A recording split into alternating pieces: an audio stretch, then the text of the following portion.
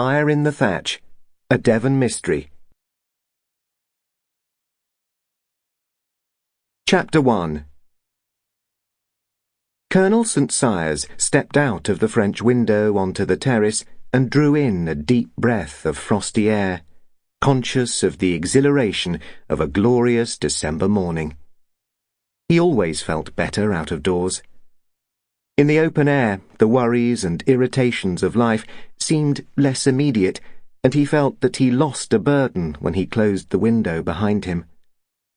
The prospect before him was one to give a sense of well-being to any healthy man, and St. Cyrus, still in his early 60s, was vigorous enough to enjoy the keen, still air and the glory of winter sunshine. Beyond the low wall of the terrace, the frost-rimed meadows gleamed and sparkled, sloping down to the river a couple of 100 yards below. On the farther bank, the land rose again in a series of gentle ridges, meadowland, ploughland, and finally woodland in the distance. Here and there a thatched roof seemed to be tucked into the comfortable folds of the rich Devon valley, and blue wood smoke coiled into the still, cold air. Everything was agleam with hoarfrost, scintillating in the level rays of a sun which threw shafts of intense light along the valley and made the swift-running river flash back the white beams. Down by the river, some bullocks grazed in the lush grasses which never fail in a Devon pasture. Colonel St. Cyrus chuckled as a couple of the lusty young beasts horned one another around the pasture. Red Devons, the famous ruby beef cattle, snorting and blowing in their youthful vigour. St. Cyrus thrust some letters into the pocket of his old tweed coat and hastened along the terrace towards the corner where a cluster of outbuildings stood against a larch coppice. In his other hand was a good crust of bread, and he munched it appreciatively, though with a shamefaced grin. He had done a bolt. He admitted it frankly. He had brought his breakfast to finish out of doors or in the woodshed, and he knew just why he had done it. God knows why he married her, poor chap. But scent at breakfast is more than I can stomach, he said to himself. The poor chap of whom the Colonel was thinking was his son, Dennis, now a prisoner of war in Japanese hands. Whether the Colonel's epithet was due to Dennis's plight or to the wife he had married was uncertain, but Colonel St. Cyrus disliked his daughter-in-law as heartily as any well-bred man allowed himself to dislike a woman. The Colonel was a countryman. He loved the country and his own ancestral acres with an unquestioning, tacit devotion.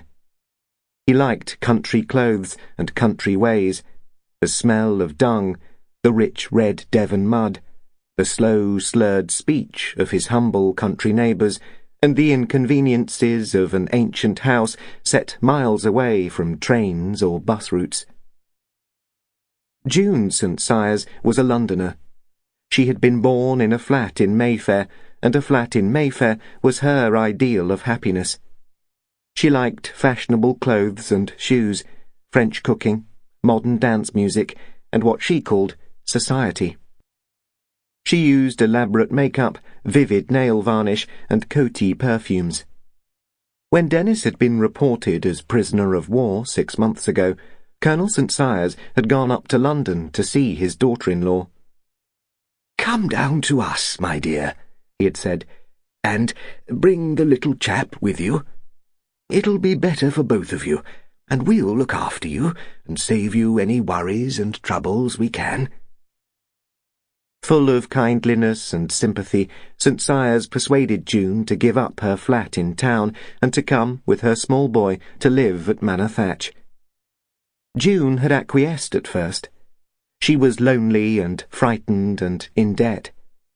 June St. Cyrus was one of those young women who can never live within their incomes, but she was shrewd enough to know that she could live at the manor without paying anything for her upkeep.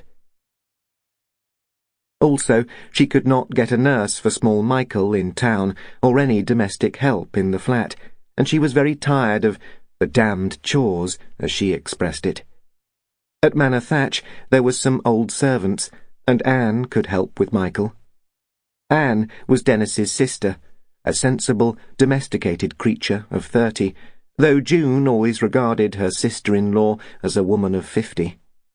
Anne was a sober, quiet woman who lived contentedly in the same tweed suit year after year. June came down to the manor bringing 5-year-old Michael and a mountain of luggage. She had been there for 6 months, and it was difficult to say who disliked the arrangement most, June or her father-in-law.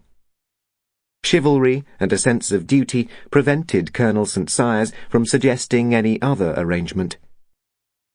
With June, it was sheer inertia which kept her at Manor Thatch, coupled to money difficulties. She wanted to go back to London, but the rents asked for any habitation which she called possible appalled her. Everything was expensive, and service was unobtainable. 2 or 3 visits to town, staying at the Dorchester, had not assisted her laudable intentions of paying her debts. Bored, grumbling, and discontented, June St. Cyrus continued to stay at Manor Thatch. Irritated, hurt, but never complaining, her father-in-law tried to keep the peace and to put up with June's untidiness and laziness, her habit of keeping the wireless on all day, and her total lack of consideration for anyone but herself. It was Anne who uttered the warning which sent her father out of doors before he had had his second cup of coffee.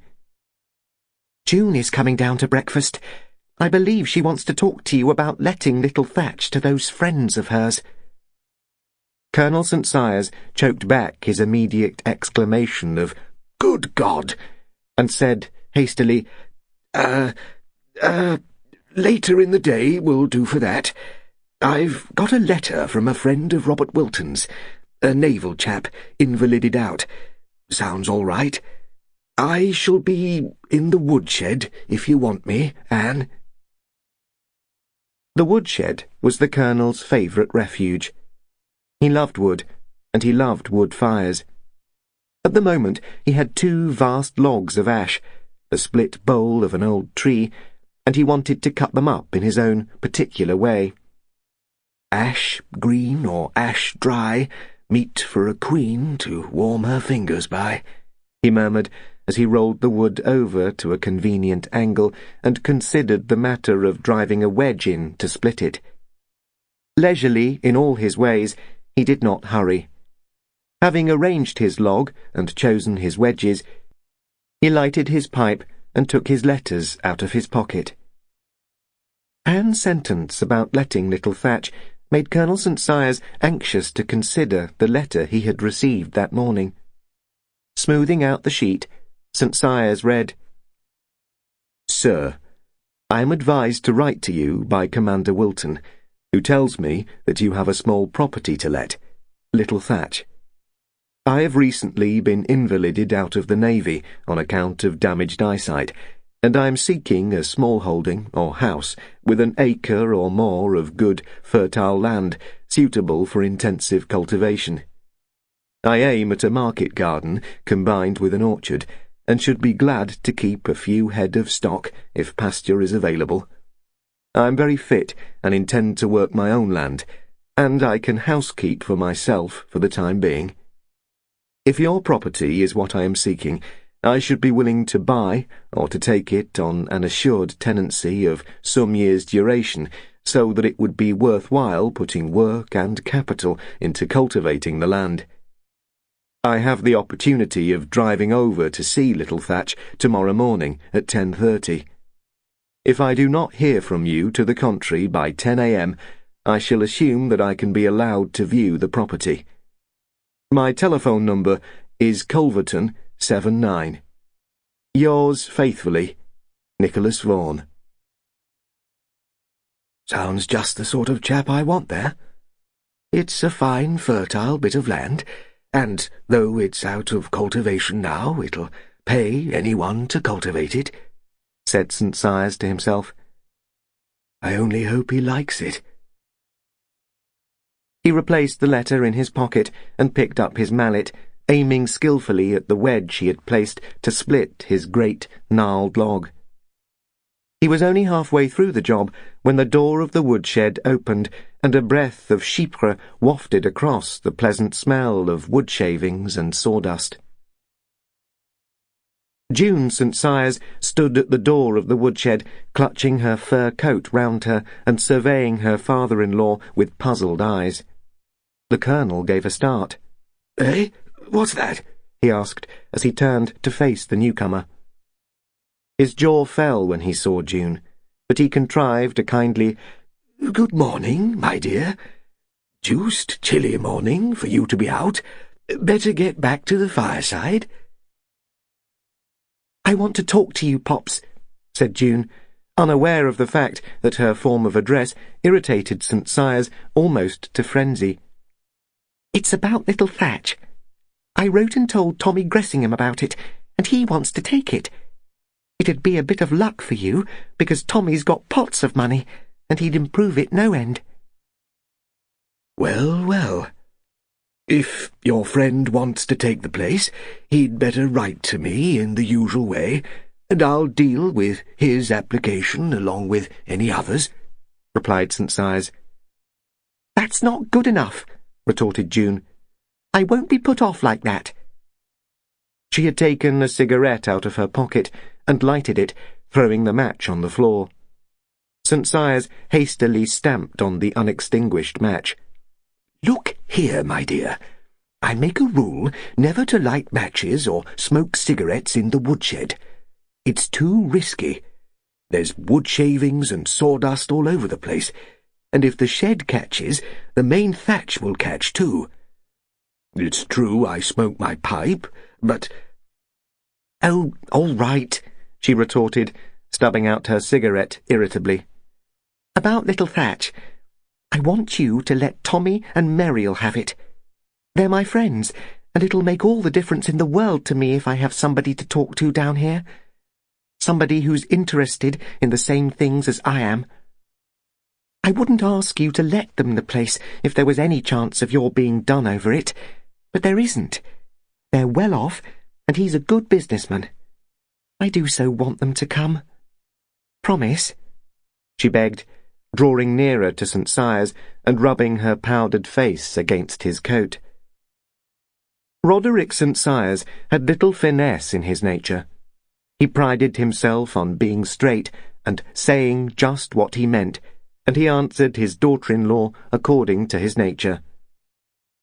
"I'm sorry, my dear, but I can't make any promises of that nature. As I've told you, if Mr. Gressingham applies for a tenancy, I'll consider his application on its merits. I can't promise anything further."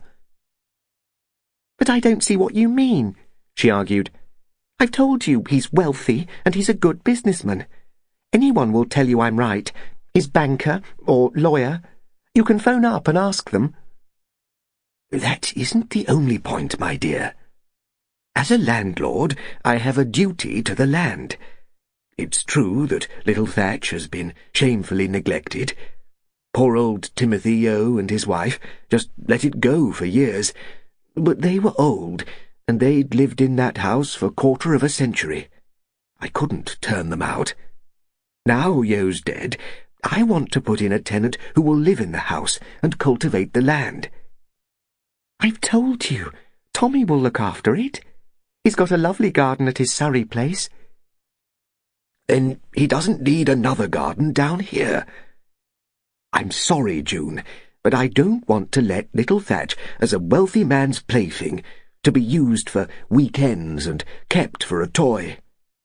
Little Thatch is a good house and a valuable smallholding, and I want a tenant who will live in it and cultivate the land and be a responsible neighbour to me and to the farmers." "And what about me?" she burst out. "You talk about what you want. You don't think about anyone else. Can't you see I'm bored and miserable to the verge of giving up? My husband's a prisoner, and God knows if I shall ever see him again. I'm poor, and I can't live the life I've a right to expect, the life I was brought up to. I'm stuck down here in this ghastly place, miles from my own friends, with nothing to do and no one to care about me. I ask you for this one small thing so that some of my friends can be near me, and you talk a lot of hot air about cultivating, even though I've told you the Gressinghams will improve the place. You're only refusing me out of obstinacy, because you hate me and hate all I stand for. It's mean and beastly and cruel. Colonel St. Sias stood aghast. He was a reticent man, and June's outburst horrified him. Something inside him told that the right way of dealing with his daughter-in-law was to administer a stern rebuke and to tell her plainly that she was a self-indulgent lazybones, but he was too kind-hearted to follow such a course. He protested gently. Come, my dear. You are being unreasonable. I am indeed sorry to learn your opinion of this place. We wanted you to be happy here, and we have done our best to make you comfortable and to give you a real home, to make you feel you belonged. I don't belong, and I never shall. You're always criticising me and everything I want, and Anne looks down her nose at me. You don't care that I'm miserable. You all hate me. I loathe being here, and I loathe your beastly country with its mud and smells and beasts. She was working herself up into an even fiercer temper, and St. Sias felt alarmed, but his slow-working mind was beginning to resent June's unfairness. His voice was sterner as he replied, While I am sorry that you are unhappy with us, it is only common sense to point out that you are under no compulsion to remain here, June. I suggested your coming in the hope that you would find our home a refuge, where you and Michael would be welcome to make your home. But if you are miserable here— You don't care how miserable I am, she broke in. You're just content to live like cows or cabbages, without any ideas or any society or anything that makes life worth living. And when I tell you I'm wretched, you just say, clear out, as though I've got anywhere to go.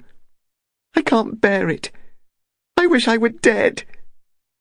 And with that, she flung out of the shed, running furiously over the frosty ground, running clumsily too, for her high-heeled slippers were not made for frosty tussocks or cobbled yards. Colonel St. Sias took out his handkerchief, mopped his forehead, and blew his nose vigorously. God bless my soul, was all that he could find to say. And he was still saying it when Anne came into the woodshed. Anne St. Sias was very much like her father. She was tall and squarely built, too solid for elegance, but built for endurance. Her face was square too, with a resolute jaw, low forehead, and nondescript nose. Her eyes were her best features, wide-set, grey-blue eyes, happy and steady, and her mouth was full-lipped and kindly, but resolute like her chin. Her hair was long, drawn back into a plaited bun, waving prettily over her shapely ears. Anne wore an old heather mixture tweed suit. It was a good suit, but old enough to have lost its lines and become baggy. With her chestnut brown hair, russet cheeks, and heather mixture tweed, she looked almost part of the landscape, an appropriate sturdy figure, strong and competent. When Colonel St. Sias saw her, he said, "Thank God." He always did thank God for Anne. She came straight into the woodshed and straight to the point. June been having high strikes? I'm sorry for you, Daddy, but it had to happen. She's been boiling up her grievances for quite a long time. All the same, don't let little Thatch to her friend Gressingham. I'm not going to, Anne. I don't like the sound of the fellow. You'd like the reality even less. I've met him. He was in the cocktail bar at the Courtney Hotel in Exeter when I was there with June the other day. Her father cut in. Cocktail bar? That's a new port of call for you, Anne. Oh, I know, she replied. I ran June into Exeter when I had to go to see about new tyres, and nothing would please her but cocktails and an expensive lunch. I loathe wasting money like that, but I'm sometimes sorry for June. She's a fish out of water here.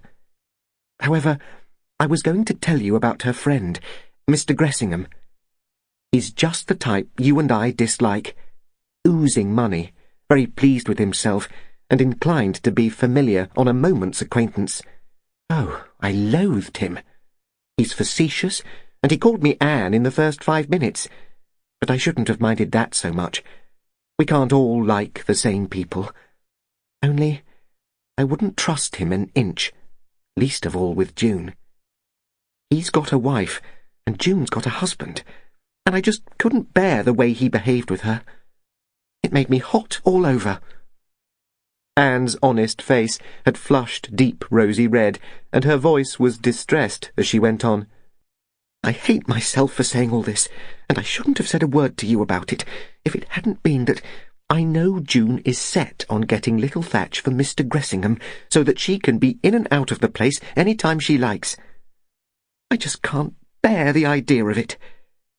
You and I were both sorry when Dennis married her, but since they are married, well, I don't want any Gressinghams down here. Colonel St. Sias nodded, but he looked very glum. You're quite right, Anne. I feel exactly as you do, and I want to do everything we can for Dennis, poor chap. But it's going to be difficult. If June takes this attitude about hating us all and being miserable, we can't very well keep her here. Don't take any notice of her. Leave her to me, replied Anne. It's all very well for June to say she's going away because she can't stand us any longer. I've been hearing that for some time. But June likes her comforts, and comforts are costly these days. Let her simmer down again. Take no notice of what she said. You'll find she'll think better of it. Anne laughed, a little bitterly. I've no doubt she's lying on her bed at the moment, raging furiously. I shall take her up a hot water bottle and a jug of coffee, sympathise with her over her appalling headache, draw the curtains, murmur something about chicken for lunch, and retire tactfully. Colonel St. Sias chuckled, but he quickly sobered down, adding, All very well to laugh, my dear, but it's deuced hard on you. You get the brunt of it. Don't worry about me, Daddy. I've got a broad back, and I can manage.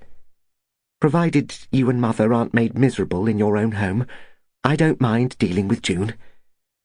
She's an idiot, according to our ideas, but I'm still sorry for her, partly because she is an idiot. She's never done an honest, hard day's work in her life.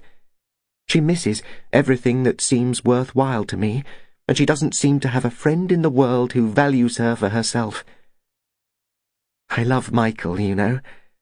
He's a darling, for all that he's a spoilt little brat. And he is beginning to improve. He doesn't yowl nearly so much as he did. And he's healthier. Look. She opened the door of the shed and motioned to her father. Michael, aged 5, was playing by the pump in the stable yard, throwing bits of ice about, as George, the gardener's boy, broke the crust of ice on the stone trough. Michael was very fair, with scarlet cheeks and blue eyes, muffled up in an old Fair Isle scarf of Anne's, tied over his head and round his neck. He was a picture of healthy childhood, very different from the white-faced little lad of a year ago. That seems to make it worthwhile, doesn't it? Said Anne. Dennis will come back one day, I hope, and we'll show him a son to be proud of. Don't you bother about June. I'll cope with her. Now, I'm going to Lee's to look at those 2 heifers he wants to sell. They're good stock, and we've lots of winter feed. Bye-bye, Daddy. Don't worry. And get a good, sound, hard-working tenant for little Thatch. and see he gets it into decent cultivation again." And with that, Anne hurried off, shutting the door of the shed behind her. Chapter 2. Just as Anne St. Cyrus shut the door of the woodshed and ran over the frosty cobbles towards Michael, a very old car drew up in the lane outside the gate of Little Thatch, and the driver got out and stood by the gate, looking at the neglected garden. He was a big fellow, over 6 feet tall, with such broad shoulders that his height seemed less than it was. He stood with his arms folded on the gate and stared thoughtfully at Little Thatch. The house was a long, low building, more spacious than the usual Devonshire cottage. None of its corners was a right angle, none of its walls quite vertical. The ancient cob walls seemed to crouch a little, their curves denoting strength, not weakness. The thatch over the long roof seemed like a blanket, comfortably overhanging the walls in deep eaves which cast lilac shadows on the rose and ochre of the freshly washed walls. The long, low, sturdy house pleased the observer at the gate. Anne St. Cyrus said later that the man resembled the house because his heavy, powerful shoulders reminded her of the thick cob walls of Little Thatch. He noted the excellent condition of the thatch, with its comely patterned ridge and plaited doilies at the gable ends, the tall, sturdy brick chimneys bestriding the thatch, and the stonework showing through the colour wash in the squat buttress at one end. An old house, but a worthy one, he meditated. Thick-walled, deep-thatched, with good mullioned windows, all facing south. To the north, towards the lane, the house presented a dead wall without a window in it, an inscrutable, uneven, solid wall squatting beneath its thatch, as though to snub an inquisitive observer. When Colonel St. Cyrus first saw Nicholas Vaughan leaning patiently on the gate of Little Thatch, the older man said to himself, "Fine big chap. He ought to be able to dig. Shoulders like a bull." When Vaughan turned to face him, the Colonel had a shock of surprise, for one of Vaughan's eyes was covered by an eyeshade, and the livid, unlovely line of a recently healed scar marred the left side of his face. One grey eye looked steadily at the Colonel. "Good morning. I hope I'm not inconveniently early. My name's Vaughan." "Good morning. I'm glad you took the opportunity of coming. Wilton's an old friend of mine, and I value his judgment. He gave you some idea of what this property is like? Come along in." He opened the gate and preceded Vaughan down the cobbled path, and the latter turned his back on the house and studied the garden. "Yes," he replied. "Commander Wilton gave me a very fair idea of it. This was a small holding once, I take it. That's a shippen among the outbuildings, isn't it?" "Shippen?" queried St. Cyrus. "Oh, you mean the cowshed. Our folks call that a linny. Yes. 20 years ago this was a flourishing small holding. 20 acres went with the house, including the 2 orchards. Now the land's let, or I farm it myself. As it stands, it's the house, garden, and orchard, with another small orchard across the road, if you want it. About an acre, all told. The garden's been neglected for years." "Yes," said the tall man, and his tone spoke volumes. There was a fork sticking in a half-dug trench in one of the weed-covered beds, and Vaughan took it and turned over a few spits of earth, bending to the job as though he loved it. "That's good soil," he said, tersely. "It was well cultivated once." "You're right there," replied St. Cyrus. 10 years ago, this garden was famous in the district. and the land hereabouts is the most fertile in the county." He walked along the unkempt cobbled path, the full length of the house, and stopped at a small gate which gave access to the orchard. "Mostly cider apples," he said.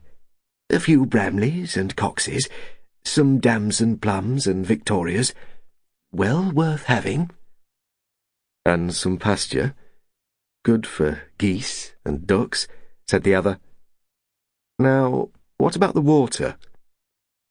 "None laid on. 2 pumps. This well here is a deep one, 40 feet. The other's a surface well, but the pump's close to the kitchen." "I've got to make sure of the water question," said Vaughan. "If I take this place, I mean to cultivate it. I can put an old petrol pump on the well if the water's there." "It's there all right. I can give you my word you're safe over that." "Good. I could put some glass up against that linny, or whatever you call it. I'll just look at those outbuildings." "Like to see the house first?" "No, the house is all right. I'll see that later. It's the land I'm thinking of. I've got my living to earn, by and large, and I'm going to earn it on the land." St. Sias listened to him with a mixture of sympathy and amusement. An earnest young man with a very pleasant, deep voice.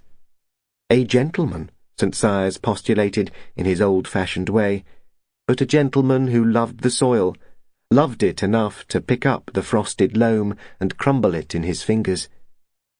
St. Sias let him poke round in the long row of outbuildings: pigsty, cattle shed, woodshed, coal house, wash house, earth closet. Let him see it as it was: sturdy buildings suited to a working man's needs. No frills or comforts.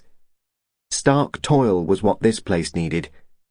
But the chap had big shoulders and big, capable hands. "That's all right. The fabric's sound enough," said Vaughan placidly as he finished surveying the ancient sheds. "Look here, sir. This garden wants some muck on it before it'll be fit for much. I don't want to buy manure, and I hate chemicals. What about the pasture below there, across my hedge? Is it yours?" "It's mine, all right. Do you want to keep a horse?" "Lord, no. Not enough work to justify it. I should like to raise some bullocks or heifers. Just a few. A bit of pasture and an acre or so of hay. It'd be the making of this place.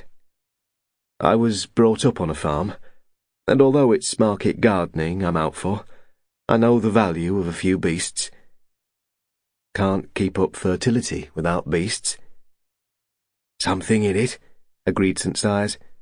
"My daughter swears by cow dung, and she raises the best tomatoes in the district. I wouldn't mind letting you have some pasture and a small meadow, but think of the work involved. Labour's next to impossible to get. You might get a boy, but not a skilled one." Nicholas Vaughan grinned, a grin which showed fine white teeth in a wide mouth and did away with the sinister expression caused by eye patch and scar. "Do I look the sort of bloke who can't work?" he asked. "I'm 30, fit as a fiddle, and strong as 2 horses. This," pointing to his eyeshade, "isn't permanent. It's protecting a healing wound, and the sight is still there. The light hurts it at present. One of our guns turned nasty on us and backfired. Never mind that. I'm not afraid of work, and I like beasts. A bunch of yearling heifers won't tire me out, I promise you." "Good for you," said St. Sias. "Lee, down in the valley there, has some promising beasts for sale, and I might let you have some hay. Very heavy crop this year. Come and see the house. It's a good house, for all the muck it's in. I'd do it up for you, but I can't get the labour." "We do our own walls where I come from," replied Vaughan, and St. Sias inquired, "Yorkshireman? North Riding?" "Pretty close. borders of Westmoreland. I say, this isn't at all bad. St. Cyrus had unlocked the kitchen door, and the two men had stepped inside and turned to survey the cottage through the open kitchen door. The kitchen was at the west end of the cottage, and from a door in its eastern wall it was possible to look through the length of the building. The kitchen opened into a long, beamed sitting room, 20 feet long at least, Vaughan estimated. Beyond that came a small entrance hall with the front door, and beyond that another small square room. All the windows, which had deep window seats, faced south with a good view across the valley of the River Mallow. Vaughan walked into the sitting room and studied it. The floor was of the mixture of lime and ash peculiar to the county. The cob walls bulged and curved and were colour-washed a particularly hideous shade of Pompeian red beloved by Devonians. But the proportion of the long, low room was beautiful, as was the panelling of the ancient doors, now painted, like all the woodwork, a revolting chocolate colour. 3 great beams crossed the ceiling transversely, their surface plastered and whitewashed. I say, this is a damned fine room, said Vaughan. How came a small holding to have a great room like this? St. Cyrus came in and stood beside him. Local history has it that this is an ancient house of refreshment, to use the old term, he replied. In short, it was the cider house, and a bar once divided this room, with a compartment behind it for the cider barrels. The partition was taken down in my father's time. I can't tell you the exact history of the place, but I believe the kitchen end is very ancient, the further end of later date. I should say it's Tudor in origin, with Jacobean additions and Georgian improvements. Those panelled doors are Jacobean, and the stairs too. They're oak, and as hard as iron. Gad, I like it. You could make a gorgeous room of this. The fireplace is decent too. They wandered on up the little twisting stairs and examined 4 bedrooms, small, sunny rooms, and Vaughan sniffed appreciatively. It's warm in here, he said. Surprising to find a dry house in Devon. This one's always dry, except for surface condensation, replied St. Cyrus. The fabric is sound, and the thatch waterproof. The garden slopes away to the valley, as you can see, and there's good drainage. The conduits are square oak pipes, probably the original ones, but they're still sound. If you listen, you can hear the water running away merrily under that drain by the kitchen door. The only trouble is this. Owing to the thick cob walls and heavy thatch, the cottage maintains an almost even temperature inside, summer and winter. If you come inside on a scorching summer day, you'll find the big room cold. Now it's frosty outside, and the house seems warm.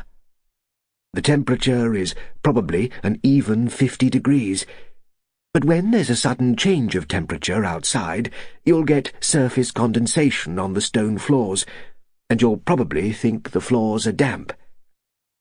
Oh no, I shan't. I know all about condensation on stone floors. I was brought up in Westmoreland, said Vaughan. Is there another bedroom?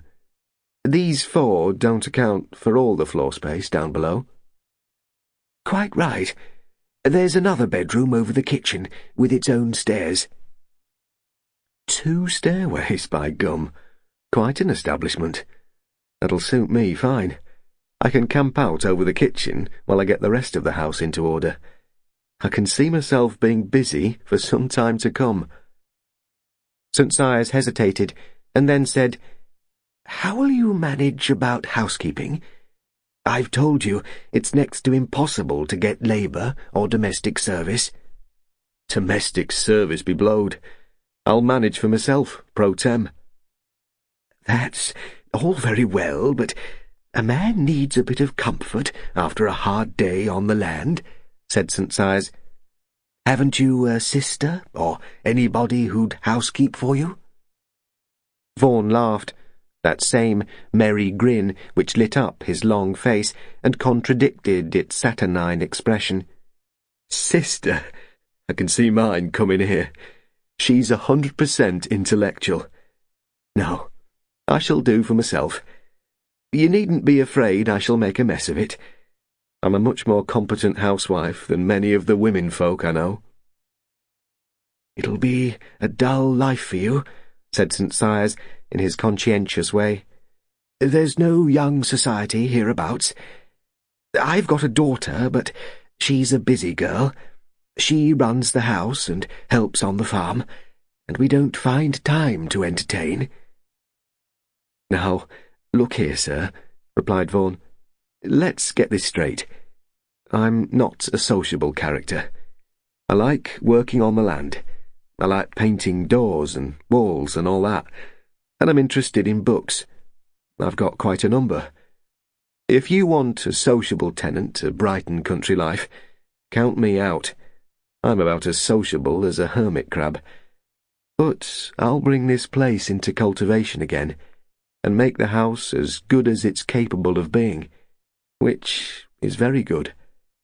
I can give you sound references, but I won't undertake to attend whist drives, or play bridge, or dance, or go to garden parties, or do anything in that line. What about it?" "My dear chap, I don't want you to play bridge or to dance. I loathe bridge and modern dancing. But a fellow of your age wants something better than a fried sausage for supper and a bed over the kitchen." "Leave that to me. In confidence, and I mean in confidence, I'm meaning to get married sometime. And when I'm colour-washing walls and painting doors, I shall be doing it with an end in view." St. Sias' face cleared. "That's a different story," he said. "I wish you all the luck in the world. But this house isn't everybody's money. No water laid on, no electricity, no indoor sanitation. Most modern young women would find it anathema. Why not bring your wife-to-be to see it? It's only fair to give her a say in the matter before you decide on it." Again, Vaughan laughed.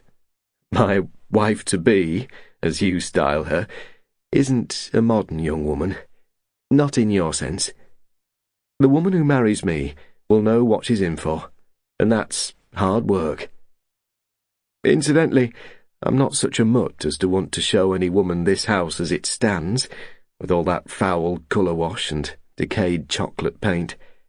You wait till I've done with it, and it's gleaming cream and honey colour, when there's an engine for pumping water and a plant for electric light.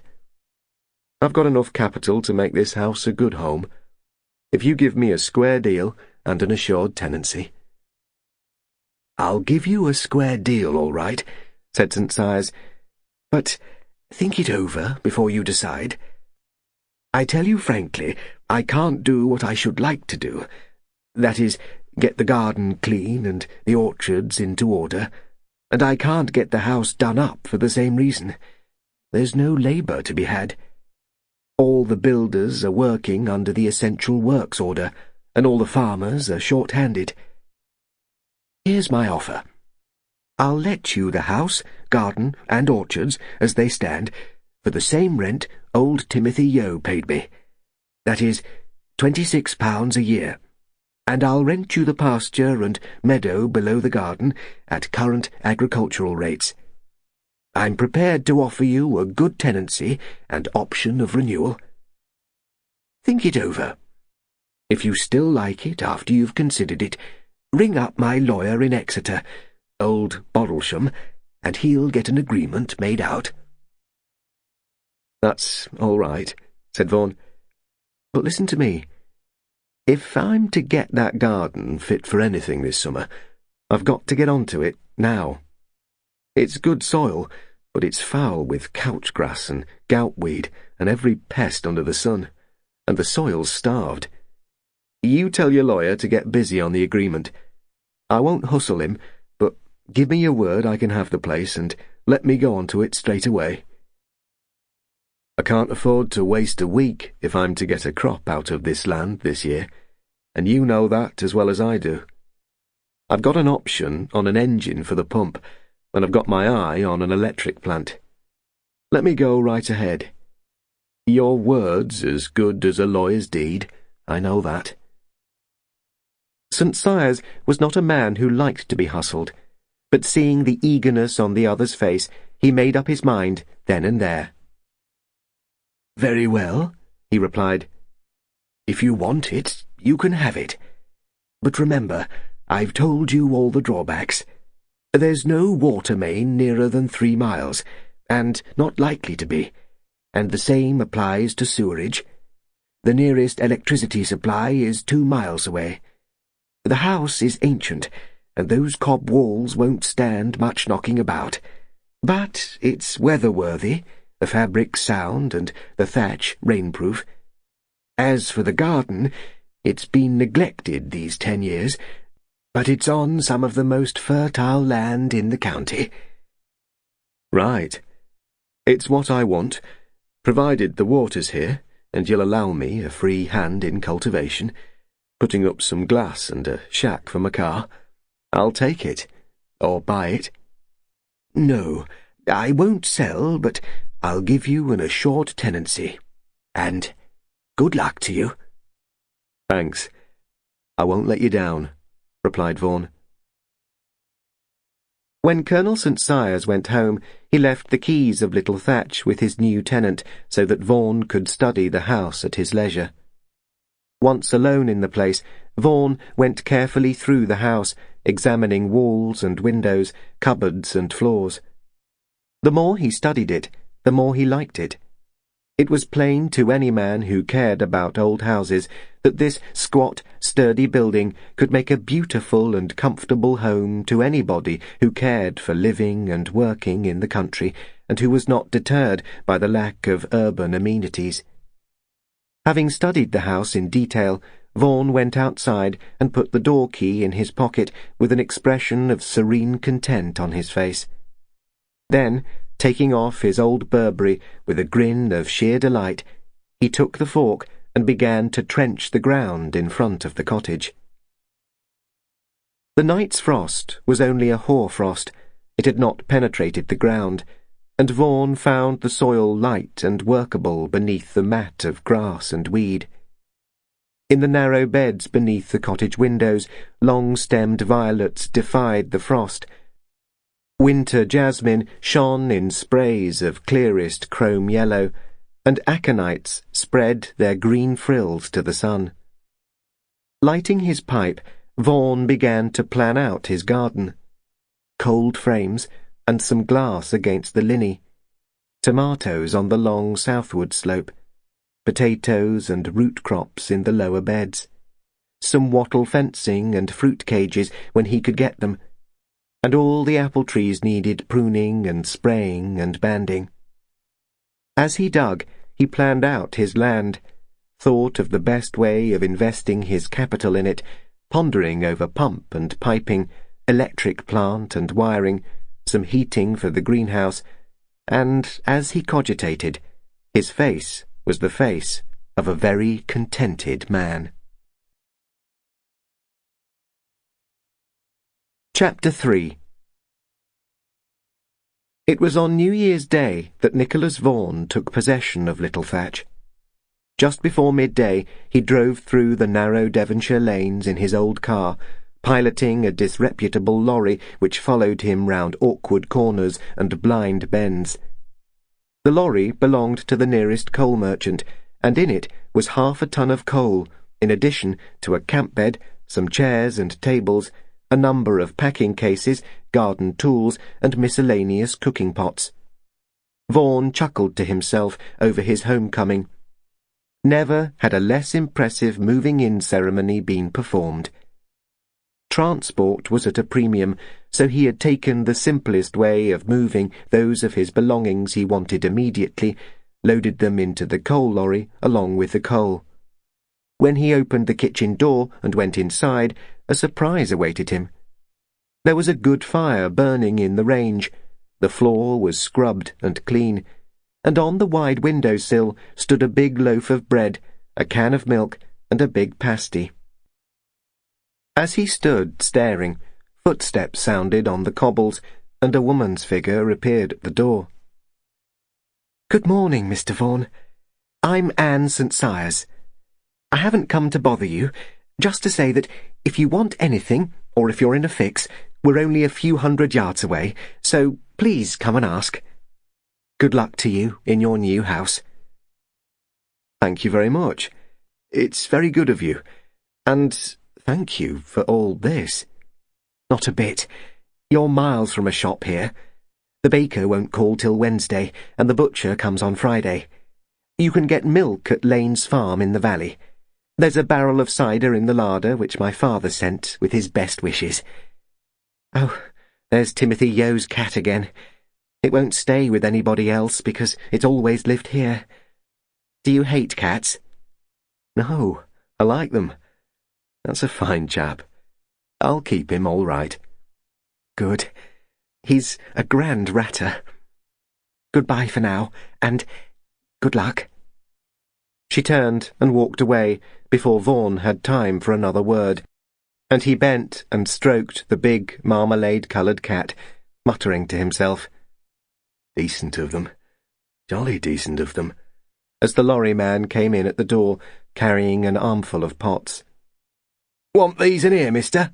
he asked, and the cat sat down sedately by the fire while Vaughan went out to lend a hand in carrying his modest goods and chattels into little Thatch. "He's a competent-looking young man, Daddy."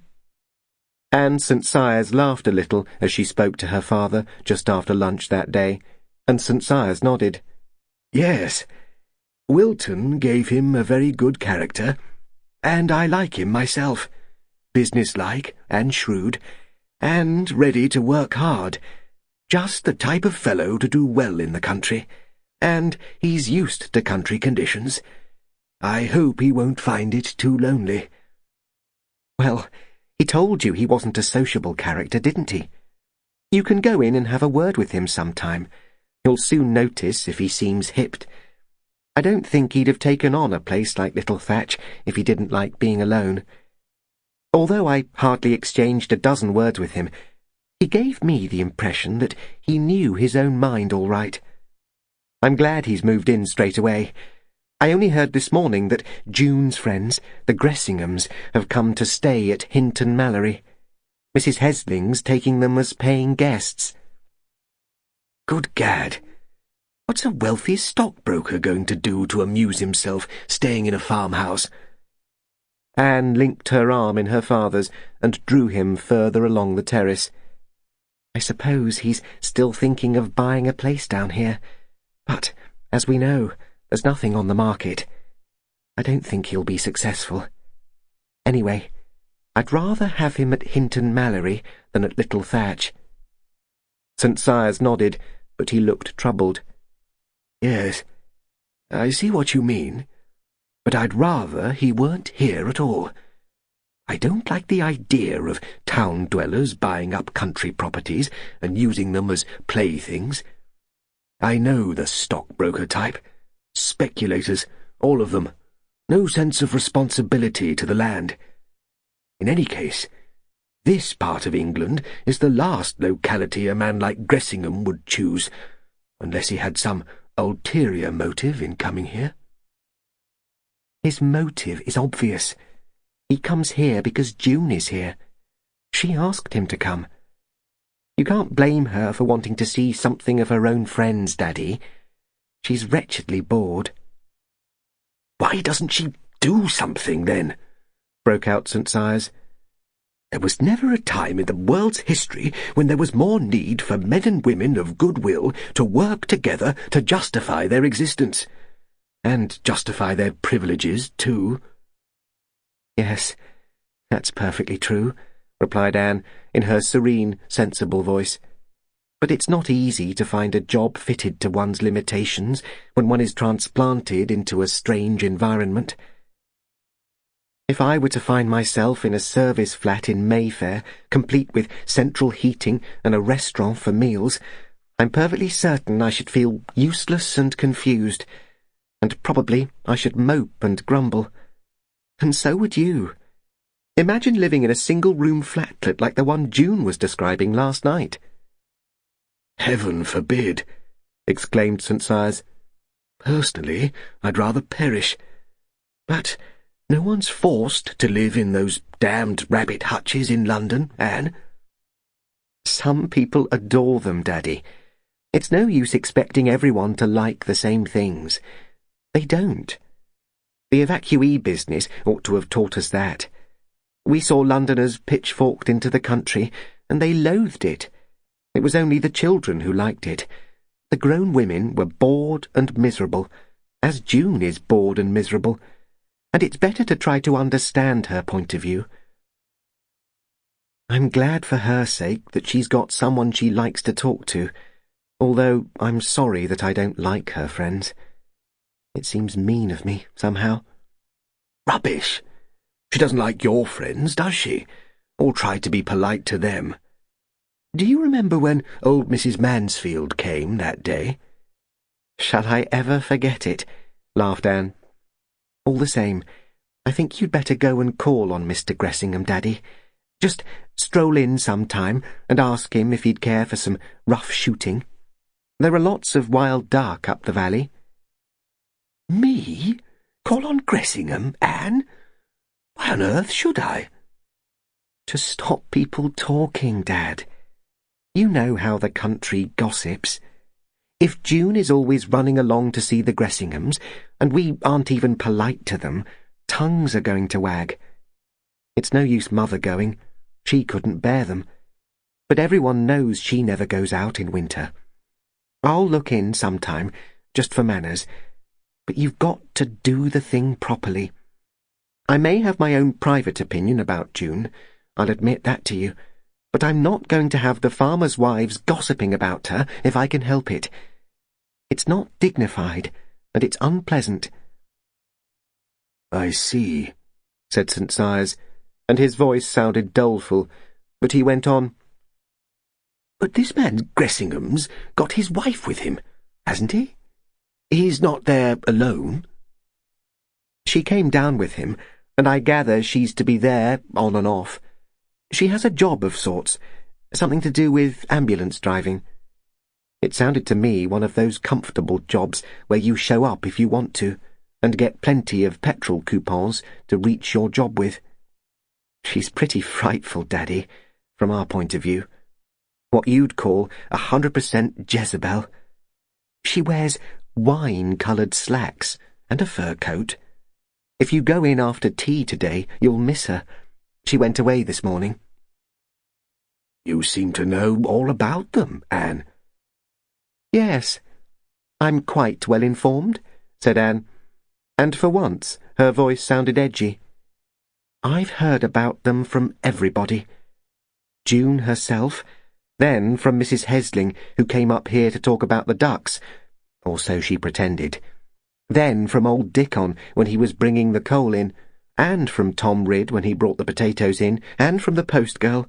Oh, everyone's talking about them, Daddy. That's why you've got to try to be polite.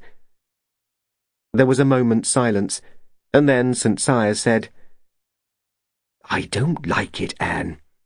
If June's going to import people like that here, the sooner she goes back to London, the better. If it's a question of money, I could— It's not a question of money, not from my point of view, replied Anne. I've always been straight with you, Daddy, and I'll be straight with you now. June's bored. She married Dennis because she wanted a husband to satisfy the demands of her own vitality. She's a creature of sex, and her husband's a prisoner of war, and she's left stranded.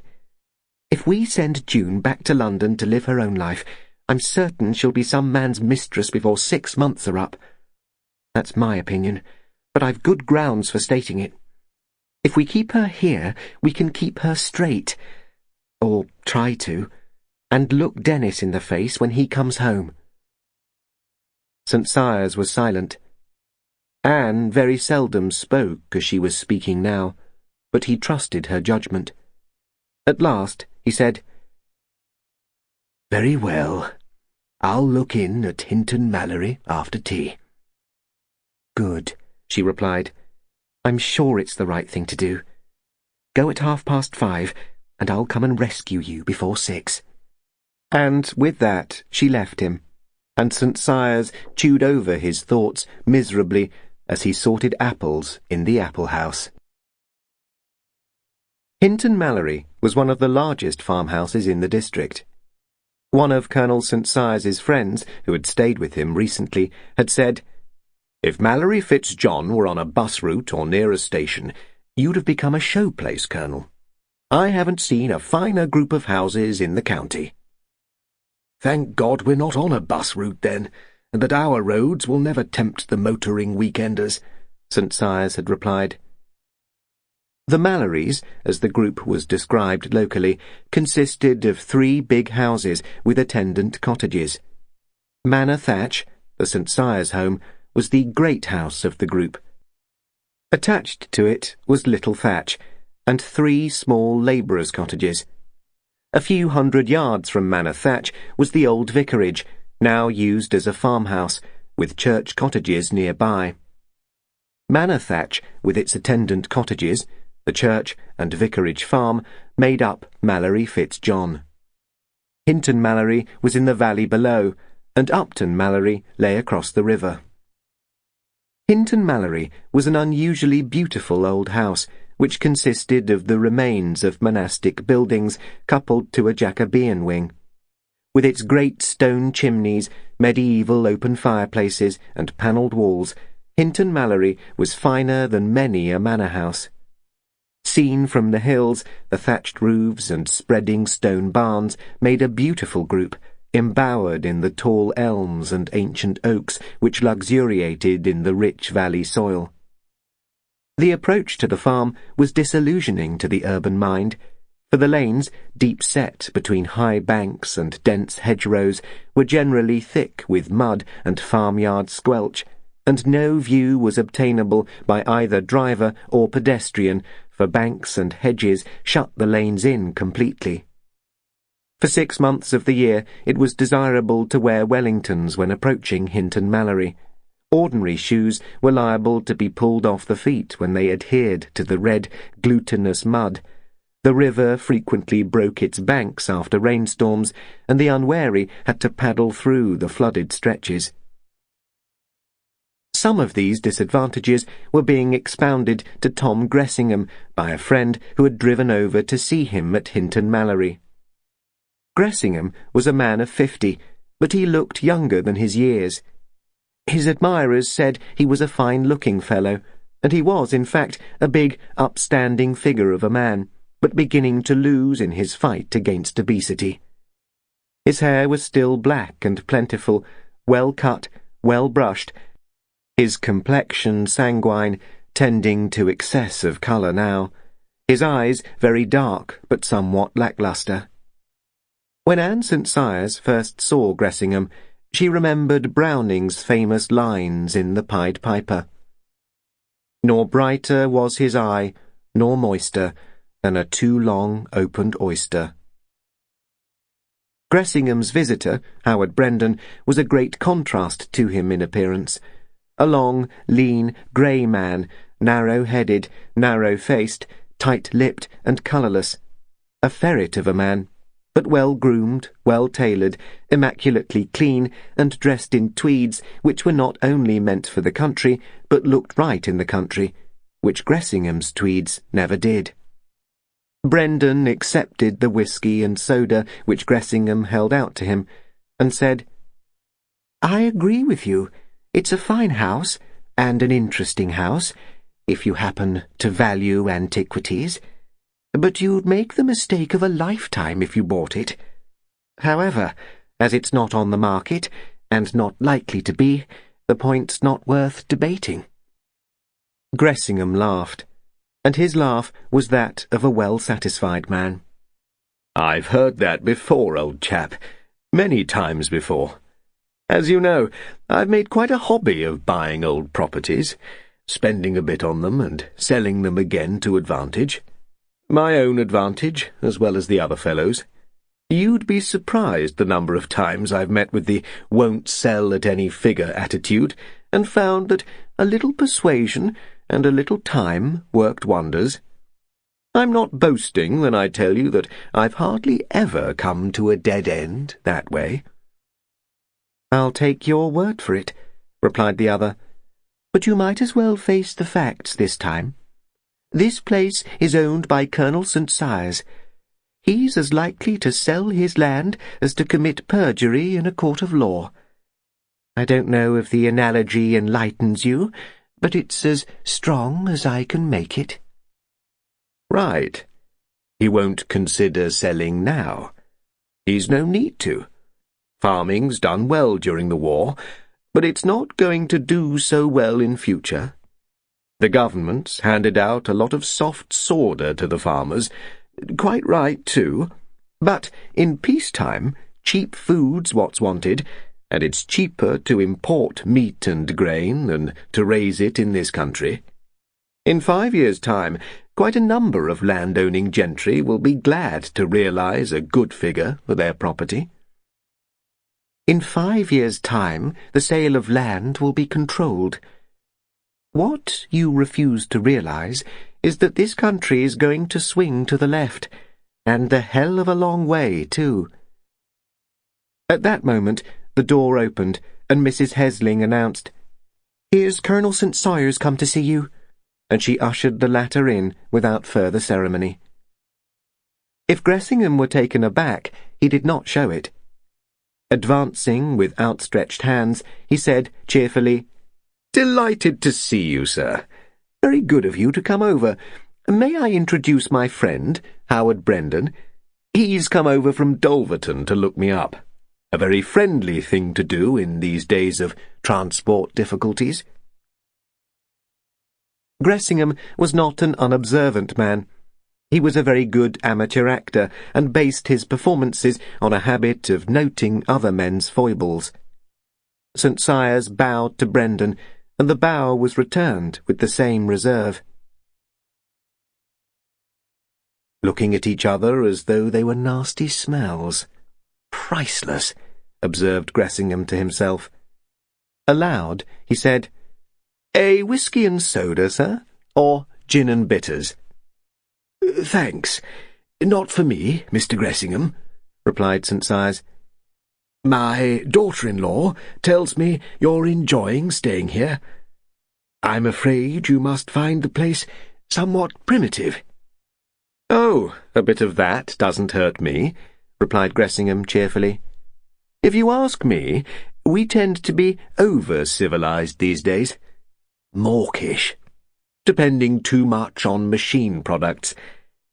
Does a man good to get back to the earth occasionally and learn that life isn't all refinement.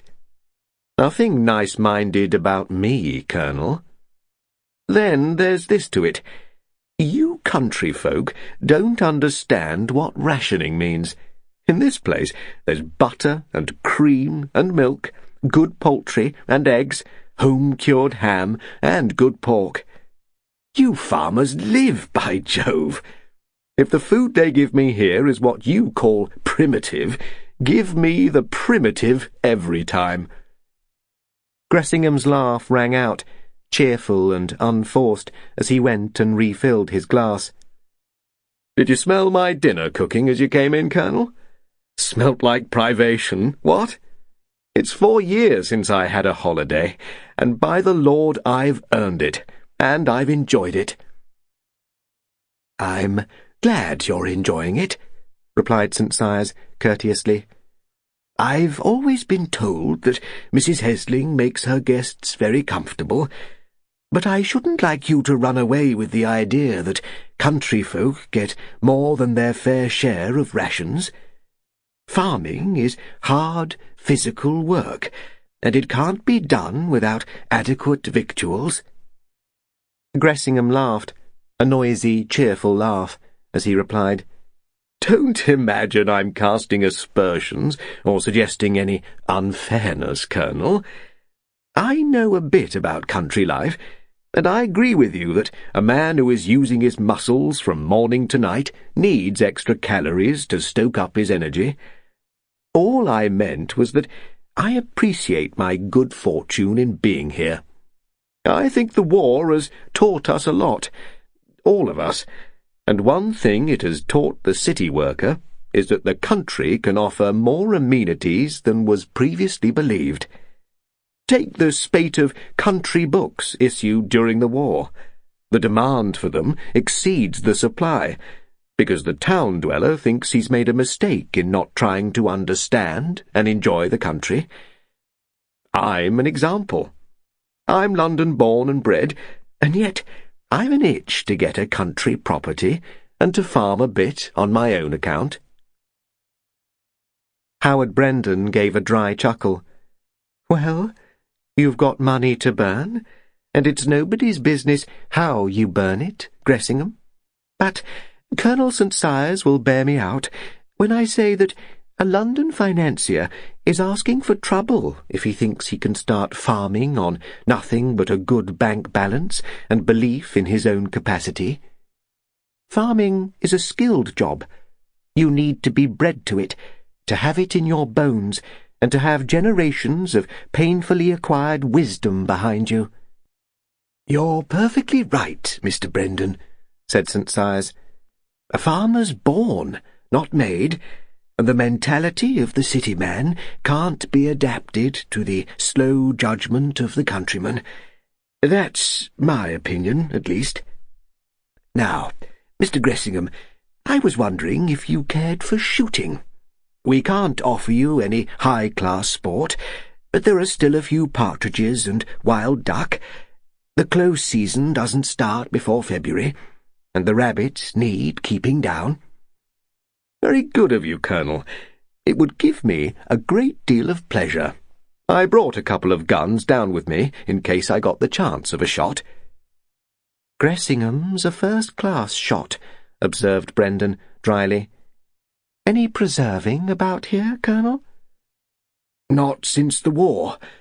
We don't raise any birds, and the keepers are all otherwise employed," rejoined St. Cyrus.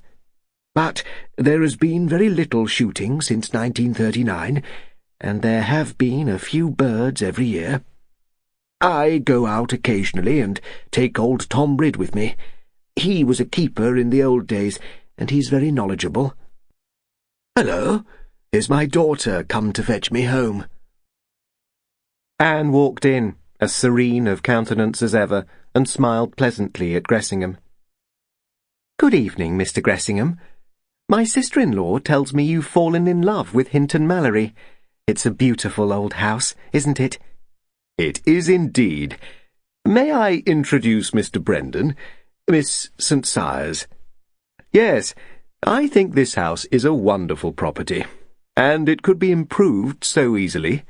There must be plenty of water for pumping if you dug for it, and I estimate the fall of the river by the mill would drive a fair-sized dynamo. You could get light and a small amount of power." "Oh, I'm quite sure you could," laughed Anne. "But have you suggested it to Mrs. Hesling?" Gressingham laughed in return. "Of course. Equally, of course. She said she was quite satisfied with the old ways, a hand pump and oil lamps. Now, won't you have a gin and lime, Miss Anne? Or let me mix you a cocktail?" "Not for me, thanks. I've really got to take Daddy home. One of his tenants is coming in to see him about 6 o'clock. Have you asked Mr. Gressingham if he'd care for some shooting, Daddy? And Mother's asked me to apologise for her because she hadn't called on Mrs. Gressingham. My mother hardly ever gets out in the winter because of her arthritis, but she hopes your wife will waive formality and come to luncheon one day." "Thanks very much. Very good of you," replied Gressingham. "My wife and I are most anxious to make friends in the locality, Miss Anne. We think it's a most beautiful part of the world. Of course, Muriel is often away, still busy with her driving, but she hopes to be back shortly. Well, Colonel, I won't try to keep you if you want to be off, but any day you send a message, I shall be delighted to come shooting. Very kind of you to suggest it. Very neighbourly, as they say hereabouts." "Seems a friendly sort of fellow," observed Colonel St. Cyrus to his daughter as they walked slowly up the field path which led from Hinton Mallory to Manor Thatch, and Anne nodded. "Oh, yes, he's friendly enough, but I don't like him. I know it's a mistake to say you can judge people at sight, but even if I hadn't taken exception to the way he talks to June, I should still have said to myself that Mr. Thomas Gressingham was a man I shouldn't trust further than I could see him. Who is his friend, Daddy? I seem to have heard his name somehow." "Yes, Howard Brendan comes of an old legal family. His father was a well-known solicitor in Exeter. This man has bought a place in North Devon, near Dulverton. He's made a considerable name as an antiquarian, and his name was in the papers a year or two back when he fought an action over a right-of-way through his property. He won his action, but at the cost of alienating himself from all his neighbours. I believe he's very much disliked, but he's a wealthy man, and of some consequence amongst the archaeologists of the county. Probably Gressingham is his broker." "Wait a minute. Didn't Mr. Brendan get married a year or so back? He married a young wife, rather a lovely girl. Now I remember. I saw the pictures of the wedding in the papers. I don't remember who she was. Not a Devonshire girl, anyway." "Maybe. You've a better memory than I have, Anne. Somehow I didn't like the combination of Gressingham and Brendan together down here. Suggested to my mind that they're up to something.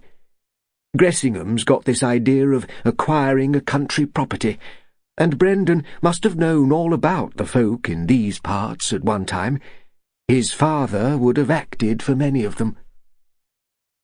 "Anyway, Mr. Brendan doesn't seem to be encouraging his friend's idea of a city man turning farmer." "Quite true," agreed the Colonel. "But you were talking just now of judging people at sight, Anne. Admittedly, I don't care for Gressingham. He's not in my line of country at all, and between you and me, I've only one name for him, a bounder. But I liked Brendan even less. I wouldn't trust that man a yard. He's like... By gad, Anne, he's like a ferret. He'd bite you if he got the chance. Never saw a harder face in my life. A grim face, without any humanity in it.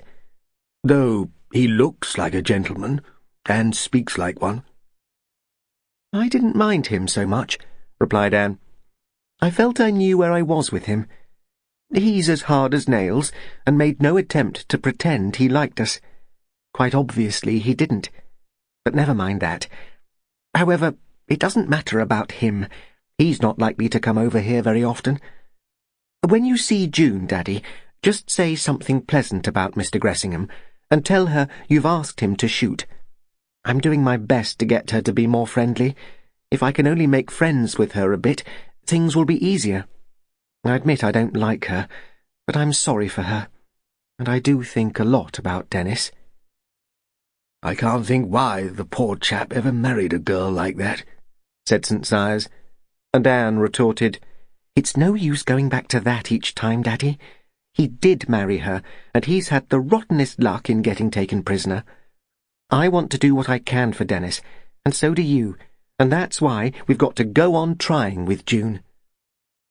"Quite right, my dear," said Colonel St. Cyrus humbly. "But I'm sorry she has to have friends like Mr. Gressingham down here." When Anne and her father had left, Tom Gressingham walked back to the fire and observed to Howard Brendan, "I wonder why the old chap turned so civil all of a sudden. Seems a bit fishy to me." "I suppose his daughter-in-law asked him to call," replied Brendan. It'd be a bit awkward all round if her in-laws wouldn't countenance her friends in a place like this, especially if she's going to run in and out while you're here. Country folk gossip, Gressingham, for all they seem so dumb." "Oh, let 'em gossip," replied Tom indifferently. "All the same, I wish I knew what had induced the old man to do the polite. It certainly wasn't June. She'd had a bit of a dust with him already, on my account. St. Cyrus has a lovely old cottage, a derelict mess of a place, but it'd pay for reconditioning, and June asked him to let me take it and improve it. Nothing doing. He wouldn't hear of it." "Of course he wouldn't. What did I tell you? St. Cyrus won't let any townsfolk develop his properties. A cottage can be condemned and only fit for cattle to live in, but he wouldn't have it altered, let alone sell it. I suppose he'd put some farm labourers in it rather than let it to you at a good rent." "I can't quite make it out. The cottage, Little Thatch, is let. There's a big tough there, working in the garden. I've no idea who the chap is, but Mrs. Hesling says he's living there all by himself, pigging it in the kitchen. I can't make it out. He's not a farm labourer, that's certain. I spoke to him over the gate when I passed, and although he wouldn't bother to be civil, from the dozen or so words he spoke, it was clear enough he's an educated man. Though I'd hazard a guess he's a North Country man. Doer, hard sort of chap. He was digging in the garden, up to his knees in mud and muck, like a labourer." "Perhaps Miss Anne St. Cyrus has taken a leaf out of her sister-in-law's book and got Daddy to let the cottage to a boyfriend of her own," replied Brendan, and Gressingham sniggered. "Think so? I don't, and I shouldn't admire her taste if she had. The bloke's got a patch over his eye, and a scar right down one cheek. A proper tough. The funny part of it is that I'm convinced I've seen his face somewhere. I couldn't get a good look at him because he turned away almost at once. Then, today, when I walked past again, he'd fixed up a wattle which screens the garden, so I didn't get another look at him." "He sounds a shy bird," commented Brendan. "Well, I'd better be off. I shan't get to Exeter before 7 as it is. If I do hear of any properties likely to come into the market, I'll let you know, though, if you take my advice, you'll go back to the home counties. This part of the world's no good to a man like you, Gressingham. The landowners are a sticky lot. They'll never welcome a Londoner, and you're not the man to be satisfied with your own company for long. Give up the idea and buy a decent modern house in Berkshire or Surrey.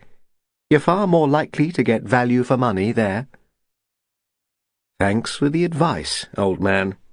All the same, I don't give up easily, any more than you do. My experience in life has been that you can get what you want if you want it enough. If you're willing to pay for it, in short. They say money talks, but the man who said that had never been in Devon." Chapter 4. As the days lengthened, Nicholas Vaughan worked steadily over his ground at Little Thatch. Colonel St. Cyrus, who looked in on his new tenant occasionally with a fatherly eye, was impressed with the amount of work Vaughan accomplished. The garden was dug through before January was out, and then Vaughan fitted up a lean-to greenhouse against the wall of the Linney. A petrol pump was fitted to the farther well, and a second-hand electric plant was assembled by Vaughan in the outbuildings, and insulated piping laid to connect it with the house and the greenhouse.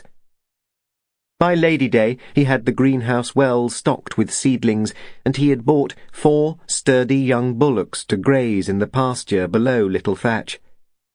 During the past month he had persuaded old Reuben Dickon, brother to the gardener at Manor Thatch, to come and work for him, and Colonel St. Cyrus was amused and interested to see the old man and the young one digging side by side in tacit understanding. Dickon was a bent, gnarled old peasant, as sturdy as the gnarled and ancient hawthorn trees which grew in the hedge banks, and the old man still dug with the slow, practised skill which achieved so much more than seemed possible from the slow action. Dickon was very deaf, and on the rare occasions he spoke, it was in a husky roar which could be heard right along the valley. "Thicky weeds, dang 'un!" he would shout, as he triumphantly routed out an intractable rootstock of sow thistle or dandelion, or yards of leathery runners of couch grass or goutweeds. "That's got 'ee, the bastard!" he would roar in occasional triumph. It was at Easter that Anne St. Cyrs was asked by Vaughan to come to inspect his house. She had met him in the lane as she returned from church on Good Friday, and had stopped to talk to him. "My father waxes eloquent about all you've done in your garden," she said. "I believe he's a bit jealous. He says your ground's better tilled than ours is now." "Oh, the garden won't look like anything this year," he had answered. "I shall get some decent crops off it, given reasonable luck, because the ground's good. But you can't make a garden in a year. House painting's much quicker work. Won't you come in and inspect sometime? I'd value your opinion." "Thanks very much. I should love to come," she replied. "I've always been fond of little Thatch. I've often said that when I'm old I shall live there myself. It's such a friendly house." "It is that," he replied, with that sudden smile of his. "I believe I talk to it. Often, when I've been painting or distempering the walls on these long evenings, I've found myself having a chat with the house. Will you come in and have tea one day next week and tell me what you think about it?" "Thanks very much. Will Tuesday do, about 5 o'clock? And may I bring you some seedlings? Or are you one of those haughty people who despise all plants, save those you've raised yourself?" "Indeed I'm not, especially during my first year at Little Thatch. Tuesday at 5. That'll be fine." Anne was a correct young woman. When she arrived at Little Thatch on Tuesday, she went to the front door and knocked instead of going to the kitchen door, which always stood open. Nicholas Vaughan opened the door with a smiling face. "Come in," he said. "You're my first visitor." He broke off as Anne cried out in sheer delight, "Oh, but it's lovely. I wouldn't have believed you could have done it all so quickly." She stood in the little hall and saw the long, sunlit sitting room agleam in the mellow light. The walls were now pale honey colour, the paintwork shining cream, and the great beams were stripped and stained, almost black against the cream ceiling. A fire burned merrily in the old grate, and the floor was stained dark like the beams. Against the long wall opposite the windows, bookcases had been fitted into position, their shelves filled with books, and one comfortable grandfather chair stood by the fire. "The furniture will arrive by degrees," said Vaughan. "I'm buying things as I see them. Come and see the kitchen. I hope you don't mind having tea in the kitchen, but I thought it'd be more comfortable. The parlour's not ready for company yet." The kitchen compared very favourably with the parlour, for it was as clean and comely. The table was scrubbed to whiteness, and the china neatly set out, with loaf and butter, oatcakes and honey, and a big fruit cake. The kettle was boiling on the small range, and Nicholas Vaughan made tea with the neatness of a man well accustomed to managing for himself. "Will you pour out?" he inquired, after he had held Anne's chair in place for her. "I made that cake. I had to tell you. I'm just bursting with excitement over it. It's only sheer willpower which prevented me cutting it before you came, because I'm all agog to see if it's cooked properly." Anne laughed back at him, noting how much his face had changed since she first saw him. He had discarded his eyeshade, and though the scars on his face were still obvious, they were no longer disfiguring. He looked happy, and his weather-tanned face was fresh and healthy. "It looks a jolly good cake," she said, "and I'm sure it's well baked. It's risen so nicely. Where did you learn to cook?" "I was always keen on sailing, and I had to cook in the cuddy. You learn to be neat on a small sailing boat. It took a bit of time to get on terms with the range here. I hadn't seen one of that type before. It's peculiar to the county, isn't it? But I've got it tamed, even though I had to take it half to pieces. The chimney was partly blocked with birds' nests, and it smoked like Hades. I'd say your old Timothy Yeo didn't do much cooking, and as for smoke, he must have loved it. Do have some honey. I got that from young Hesling down in the valley. I'm going to get a few hives of my own soon." "You like plenty to do, don't you?" laughed Anne. "What with the house and the garden and the ducks and the geese and bullocks, you can't find any time left to be bored." "No, rather not. I find the days go all too fast. There's such a lot I want to do," he replied. "It's all a great lark. I've always wanted a bit of land of my own, and I'm enjoying it." As Anne ate her tea, and being a healthy creature, she enjoyed a good tea, she observed the neat kitchen in which they sat. Vaughan obviously used this room as his living room, and he had a small table with a bookshelf above it on one side of the chimney-piece. There was a typewriter on the table, and the books appeared to be reference books.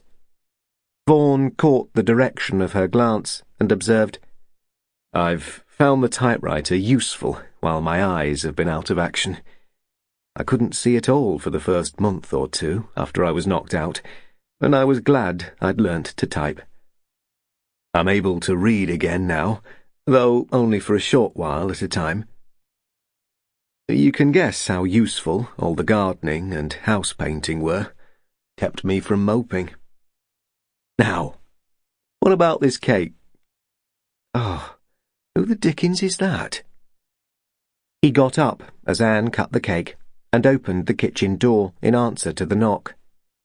Anne did not look round, but she heard the visitor's voice. It was Tom Gressingham.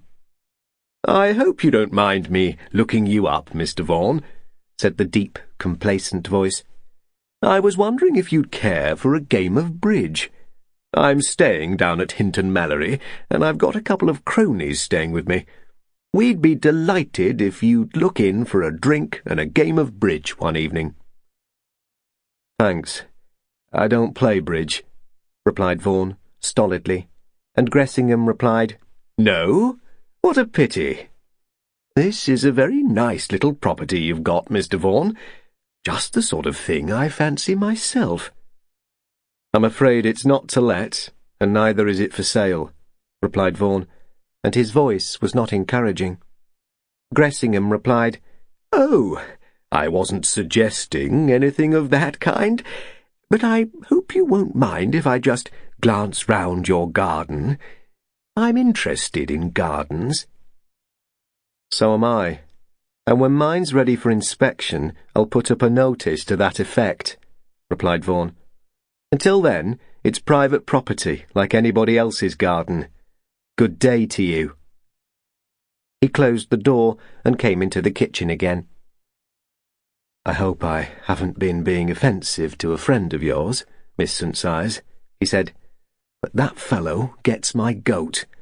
He's always snooping round, and if there's one country habit which I respect, it's that of not prying on your neighbours." "So do I," said Anne firmly. "That, as you probably know, is Mr. Gressingham. He retains rooms at Hinton Mallory and comes down here frequently. He's a friend of my sister-in-law's, so I try to be civil to him out of politeness to her, though I admit I don't like him, and I wasn't a bit sorry to hear you speak to him as you did. I think it's insufferable for a stranger to come and poke his nose in and expect to be made free of other people's gardens. I congratulate you on your cake, Mr. Vaughan. It's a jolly good cake. Vaughan cut himself another large slice with a happy grin. Seems all right to me, he said, but I'm not exactly a connoisseur. Steak and kidney pudding's my long suit, though I often wonder where all the kidneys go to these days. They're as rare as newly laid eggs in the Navy. After they had finished tea, Vaughan took Anne round the empty house, showing the freshly painted bedrooms with the pride of a schoolboy.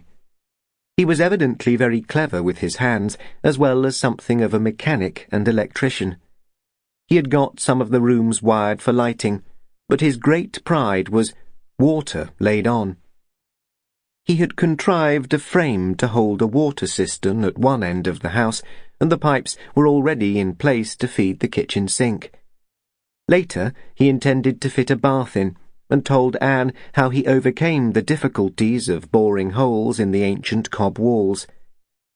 She found him an entertaining person, and entered into all his plans with enthusiasm, coupled to a helpful knowledge of old buildings and the peculiarities of their fabrics. When she stood at the door to bid him good-bye and thank him for his courtesy, Anne said, "You'll have to give a party when you've got the house finished. A real housewarming." "Rather. I shall. And I hope you and your father will come," he replied. When Anne left little Thatch and turned along the lane to her own home, it was only a few hundred yards away, she saw, with some annoyance, that Tom Gressingham was just walking towards her in company with June. The latter laughed when she saw Anne. "So that's where you've been, my dear. Hobnobbing with the hermit. I hope you enjoyed yourself." Anne realised with discomfort that her own face had flushed, a thing which seldom happened. June's voice and manner irritated her, but she replied sedately, "Yes, I enjoyed myself very much, thank you. Mr. Vaughan was showing me how much nicer the house looks now it's all clean and repainted." "But how nice!" exclaimed Gressingham. "You are privileged, Miss Anne. I thought no one was permitted to view the hermit's property, but you are the exception to prove the rule." "Walk down to Hinton Mallory with us, Anne," said June. "Tom's got a new radio, and he's also got a new cocktail." "Come and sample both, and meet my guests too, Miss Anne," added Gressingham. "Thanks very much, but I must be getting back," said Anne. "Dickon has the day off, and I've got to see about the hens and ducks." "Oh, you'll turn into a hen yourself one day," retorted June, and Gressingham put in, "Not a hen, my child. A duck. It sounds so much prettier." Anne was conscious of a desire to box his ears, but she replied placidly, "It's all very well for you two to laugh about hens and ducks, but you both love eggs and poultry. If somebody didn't see the birds were fed regularly and safely shut up at night, you'd get neither eggs nor roast chick." "How true," said Gressingham. "Robbing the hen roost, or the dirge of the duck. I can't tell you how much I admire your constancy, sweet Anne of Manor Thatch." The two strolled on, laughing, and Anne moved on her way, walking parallel with Vaughan's garden. To her surprise, she saw him standing by the gate of his pasture. "I say, if you'd ever like that chap to have the hiding he richly deserves, you've only got to say so," he said. "He's my own idea of a very dirty dog." "Thanks for saying it, but please don't have any brawls here," replied Anne. "It would make things a lot worse, and I find it hard enough to keep my temper as it is." Gressingham and June walked together down the sloping meadow path towards Hinton Mallory. It had been one of those rare spring days when the sun was hot enough to make the daffodils hang their heads, and every hedgerow was gay with budding foliage, with blackthorn in drifts of snow-whiteness, with willow trees asmother with pollened flowers, and primroses shining in enamelled bosses among the fresh green on the banks. June cared nothing for wild flowers, for budding trees, or singing birds. Lambs could caper and calves leap. She was quite indifferent. But she was aware that her own vitality responded to the rising temperature, to the radiance of the sun and the sense of well-being imparted by the gay spring day. She hummed a song as she walked through the meadow, and Gressingham pinched her arm. "Feeling the old world's not such a bad place after all, honey? A place to be happy in?"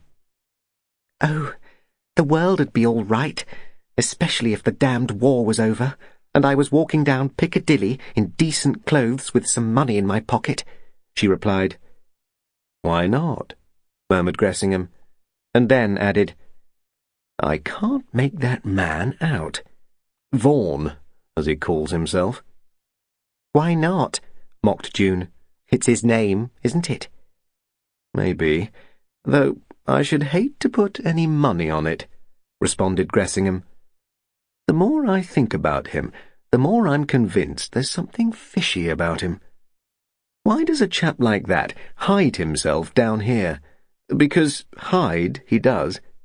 He never so much as shows his face outside his own garden, and he's put those wattle screens across every gap in his fences." "Perhaps he doesn't like people looking into his garden every time they pass by," replied June. "Does Miss St. Cyres go there often?" inquired Gressingham, and she laughed. "Scenting a scandal, Tom. Don't you believe it. Anne's as virtuous as she's dull, and I can't give her a more complete testimonial.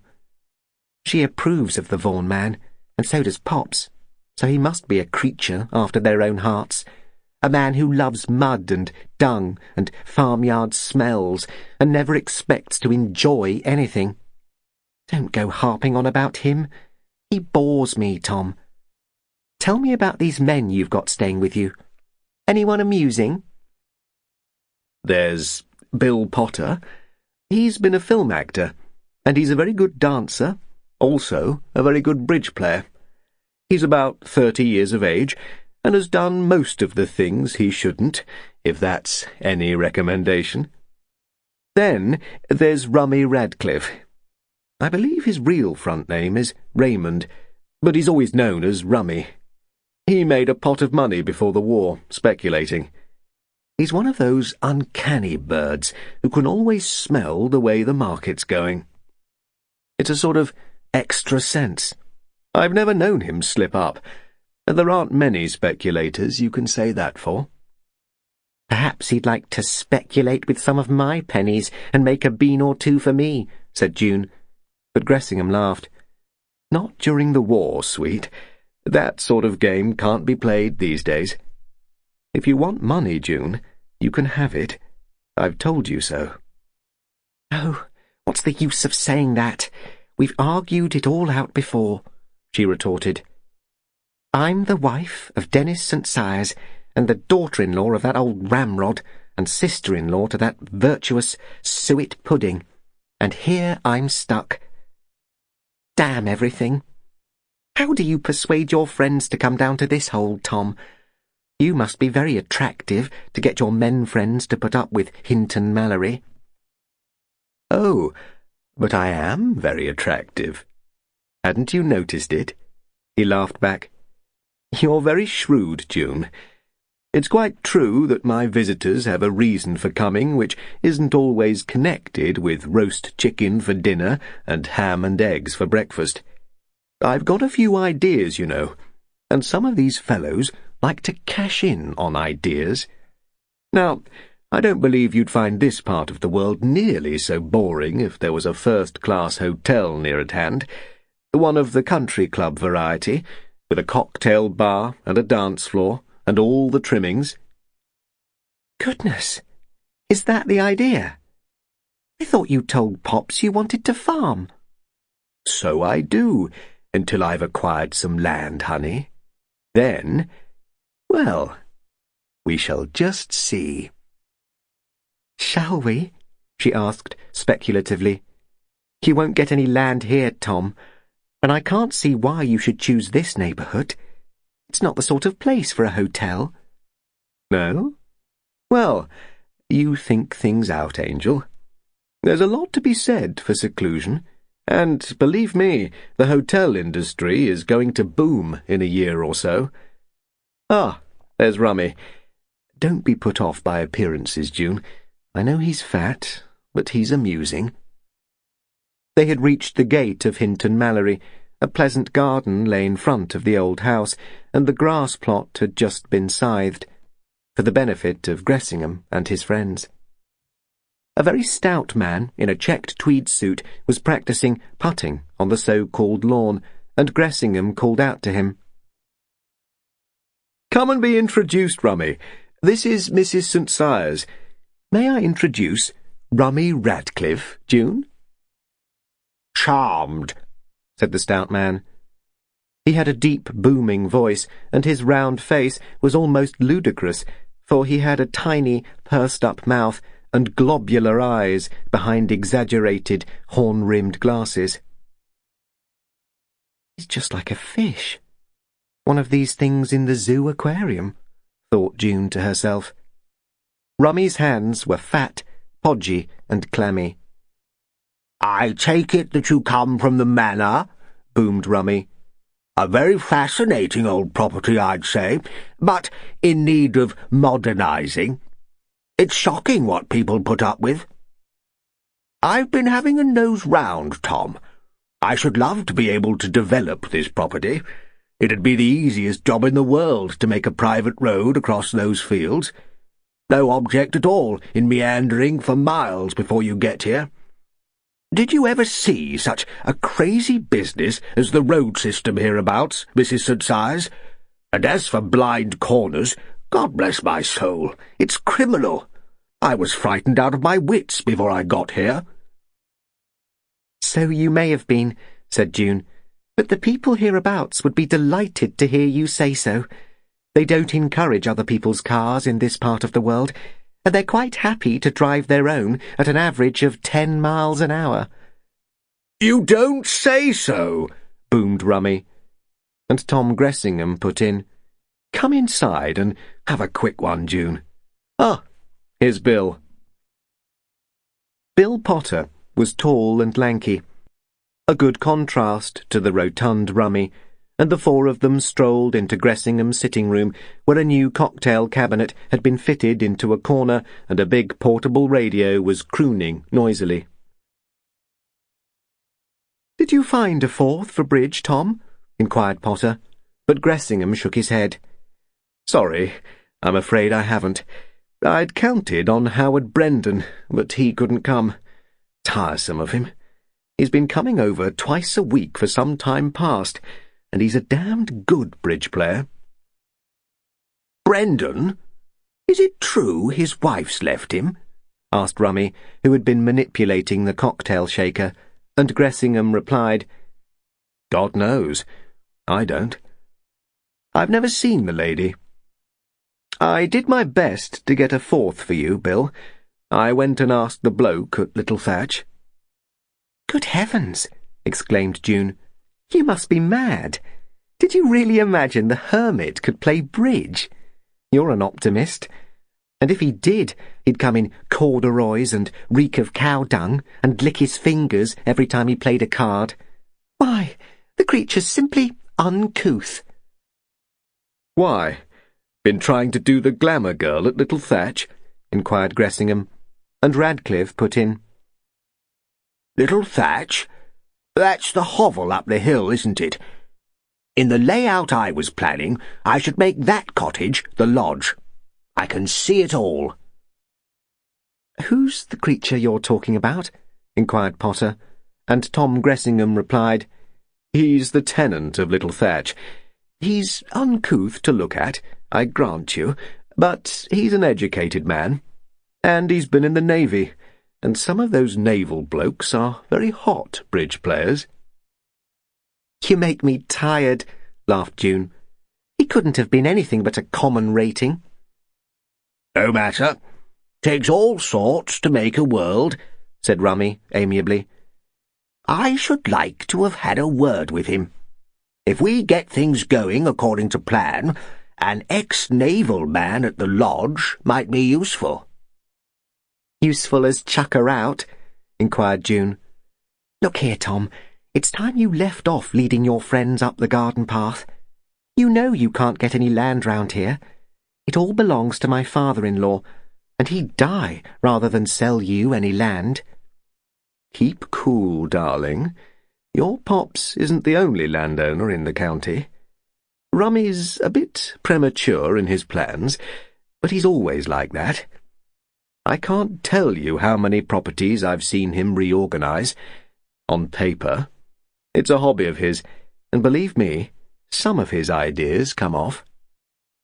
"Don't you play bridge, Mrs. St. Cyrus?" inquired Potter. But June answered, "I do, but my bridge isn't out of the top drawer, and I'm not going to play with you three. I'm too lazy to concentrate. I'd rather play 21 or roulette." "That's okay by me," said Rummy amiably, and Gressingham put in, "Toddle home and put on a pretty frock, darling, and come and dine with us. Safety in numbers, and we'll see you home." "A lovely idea," said June. "Put on a long frock and pretty slippers and splash through the mud or walk down the field to get here. And then, remember, Manor Thatch is locked up at 10 o'clock. If I stay out after that, Anne will sit up until I come in and offer me hot cocoa when I arrive. No thanks. I said I was lazy, and I am. It's too much bother to argue with them. I've tried it, and I'm beaten." "Darling, don't say that," expostulated Gressingham. "We shall have to get you out of this. Can't have your spirit broken." "I shall be all right when I live in a civilized place again," said June. "I'm not intending to stay here indefinitely." She took a few steps in tune to the radio, which was producing dance music, and Bill Potter slipped an arm round her, and they slithered in and out between the heavy furniture. Rummy filled his glass again and addressed Gressingham. "Who is that chap at Little Thatch? I saw him back his car in when I passed. Big, hulking brute, what? Think I might go and have a word with him. You never know. That cottage of his might come in very useful." "You can try to have a word with him if you like, Rummy, but I tell you it's no go. The chap's bats, or else he's a ticket-of-leave man. The one thing he's quite determined about is that he's going to steer clear of everybody. If you go and see him, he'll only be offensive." "That's so. Well, a ticket-of-leave man might have his uses. When I'm onto a scheme, I'm always out to employ local talent, and if a fellow's got something to hide, in my opinion, it's policy to find out what that something is." Gressingham shrugged his shoulders and called across the room to June. "Have another one, honey. Just a little one." Chapter 5. "Colonel Ragley suggested I should come and have a talk with you, Chief Inspector. My name's Wilton, and Nick Vaughan was a friend of mine. I gather you are going to take over that case at the Mallorys." "How do you do, Commander? I'm very glad to see you, though I didn't know officially that I was going to take over in the case you mention." Chief Inspector Macdonald, CID, stood up to greet his visitor, and the two men took stock of one another. Wilton was a short, squarely built, grizzled fellow, with blue eyes and weather-beaten face. Macdonald was nearly 6 inches the taller and considerably slimmer, dark-haired, grey-eyed, with a lean face which had acquired tired lines on it of recent months. According to Macdonald's own comment to one of his colleagues, "Chasing criminals all day and Dodging buzz bombs all night is bound to affect a man's temper eventually. The colleague's reply was worth relating. If you'd said chasing buzz bombs all night, you'd have been nearer the mark. Never known such an enthusiast for sticky jobs, Jock. Rescue squad jobs seem to draw you like a magnet. In spite of those same tired lines, Macdonald's face looked about 10 years younger than Wilton's. They were both close on 50, so it might be assumed that life on a destroyer detailed for Russian convoys was an even more wearing experience than the London Blitz. Wilton shook hands and added, "Well, I'm not letting any cats out of bags when I tell you that you'll be proceeding to Devon before many hours are over. And about time, too." "The delay hasn't been of my making," said Macdonald. "The trouble is that the county men haven't been able to make up their minds if they've got a case or not." Wilton growled something inarticulate as he lowered himself into his chair, and then asked, "You've had a report on the business?" "Yes," replied Macdonald, "though not a very full one. I know that Nicholas Vaughan's body was found in the burnt-out debris of his cottage on May the 1st. The cottage was a thatched one and was completely burnt out, the walls collapsing as well as the roof. The local men inclined to attribute the outbreak of fire to faulty electric wiring, and the fierceness of the fire to the fact that the deceased had a considerable store of paraffin, petrol, and paint on the premises." "Quite correct. And the first assumption was that Nick was asleep and was overcome by smoke and never woke up, and that his skull was cracked by a falling beam. I don't believe that assumption. That's why I'm here," said Wilton, and Macdonald nodded. "Quite. And that's why I shall be going to Devon. Now, I always believe in first-hand evidence. You were not at Little Thatch when the fire occurred, but you know Nicholas Vaughan, so say if you tell me all you can about him." "Nobody knows anything much about him at Mallory Fitzjohn." "Right.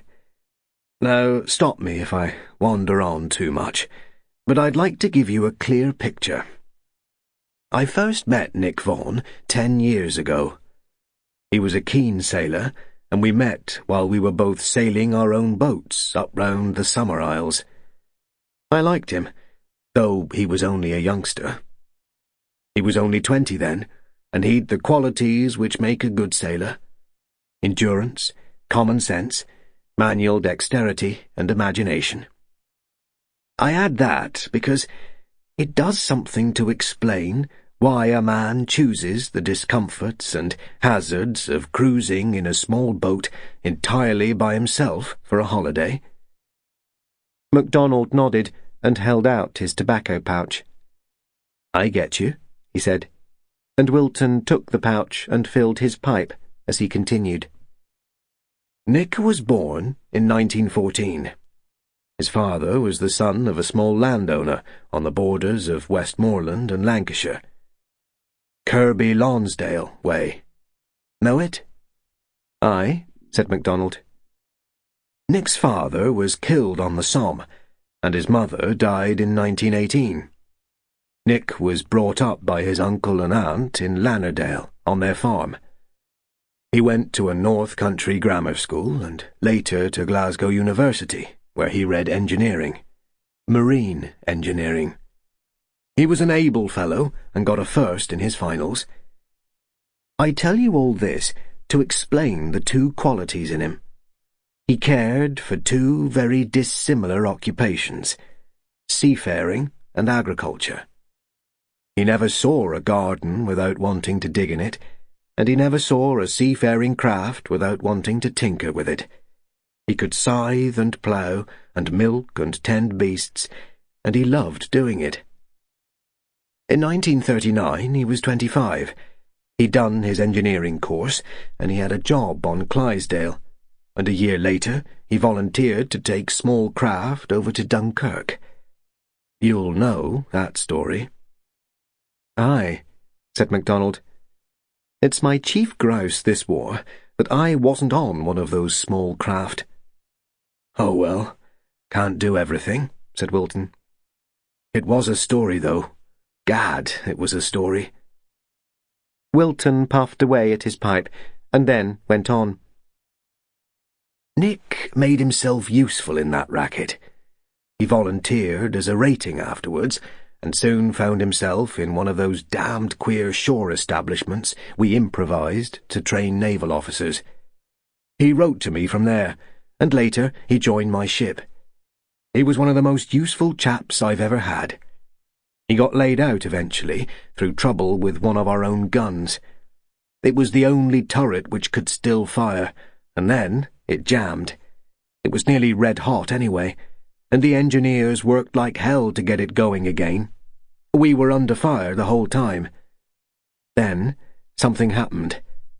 Most of the gun crew got their ticket, and I thought Nick had got his.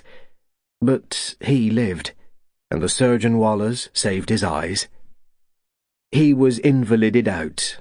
For months he was blind, and it was unlikely his eyes would ever be very useful again. I went and saw him while he was in hospital, and he told me he'd made up his mind to get a small holding and go on to the land. I happened to know Colonel St. Cyrus. He's a distant relative of mine, and I got news of little Thatch from him. And that was that. Nick loved it at sight, and I reckon he had 4 happy months there. Now, some blackguard has done him in, and it's up to you to find out who."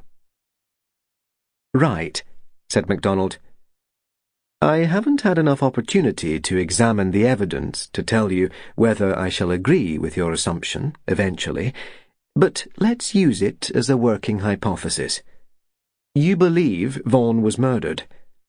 Can you tell me your grounds for that assumption?" "Take the police theory and examine it," replied Wilton. "They suggest the fire started from faulty wiring. If Nick did that wiring, you can take it from me it wasn't faulty.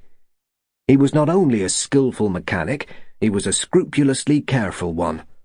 He wouldn't have run any risk in that cottage of his if the fire was caused by the wiring and somebody tampered with that wiring.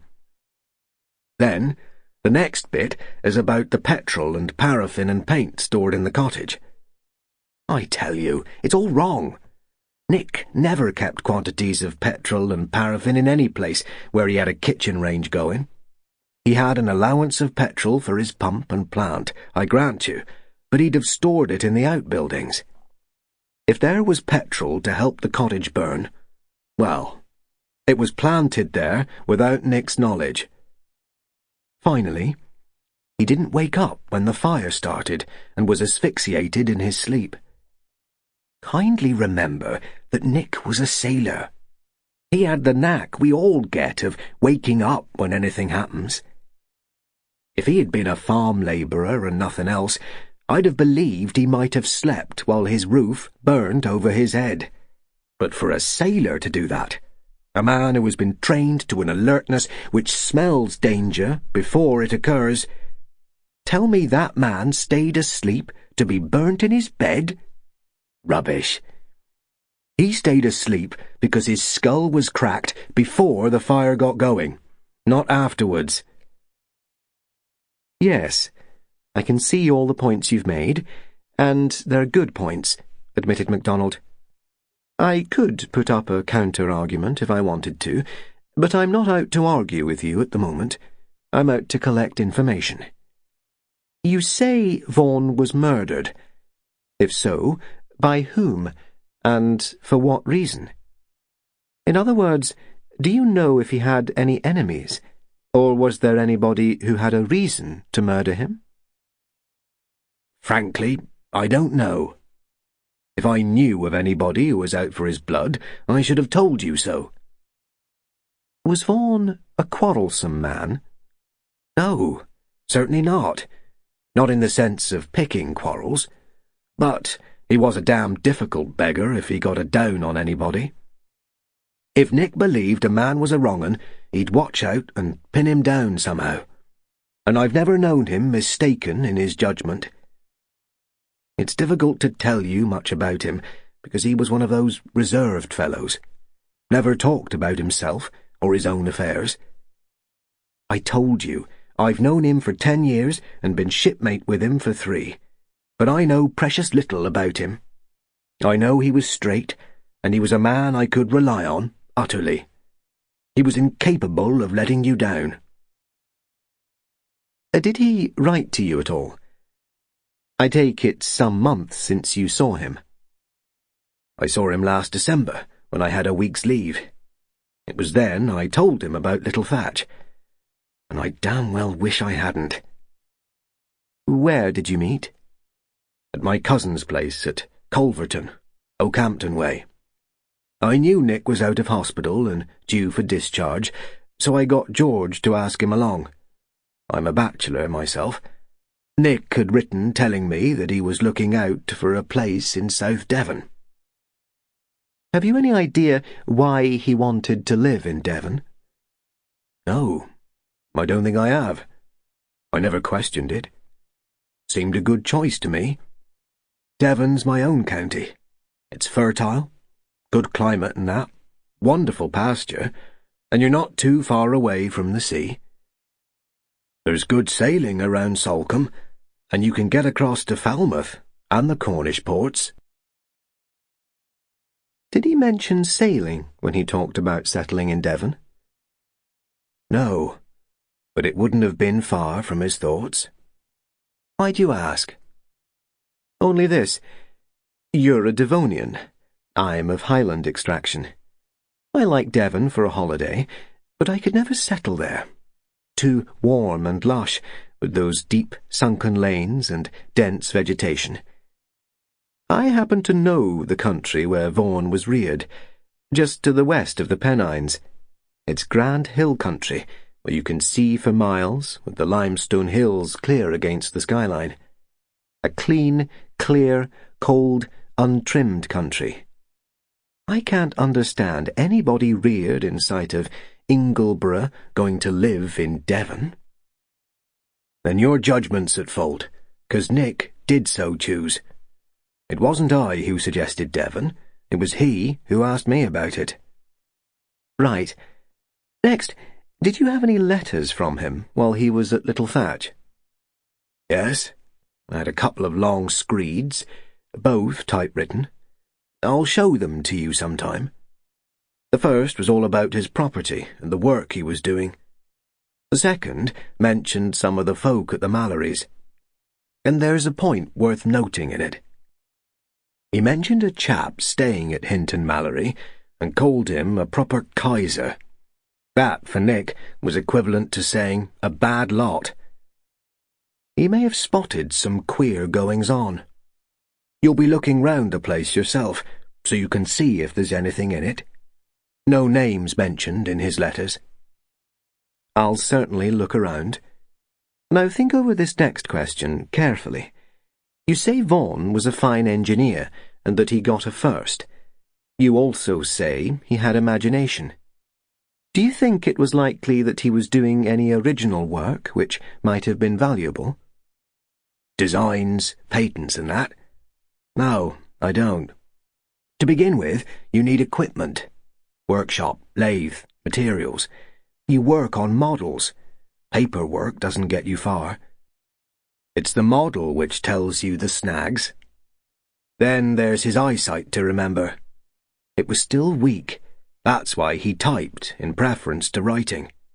And you've got to remember the amount of work he put in on the house and land.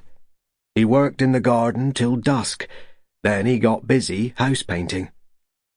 In addition to all that, he cooked his own meals, tended his stock, fetched all the goods he needed in that Heath Robinson car of his, and he'd fitted an old petrol engine to the pump, put up a greenhouse, and assembled an electric plant. No, he'd have had no time for anything else. Macdonald sat and meditated. Then he said, "It comes to this. A peaceful, law-abiding agriculturist is suddenly murdered for no reason that anybody can provide.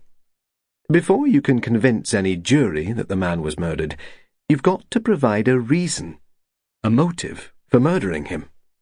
That will be my first job, to look out for a motive. Meantime, since you're the man who is shouting murder, it's up to you to give every possible detail to help the inquiry. So far as is known at present, Vaughan hadn't got anything of value in his cottage. It's known he kept no cash on the premises. His banker can assure us of that. There were no portable valuables, silver or plate, and the cottage wasn't really furnished. His bedroom and kitchen had only the minimum of equipment. So far as it's possible to ascertain, robbery is ruled out. Any comment to make on that? No. Nick had a limited amount of capital.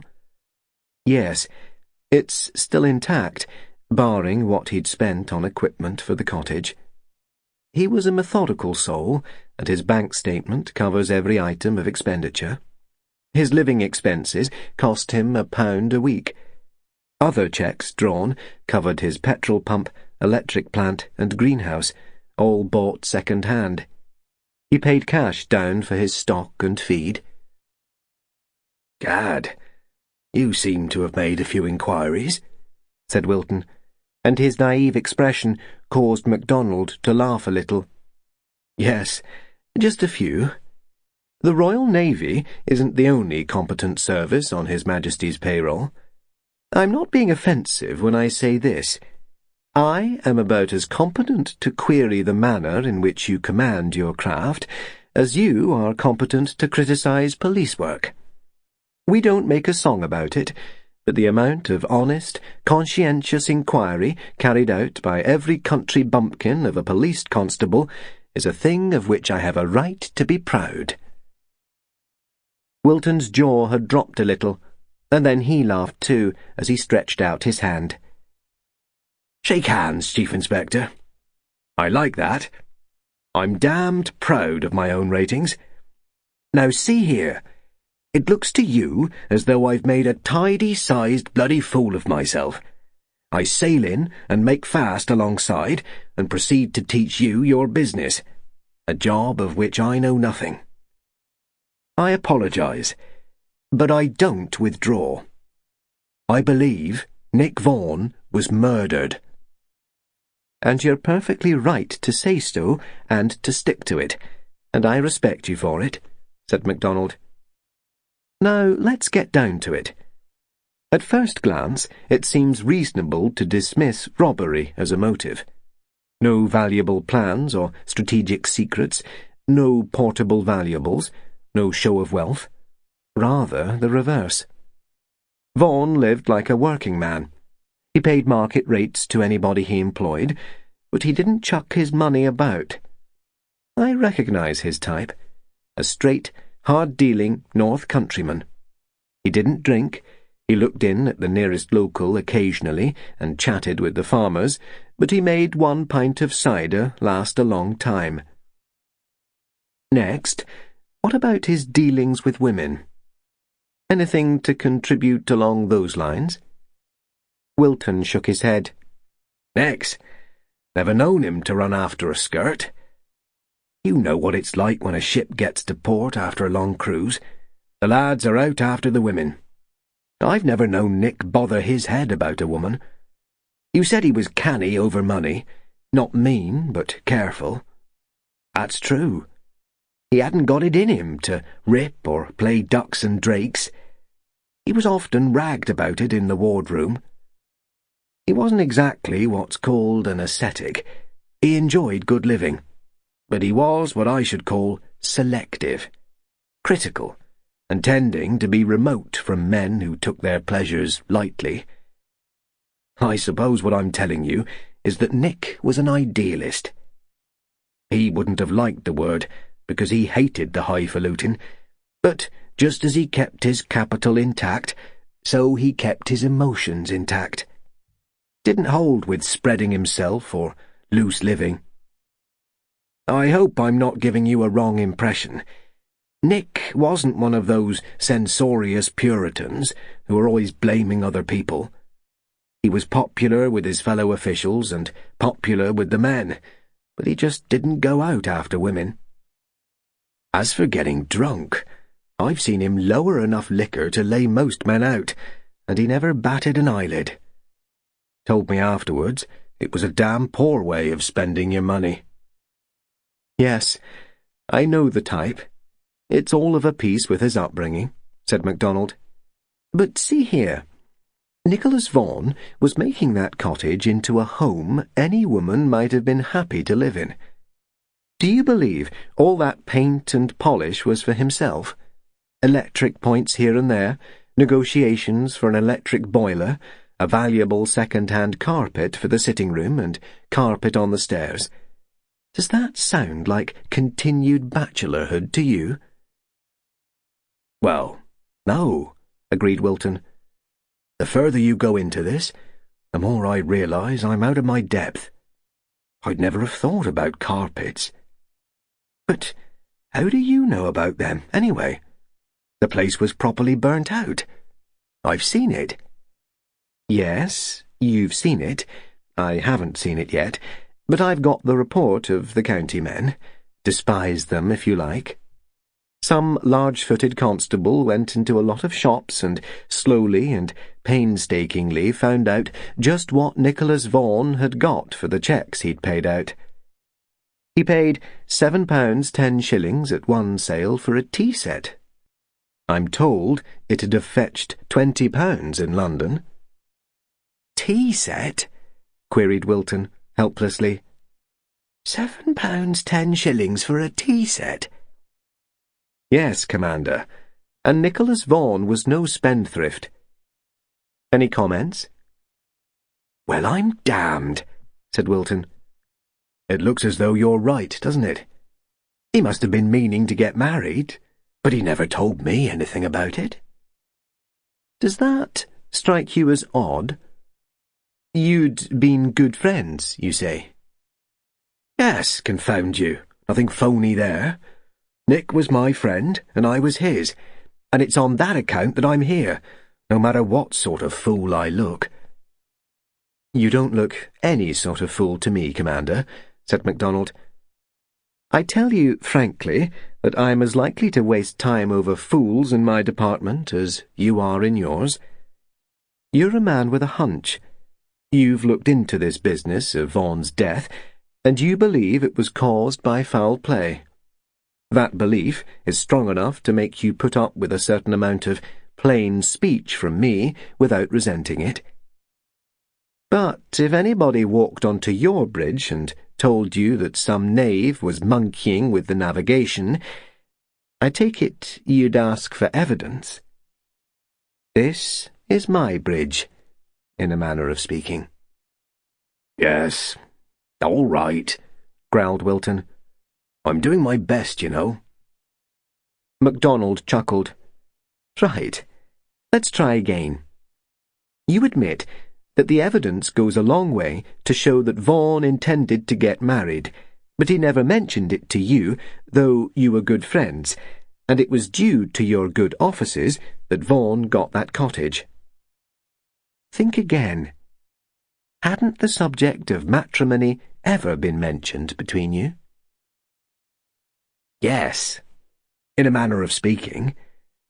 1 or 2 of our ship's company had got spliced, and, in the usual way, we gave 'em a wedding present and drank their healths, and the remaining bachelors made a few ribald remarks concerning their own immunity from trouble.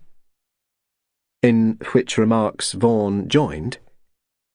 Not particularly. He just sat tight. Nick never told bawdy stories, but neither did he complain when the others did. He had a gift for taciturnity. When you told him about little Thatch, wasn't the subject of housekeeping mentioned between you? Yes. Now I come to think of it, I did say he'd have to look out for a housekeeper, unless he intended to get married. And he made no comment? Just so. He made no comment. You may think I'm labouring this issue unduly, Commander, but I think the point which emerges is important. Here was a man planning his house with an eye to matrimony, and he's so secretive about it that he doesn't give his best friend an inkling of his intentions. It seems odd to me. Commander Wilton rubbed his short-cut grey hair with a puzzled look on his face. I don't know about that, he growled. You've no proof Nick did mean to marry. A man can have carpets on the stairs and buy tea sets for himself.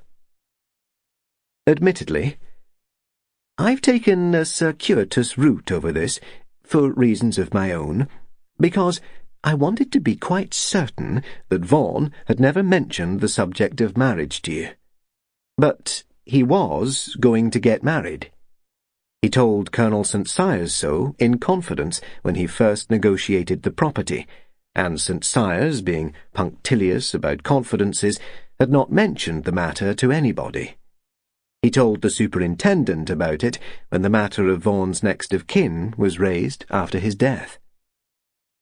All right. I expect Nick had his reasons for not talking about it, rejoined Wilton testily. Who's the lady, anyway? I don't know, Commander. Neither does anybody else. You see, all his papers and letters were destroyed in the fire, and the lady has not put in an appearance. Now, you probably know some of Vaughan's friends. I think you might try to find out something about his intended, as folks used to say. I don't fancy myself in that role, growled Wilton.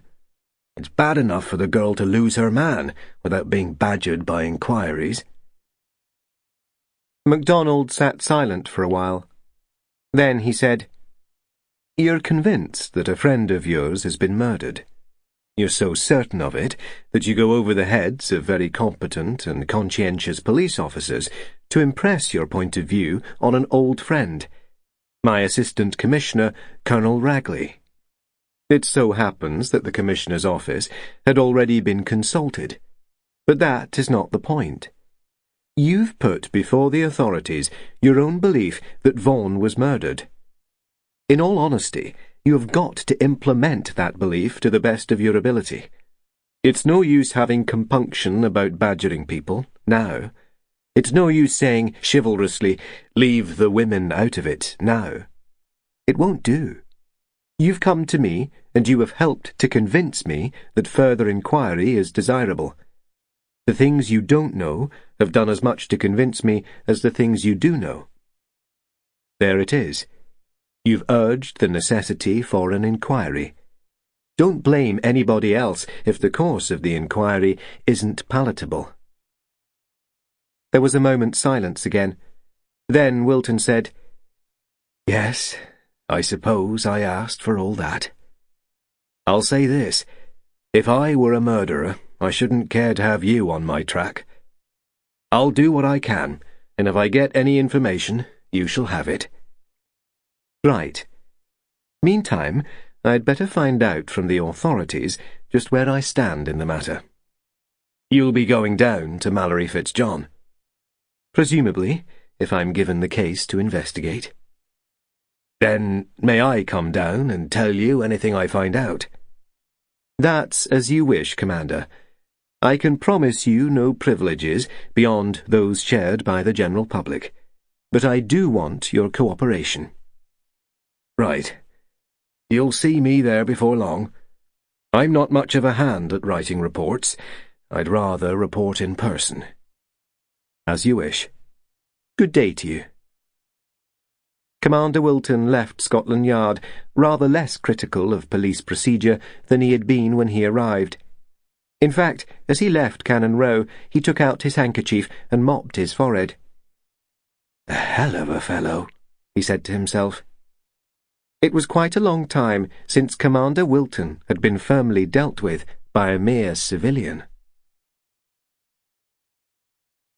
When Wilton had left, Macdonald went down to see Colonel Ragley, and the Chief Inspector knew from long experience what the Assistant Commissioner's gambit would be. Ragley's, well, what do you make of it, was a familiar query in the CID.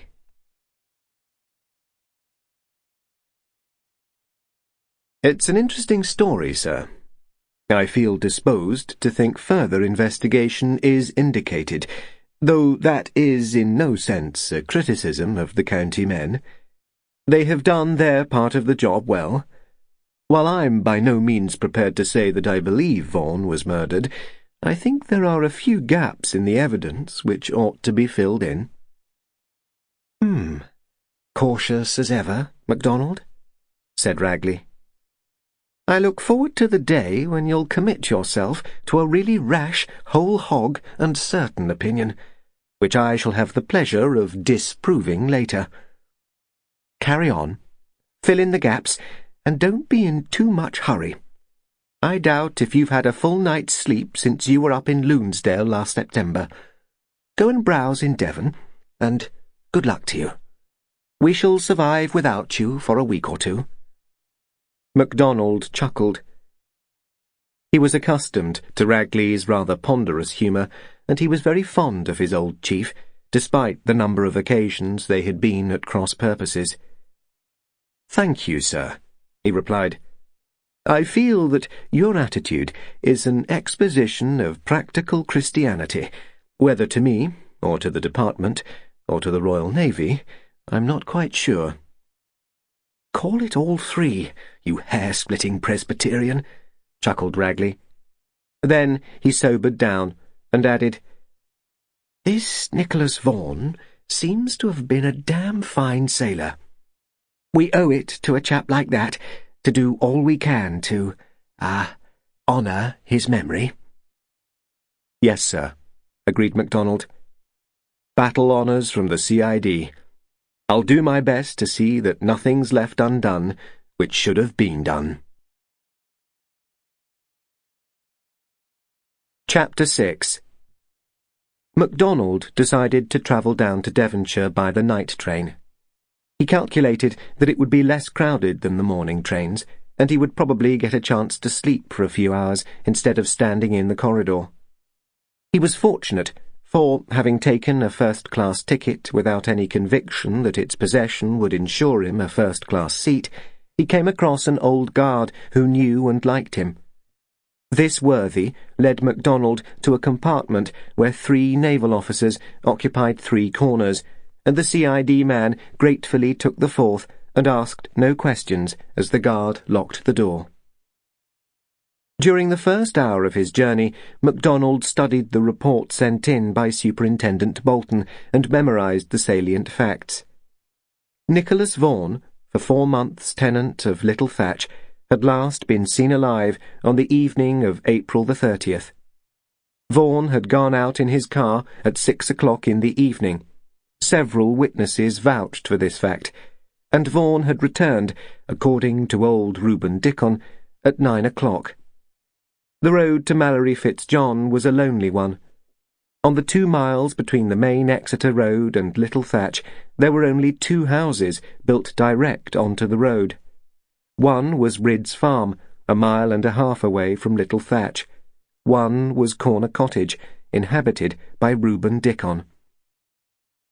Corner Cottage was well named, for it stood just above one of those difficult blind corners hated by all motorists. Every driver had to change gear to crawl round the corner and to negotiate the steep gradient beyond, and every driver also sounded a horn and waited for a response before turning that corner.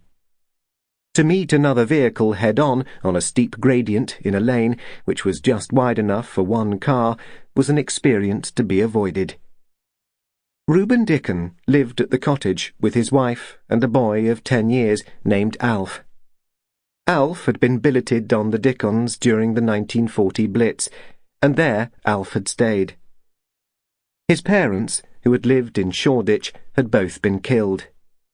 Mrs. Dickon had got fond of the small Cockney and found him increasingly useful as he grew larger and stronger. The billeting officer looked into the matter occasionally, but saw no reason to interfere with an arrangement which gave mutual satisfaction. Alf had almost forgotten his parents, and he had no wish to return to Shoreditch. He had grown to like cows and calves and fields and farms. Life with the Dickons was okay. The village school was okay. The billeting officer wisely let well alone. Alf was a not unimportant witness in the matter of Nicholas Vaughan's death. Dickon had attested that Vaughan had passed his cottage on the return journey to Little Thatch at 9 p.m. on April the 30th. The interrogating sergeant had asked, "How can you be certain?" Dickon was very deaf, and his eyesight none the best. For reply, Dickon had roared, "Alf! Come here!" Alf had come, an alert, comic-looking urchin in a cut-down pair of corduroy trousers which were hitched up to his armpits. Alf claimed, and demonstrated later that he could substantiate his claim, to be able to recognise the sound of every car and vehicle which passed Corner Cottage. He knew the sound of Colonel St. Sires's big Austin and of Anne St. Sires's small Morris. He could tell Mr. Gressingham's Daimler and Mr. Hesling's Ford. He could even tell whether the tractor which passed the cottage was the tractor from Hinton Mallory or that from Ridd's farm. Furthermore, Alf was an expert on klaxons, horns, and hooters. He could hear any motor horn sounded at the road bend half a mile away, and Alf, like many small boys, had a precocious memory for subjects which interested him. He gave the superintendent a full and correct list of every vehicle which had passed Corner Cottage on Saturday, April the 30th, plus the approximate time such vehicle had passed. The time of Vaughan's journeyings were fixed very easily. Mrs. Dickon had an old wireless set, given to her by Anne St. Sires, and the old lady tuned in to the news at 6 and 9 o'clock regularly. She had grandsons on most of the battlefronts, and liked to hear the news from France and Italy, Burma and the Pacific. Alf bore out old Dickon in saying that Mr. Vaughan's car had passed Corner Cottage at 6, driving in the direction of the Exeter Road, and that Vaughan had waved his hand as he always did when he passed. Dickon and Alf had been working in their own garden at 6. At 9, Dickon was smoking his pipe at the gate, and Alf was chewing a crust of bread and jam at his bedroom window. They both saw the car return, and again Vaughan had waved to them. Some time later, about 10:30, Alf thought, Mr. Gressingham's car had passed, travelling in the direction of the main road, away from Hinton Mallory. Alf was in bed then, but he was as sure of the car and its direction as if he had seen it. Sometime in the middle of the night, Alf had woken up, and as he turned over, he saw that his small window was aglow with light.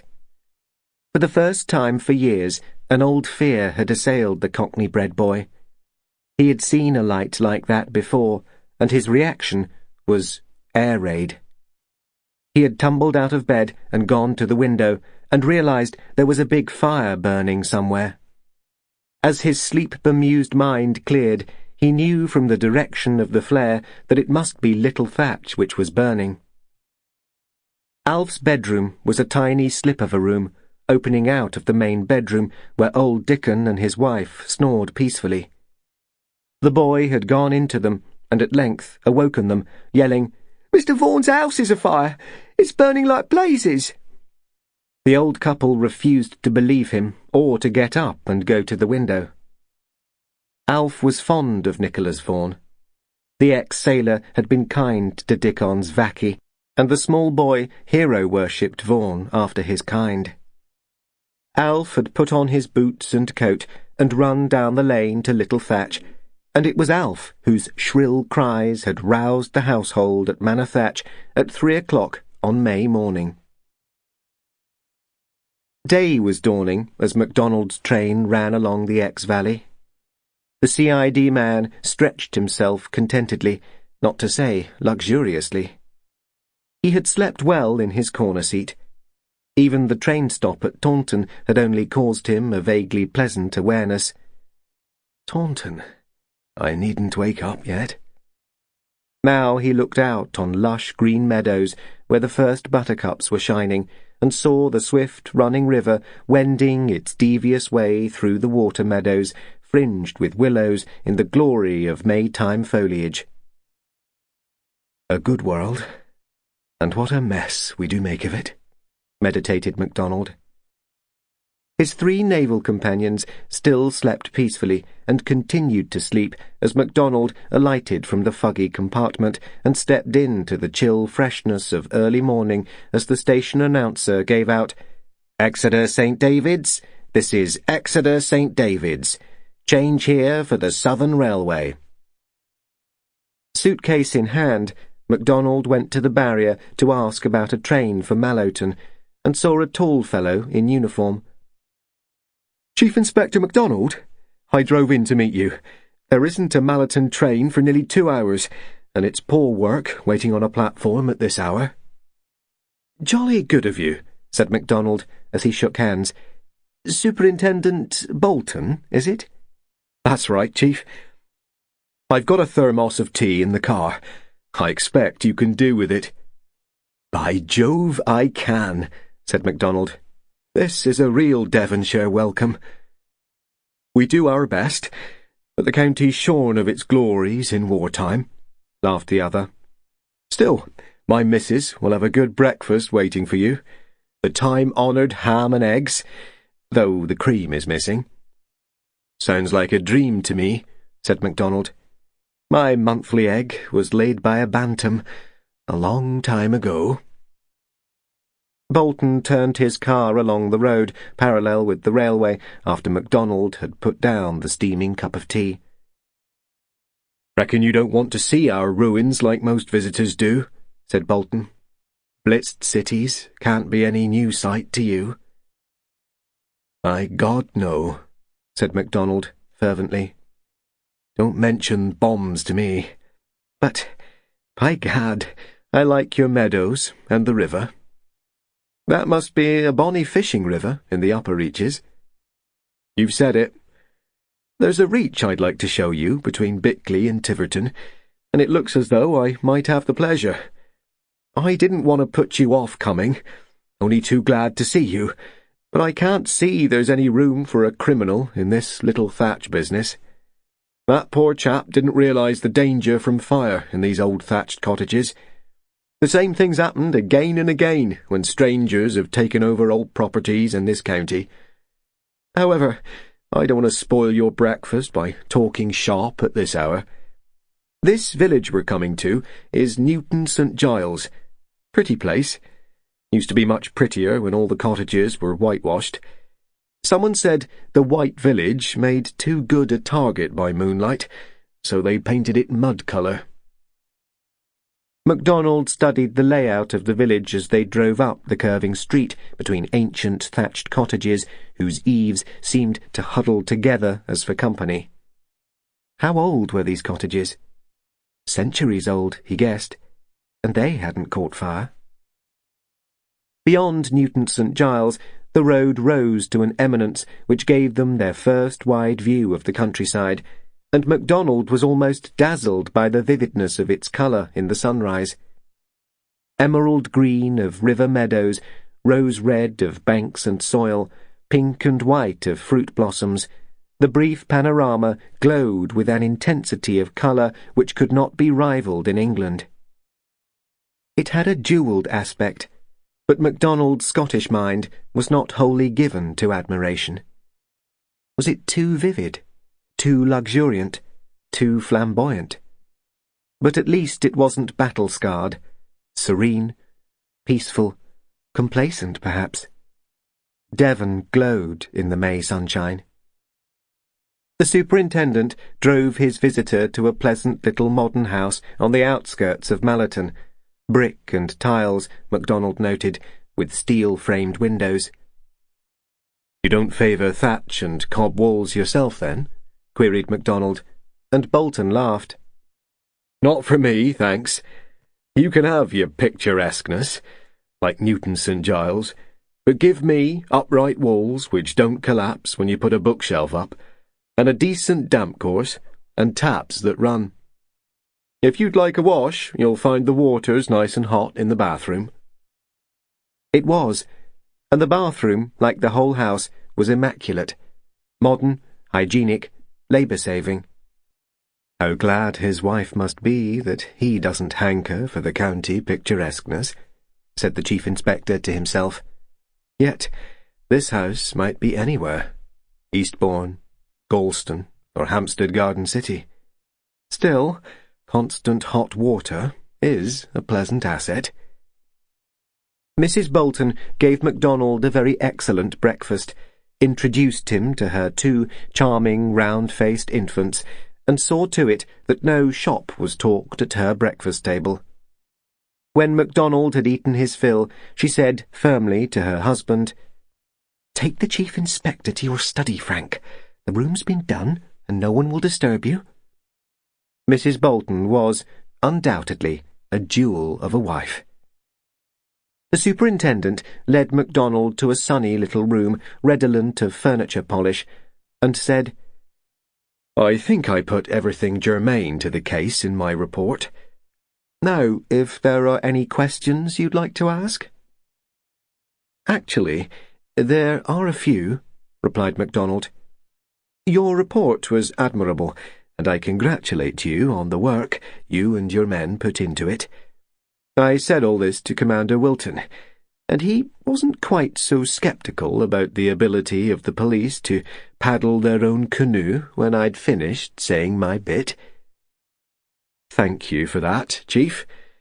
I admit he got my goat a bit, but I look at it this way, as I said to my missus.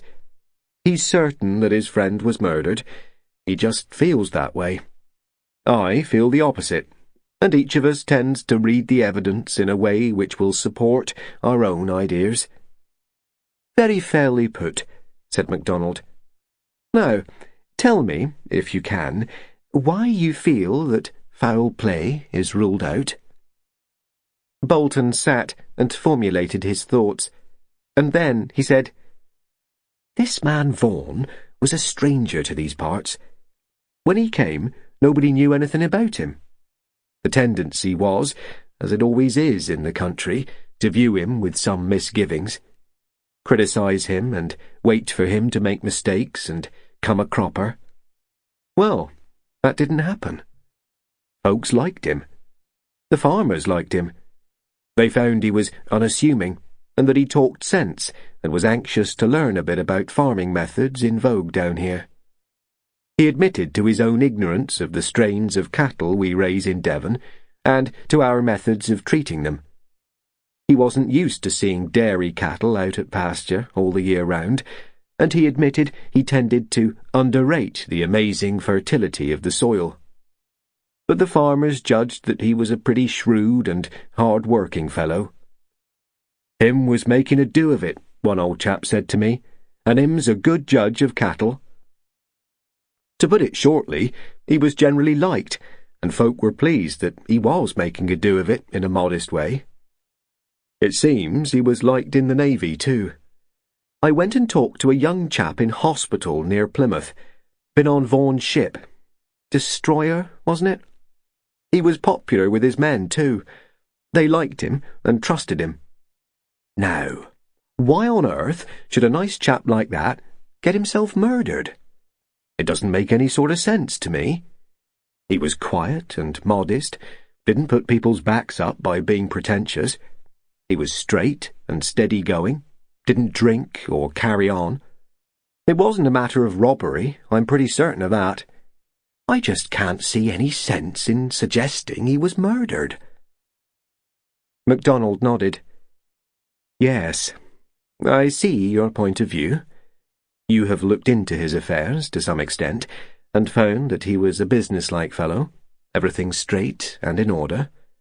You know he was liked and respected in the district, and you can learn nothing of any enmities or disputes." "That's so. I can't find a soul who's got a grudge against him. Vaughan achieved a difficult thing. He came to a district as hidebound in tradition as any in England, and in 4 months he'd earned the respect of his neighbours." "Duly noted. Now, about this wiring for his house, I take it wasn't inspected by anybody, since it was a private plant?" "That's so. He bought the plant second-hand, and a lot of the wiring and insulating pipe second-hand. The plant came from old Lord Bodley's house. The rest of the stuff was bought from a builder and electrician who is retiring from business. Now, I ask you, isn't there a good chance of a short circuit when you buy wiring that isn't new? Macdonald nodded. Admitted.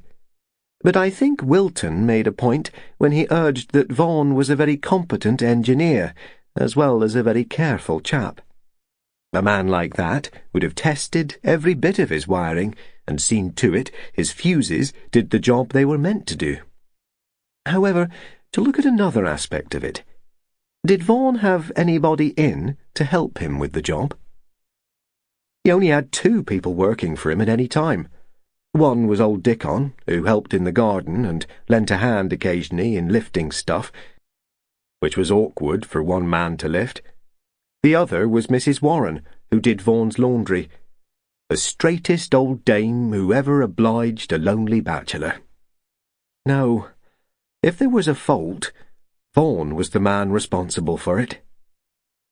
Did he have any neighbours in to show them the place? It's difficult to say he had any neighbours, barring the St. Cyrs at the big house. I do know this. Vaughan wasn't the sort of man to encourage passers-by to come in and have a look-see. He believed in the adage about the Englishman's house being his castle, and the country folk respected him for it. Bolton paused for a while, and then added, "See here, that cottage, little Thatch, hadn't been overhauled for goodness knows how long.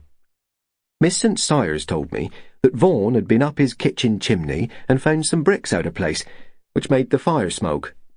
Doubtless he removed the bricks, and how do we know he didn't bare a beam, which smouldered for days, maybe?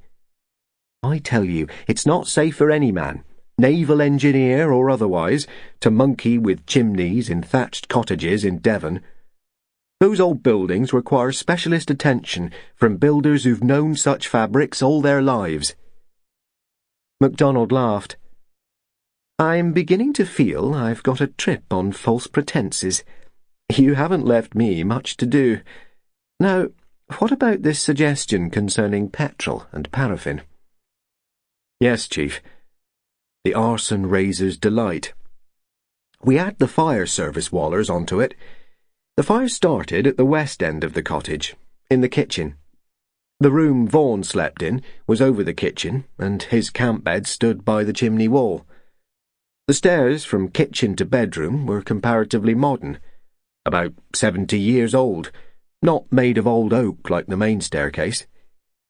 Vaughan kept a 4-gallon drum of paraffin in a cupboard under the kitchen stairs. We know that because the man from the stores which supplied his paraffin told us so. His store of petrol was in drums outside, but he had had a gallon tin of petrol in the kitchen some time. Here is the most probable explanation of what happened. A beam in the chimney smouldered, and eventually the smoke seeped through the upper part of the chimney into Vaughan's room while he was asleep. Then the floor caught. That floor was a light wood floor put in when the kitchen stairs were built. Then some wooden packing cases caught fire, then the wood round the window, then the thatch. After that, it was all up. The bedroom floor crashed down fairly early on. The paraffin drum burst and the petrol can, and thereafter the thing was a raging inferno. It was 3 o'clock when young Alf woke up the Manor Thatch people. Probably 5 hours since Vaughan had gone to bed. The thatch was burning from end to end like merry hell then. What could they do? The farm men came up with ladders from Hinton Mallory, hoping to tear the thatch down, but the kitchen ceiling had fallen in, and the bedroom floor and the paraffin was ablaze. The sparks got onto the linny, and part of the outbuildings blazed up. My God! When that naval commander came and told me that houses don't burn unless someone sets fires to them, I asked him what he knew about old thatched cottages after a month's drought, if you'll believe it. We had no rain in April, a thing unknown hereabouts. There had been a dry east wind blowing for 3 weeks, and a hot sun shining the last few days as well. "Yes," said MacDonald. It was just the moment for a thatch to burn. "Now, I've got 2 questions to ask, not connected with the fire. First, have you been able to learn anything of the woman Vaughan was to have married?" "No, nothing. Personally, I don't believe he meant what Colonel St. Cyrs thought he meant." "You ask him. He's a very exact old chap. Vaughan did not say he was engaged. He only said he hoped, or meant, to get married." "Right. The second question is this. Where did he go that last evening of his life, when he was away for 3 hours on a fine light evening, at a season of the year when most gardeners toil till dusk?" "Yes," admitted Bolton. "There you have me. I don't know, and nobody has offered to tell me. We've tried to trace his car and failed. Well, I'm glad you've left me some pretext for earning my keep. Now, I think I'll go out and view the ruins. Not a cheerful job." "You've said it. I hate fires. Gave me the pip to see that place." "Would you like a car?" "No, but I'd like a pushbike. It's only 3 miles. "Good for you. I'd lend you mine, but you can have a car if you'd like it." "No need. I haven't had any decent exercise for months. Thank your wife again for my good breakfast, and say I'll be seeing her before I go back to London town." "Don't be in too much hurry. There's a nice bit of fishing for you up Bickley way." Having studied his map, MacDonald mounted his borrowed bike and pedalled off along the Tiverton Road on his way to Mallory Fitzjohn. It was a glorious morning, and the Devonshire orchards were at their gayest. MacDonald's only grouse was that he couldn't see over the hedges. The road was too deep set between its banks. When he reached the signpost which pointed to Mallory Fitzjohn, Hinton Mallory, and Upton Mallory, he turned left as directed, and found himself in the Devonshire lane proper, a narrow, twisting roadway deep sunk between hawthorn hedges. The effect of the snowy blossom and the prolific cow parsley which brushed his handlebars was bridal in its gaiety, though the Scots inspector found the heavy fragrance and balmy air made him sleepy. He would have liked to take his coat off and roll up his shirt sleeves, but decorum forbade such indulgence. He soon passed Corner Cottage, and noted the old man working in the garden. That would be Reuben Dickon.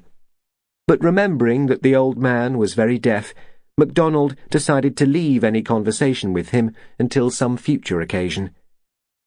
After negotiating the corner, he saw the tower of Mallory Fitzjohn Church rising above the hedgerows, but with characteristic Devonshire complexity, the road turned away from its destination and wandered leisurely round the borders of several eccentric fields before it made another bid for its objective.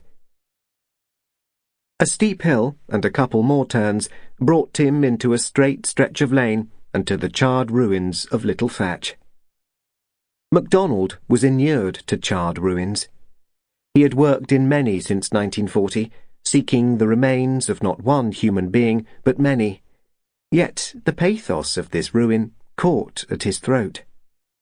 The house was but a heap of shapeless cob walls, with a stone buttress and open chimney at one end. The rest had fallen in, but apple blossoms swayed within a few yards of the ruin, and thrushes called in the garden. The garden seemed the saddest sight of all. Close to the house, the neatly dug beds were trampled to mud. Farther down, towards the hedges, every bed clearly defined and neatly edged. Cottage tulips still bloomed in the borders. Arabis and aubrietia spread gay carpets of colour. Wallflowers scented the air. Young brassicas grew bravely in orderly rows. Potatoes were well forward, broad beans and carrots. Looking from ruined house to trampled garden, Macdonald found himself saying, "Damnation.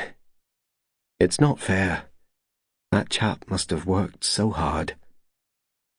It was as though the ghost of Nicholas Vaughan haunted the garden, and Macdonald visualised him as a big, broad-shouldered chap happily putting in pea sticks and planting those neat rows of young lettuces. A sorry sight. The futile words echoed in his mind, and their rejoinder, a foolish thought to say a sorry sight, while a big marmalade cat came and rubbed hopefully round his ankles. "Well, Nicholas Vaughan, if there was any dirty work here, I'll damn well see that somebody gets what he deserves," said Macdonald to himself, and bent to caress the optimistic cat. Chapter 7. Just as he was turning to leave little Thatch, Macdonald came face to face with an elderly gentleman clad in pleasant, comfortable-looking tweeds of faded greyish blue. So sure was Macdonald of the gentleman's identity that he said, "Colonel St. Sias," without much of a question in his voice. "Yes. You have business here?" "Yes, sir. My name is Macdonald, and I am an officer of the Criminal Investigation Department. I'm here on duty concerning the inquiry into the death of Nicholas Vaughan. He was your tenant, I understand?" "Yes, Chief Inspector. I don't know if there is any way in which I can assist you, but if you want to make any inquiries of me, will you come to my house? It is quite close at hand. Frankly, I find all this—" and he waved his hand in the direction of the desolation which had been little Thatch, "intolerably distressing." "I have every sympathy with you, sir," responded Macdonald. "I thought I was hardened to the sight of burnt-out ruins. We have had too many such experiences in London, but the sight of this place is enough to depress anybody. I should be glad to talk the case over with you when you can spare the time." "Come now. I'm at liberty any time you wish," said St. Sias, turning away from the gate. "I can't tell you how wretched we have felt over it. Vaughan was a man after my own heart, and though I had only known him for a few months, I was much attached to him." He led Macdonald along the lane behind the cottage, and they continued for about 100 yards until the gates of the manor came into view. As St. Sias opened the big gates, he said, "You can see for yourself that, although the two houses are only a short distance apart, they are so placed that they have no view of each other. We can't see little Thatch from any of the windows, and vice versa." He walked on, after closing the gates, along a short stretch of drive edged with irises and flowering shrubs. Lilacs of many colours, laburnums, cherry blossom, crab-apples, magnolias, and many another tree made a mass of colour along the drive, and a great wisteria grew along the house, covered in cascades of blossom.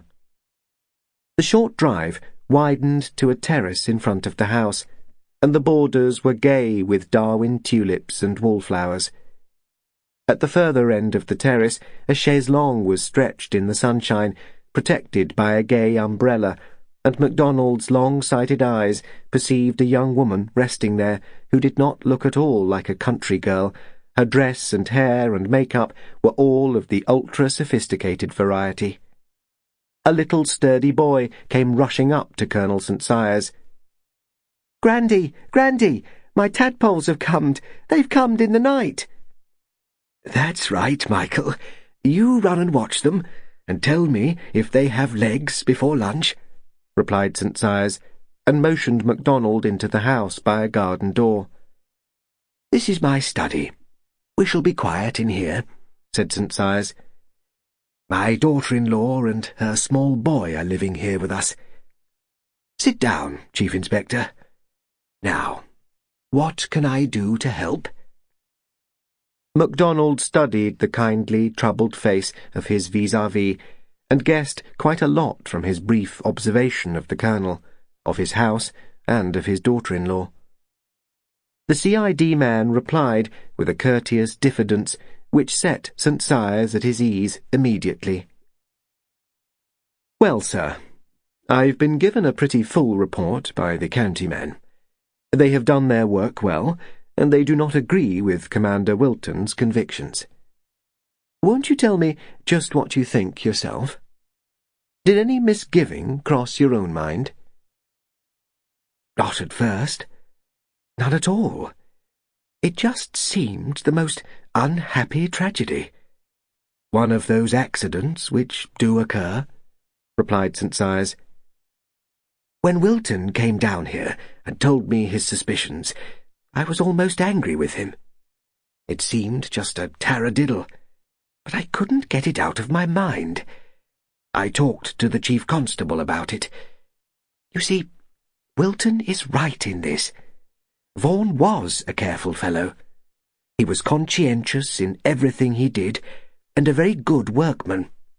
I warned him about the danger of fire, and he didn't pooh-pooh it, as so many young men of today would do. He said he was fully aware of it. He'd seen a thatched house burning, and he said he'd take precautions to test every bit of his wiring." "You liked Vaughan very much, I gather?" inquired Macdonald, and St. Cyrus nodded. "Yes, very much. I respected him, too. He was an honest, hard-working fellow, who felt towards the land as I feel towards it myself. He was responsible. I felt that when I first let him the place. I've always had a deep affection for that property, and I was particular about whom I let it to." Macdonald caught at an implication here. "Was there much competition to get the place, sir? I know houses in the country are at a premium these days." "Not exactly competition," said St. Cyrus, rather unhappily. He broke off and studied Macdonald a moment before he went on. "Look here, Chief Inspector. Can I talk to you in confidence? I know you're on duty, and you've got to collect evidence, but I do feel about you as I did when I first talked to Vaughan. You understand the word responsibility, too, or I'm much mistaken. Now, I don't want to voice foolish suspicions, and above all, I don't want to cast slurs on my neighbours." "I quite follow that, sir, and I know what is implied by the word neighbourliness in the country," responded Macdonald. "I think you can talk to me without reserve. I shall give weight to all you say, but if it's irrelevant, it will go no further." "Very good.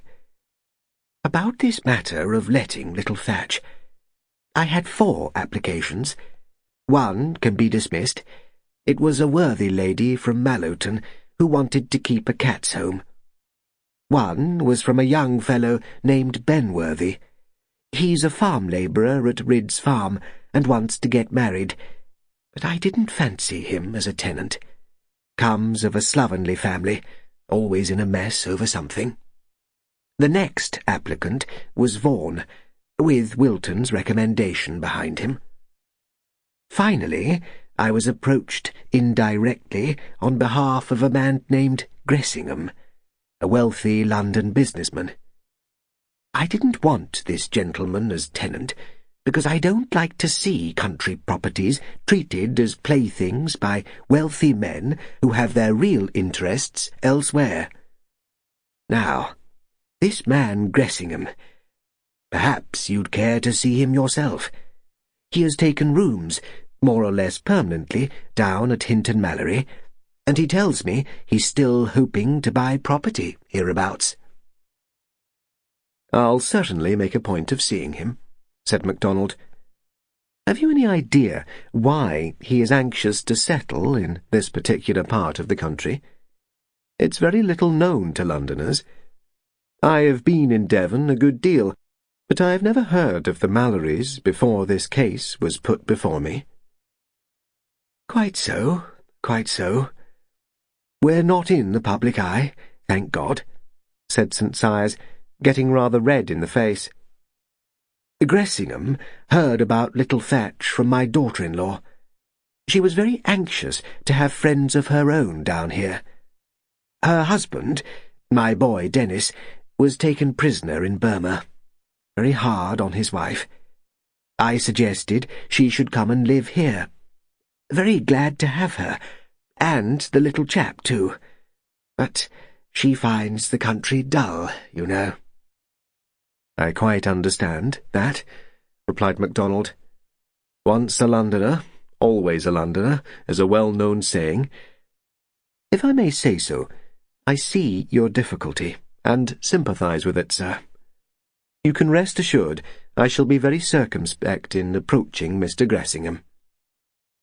You'll find him pleasant enough. A very friendly person in his own way. Not quite our way, you know, but we're very conservative folk down here. I don't want to give you a false impression. I've nothing against Gressingham. Nothing at all.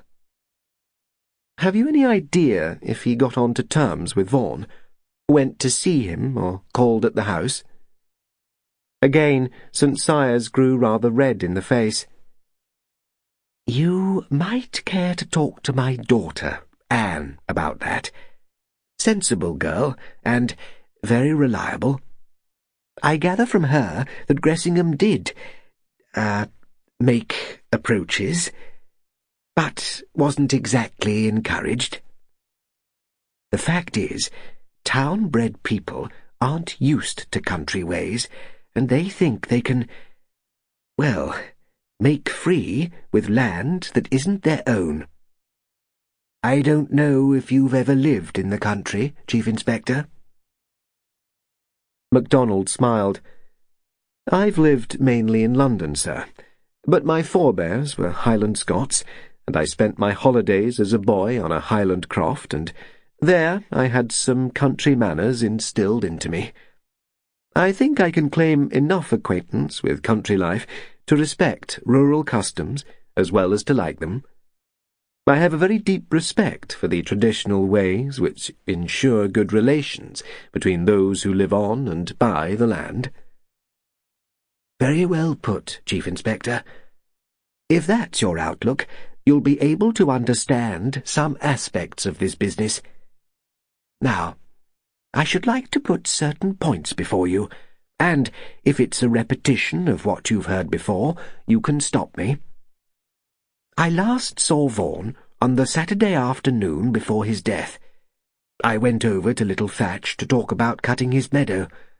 Of course, it's weeks before hay time, but I like to make my plans in advance. That meadow I let him is generally one of the earliest to be fit for cutting. It's a southward slope, very well watered, and gets all the sun. I suggested that he might borrow the cutter, and get Dickon and one of my men to help him cart and stack, or I'd get the job done for him on a business-like basis.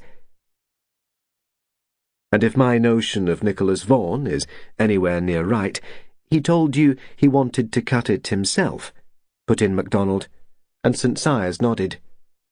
Quite right, quite right. He was grateful for the offer of my gear, but he was used to Hazel, and he was just longing to cut his own meadow and build his own stack. I sympathised, of course. I'd have felt the same myself. I told him I'd look in again in the evening, after I'd had a talk with Ridd. He's my foreman. And there we left it.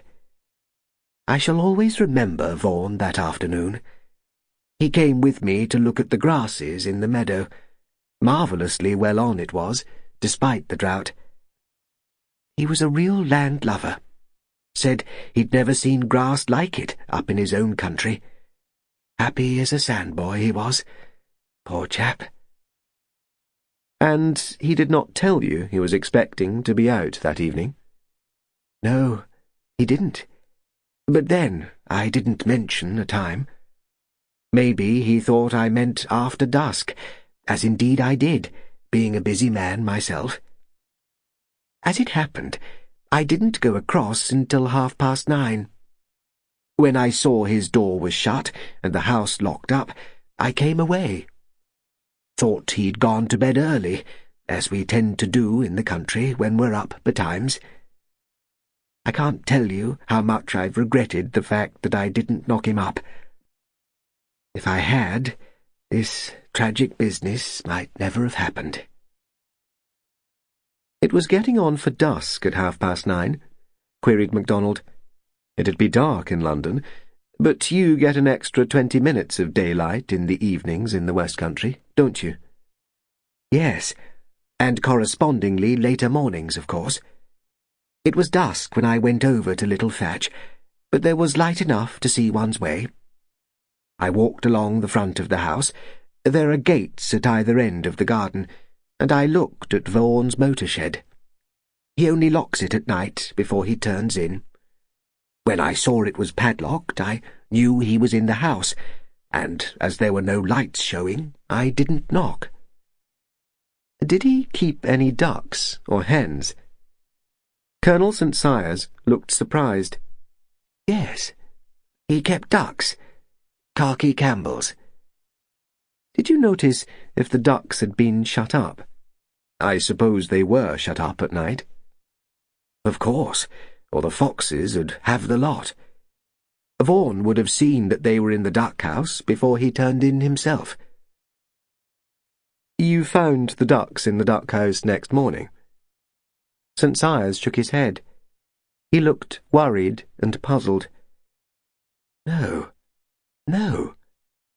One of the things we did that night was to open the linny and duck-house. It was probable they'd catch fire from the sparks. Vaughan had bought a calf a few days back, and he put her inside at night. We always remember the beasts if there's a fire on farm premises. Yes, I know that, said Macdonald patiently. I'd better make my point quite clear, sir. I want to ascertain that Vaughan was perfectly normal, well and sober, if you like, when he got back to Little Thatch about 9:05 that Saturday evening. If he left home before 6 o'clock, which is 4 o'clock GMT, isn't it probable he didn't shut the ducks up before he went out? Quite probable. He'd have left them to forage in the orchard and shut them up when he came back. Exactly. So it's worth finding out who opened the duck-house during the fire. If the ducks were not in their house, it points to one deviation from the normal, as we say. St. Cyrus rubbed his white head with his square, stubby fingers. I see. You want to know who came to Little Thatch on Saturday night? The lad from Dickon's woke us up just after 3.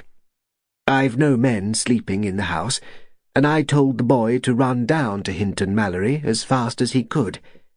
He's a good little lad. Before he got back, the constable who had been patrolling across the valley reached here. Silly fellow. He thought it was a rick burning and came over to see instead of ringing up the fire service. My phone had gone dead. The wire goes over Little Thatch, and the flames from the thatch got it. I was there, the constable, and my daughter. A few minutes later, Hesling brought up a couple of men from Hinton Mallory. I think the Dickon's boy, Alf, opened the duck-house. Hesling got the linny open. Then that caught fire too. St. Cyrus's voice broke, and he looked a very old man as he went on. I'm sorry, Chief Inspector. I can't bear to think about it. There we were, and it was so hopeless. Hesling's 2 men, Fordham and Nympton, got a length of sapling which had been felled and battered the kitchen door in. Perfectly useless. The place was a sheet of flame. Then they tried at the other end of the cottage, and Fordham got inside the dining room, and we had a job to get him out alive. The place was a furnace, for the beams and floorboards were burning. Yes, sir. I don't want to distress you by asking you to tell me about the fire, but I do want to know who was there. Very good. Myself and my daughter, the constable, Hesling, Fordham, and Nympton, and the boy, Alf. The Mallerton Fire Brigade arrived soon after 4 o'clock, and that man Gressingham and a friend of his named Radcliffe came along shortly after Hesling. They tried to get some of the thatch down. It's very thick, but it was a useless risk. St. Cyrus paused a moment, and then went on. You asked just now if Vaughan were normal. Well and sober was the way you put it, that evening. I'm certain he was well. I saw him at 4 o'clock in the best of health. And as for being sober, I'd give you my word he was that. Apart from an occasional glass of cider, Vaughan didn't drink. He was as abstemious as I am myself. Then there's this to it. He drove his car home safely and backed it into that narrow shack he'd built for it. No easy job. If he hadn't been sober, he'd have had the whole thing down. A tipsy man can't back a car into a doorway which only gives a couple of inches grace on either side. Yes, sir. That's quite a point. Now, when you went over to Little Thatch that evening, did you see anybody about? No, Chief Inspector, not at the cottage. I walked on to the post-box. There's a collection from that box at midday on Sunday. It's at the junction of the Mallory-Fitzjohn and Hinton-Mallory turnings. When I reached it, I saw Mr. Gressingham in front of me. Doubtless, he was also posting letters. Did you speak to him? No. Perhaps it's not quite accurate to say I saw him. It was too dark to recognize anybody. I saw the dark blur of a man's back, and then the white of his collar, and I also smelt the cigarette he was smoking. A Balkan Sobrani. They're Turkish cigarettes, very expensive, and the aroma is quite distinctive. Gressingham's the only man who smokes expensive Turkish cigarettes about here. Yes, said Macdonald. I know those cigarettes.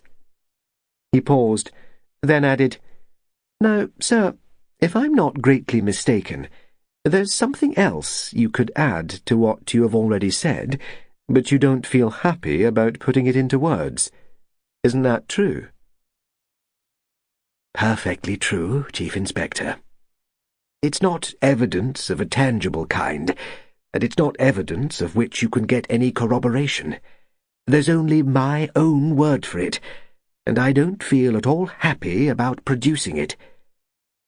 You said just now that you knew the smell of Balkan Sobrani cigarettes. I smelt the smoke of one of those cigarettes when I walked the length of Little Thatch at 9:30 that evening, just before I went to the post. You didn't mention this fact to the superintendent, sir? No. How could I? A smell? The aroma of a Turkish cigarette? It seemed an absurd thing to mention. And there's something unworthy about casting suspicion when you have no evidence to support it. Did you mention any of this to Mr. Gressingham? I asked him if he'd seen anything of Vaughan that evening, mentioning that I'd seen him, Gressingham, at the post-box. He said no, of course. He told me that he'd been for a stroll with my daughter-in-law, had seen her back to this house at 20 minutes past 9, and had then walked through the spinney and by a field path to the post-box. By that route, he would not have gone near Little Thatch. He was quite sure about the time, 20 minutes past 9. Colonel St. Cyrus grew very red in the face. The time was vouched for by my daughter-in-law, June. I asked her if she noticed what time it was she came in, and she told me she glanced at her watch and complained to Gressingham that she had missed the 9 o'clock news. Macdonald was silent for a moment. Then he said, "I realise this is all very difficult for you, sir, and I assure you that I won't make further difficulties without good reason, but I think you ought to answer this question quite frankly. What degree of enmity existed between these two men, Vaughan and Gressingham?" "It's difficult for me to say. Vaughan never mentioned Gressingham to me. Gressingham spoke disparagingly of Vaughan once or twice, and inferred that he was secretive and had something to hide. I gather Vaughan was short with Gressingham when he called at the cottage. But it all seems so preposterous, making mountains out of molehills. If Gressingham did bear a grudge because Vaughan was in possession of a property which the other coveted, is it reasonable to suppose that he would have gone to criminal lengths to express that grudge? "I don't know, sir. Arson has not infrequently been committed to pay off a grudge, and arson may lead to deadly results. Don't imagine I shall jump to any conclusions on account of what you have told me. All I can say is that it is my duty to investigate all contacts made by deceased. As you can see for yourself, there is no proof at all at present that there was any foul play. Accident can explain the whole tragedy, and I think it's worthwhile remembering that your local police, who are a most efficient and conscientious body of men, were satisfied with the explanation of accident, as was the coroner and his jury." "Yes," agreed St. Cyrus sadly. "If it hadn't been for Wilton and his insistence, I don't think any doubt would have arisen in my own mind. But—" He paused and looked at Macdonald. "Now you are here, Chief Inspector. I know Wilton is connected with your Assistant Commissioner, but I don't believe it's only on that account that an officer of your standing was sent down here to investigate." "That's quite true, sir. I was sent because your acting Chief Constable, having consulted with his own men, was not fully convinced that the coroner's verdict was substantiated. Very few members of the public are aware of the full extent of police inquiries in this country. Very often no further evidence is published, and none will be published in this case unless I find very good reason to disagree with the verdict of accident. Now, there are a few practical points on which you can help me. It's important to bear in mind that the verdict of accident rests on two possible explanations: a fault in the electric wiring, or a structural defect in the kitchen chimney. The latter has collapsed too far to show what might have happened. Can you tell me when repairs were last done to that chimney, and who did the repairs?" "That chimney hasn't been repaired since I left the army in 1924, replied St. Cyrus. "My father died in 1922, and I resigned my commission and came back here to live in 1924. I made a point of seeing all my tenants and inquiring about repairs. Timothy Yeo had no complaints beyond a leaky roof, and the cottage was rethatched in 1926.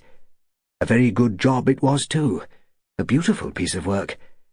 As for the chimney, it probably hadn't been touched since the kitchen range was put in when Timothy Yeo got married in 1904. "And who put the range in?" inquired Macdonald, and St. Cyrus held up his hands in despair. "How should I know? I was at Sandhurst in 1904.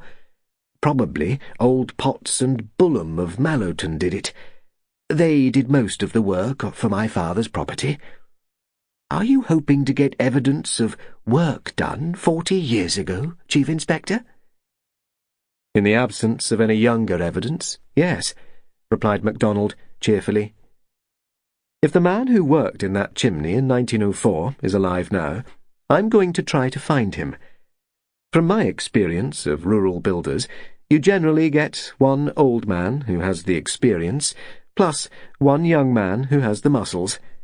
Perhaps I shall find the young man of 1904 who would have been sent up to examine the inside of that chimney.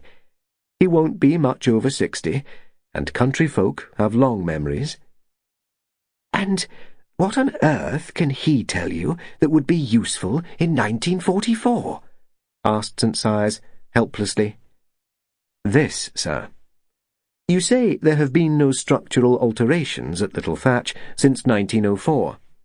If I can get evidence from a reliable workman that no beam impinged on that chimney in 1904, there couldn't have been a beam to smoulder in 1944.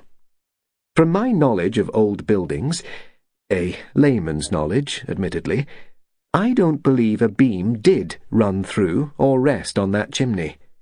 The chimney was a stone one. It was built by itself, and big cross beams wouldn't have gone near it, and the roof tree was independent of it.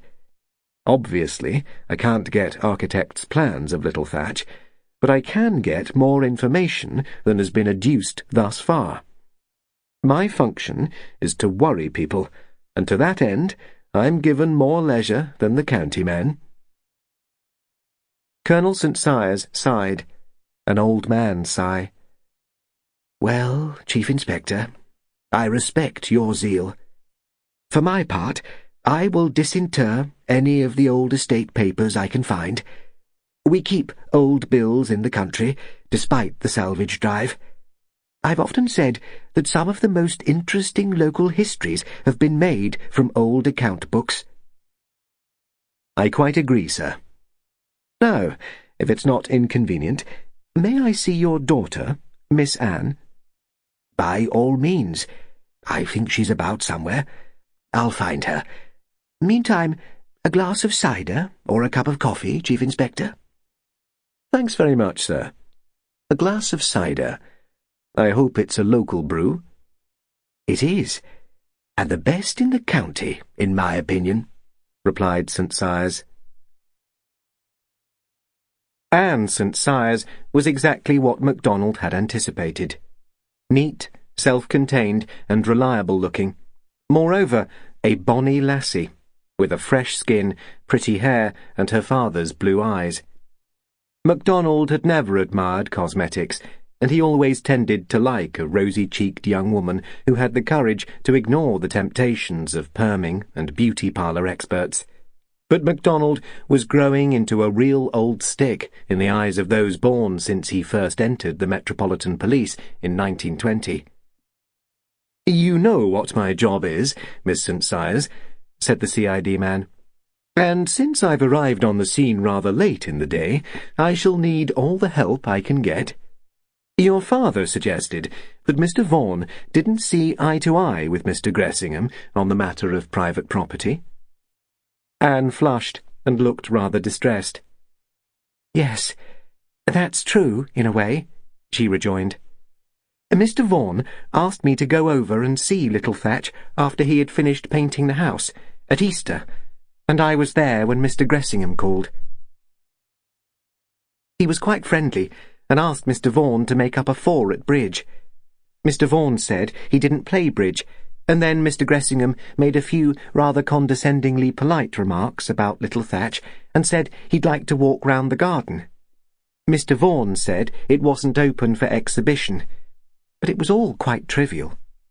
Of course, they didn't like one another, but there was nothing in that. I don't like Mr. Gressingham myself. He's much too sure of himself, and too disposed to be familiar at short notice. But all this was trivial, as I just said. It never occurred to me to magnify it into anything serious. Would you be willing to state that, to the best of your knowledge and belief, there was no enmity between the two men?" Again she flushed, and a frown deepened the lines on her forehead. "I have said that in my judgment they disliked each other, and I think I could add that they despised each other, but it was a surface matter. Mr. Vaughan didn't brood over it or get irritable because Mr. Gressingham tried to be superior, and I don't think Mr. Gressingham had any other feeling than a slight contempt for a man he described as an oaf or a tough. "That's very fairly put," said Macdonald. "Now, I wonder if you can tell me a bit more about the house and the work Vaughan had done on it. I ask you because it seems that you had seen more of little Thatch than anyone else. I know your father went over there fairly frequently, but he was more interested in the garden and land than in the house." "Yes, he was delighted at the way the place was looked after, the garden cultivated, and the orchards pruned and put into order." "Quite. Every man to his own job.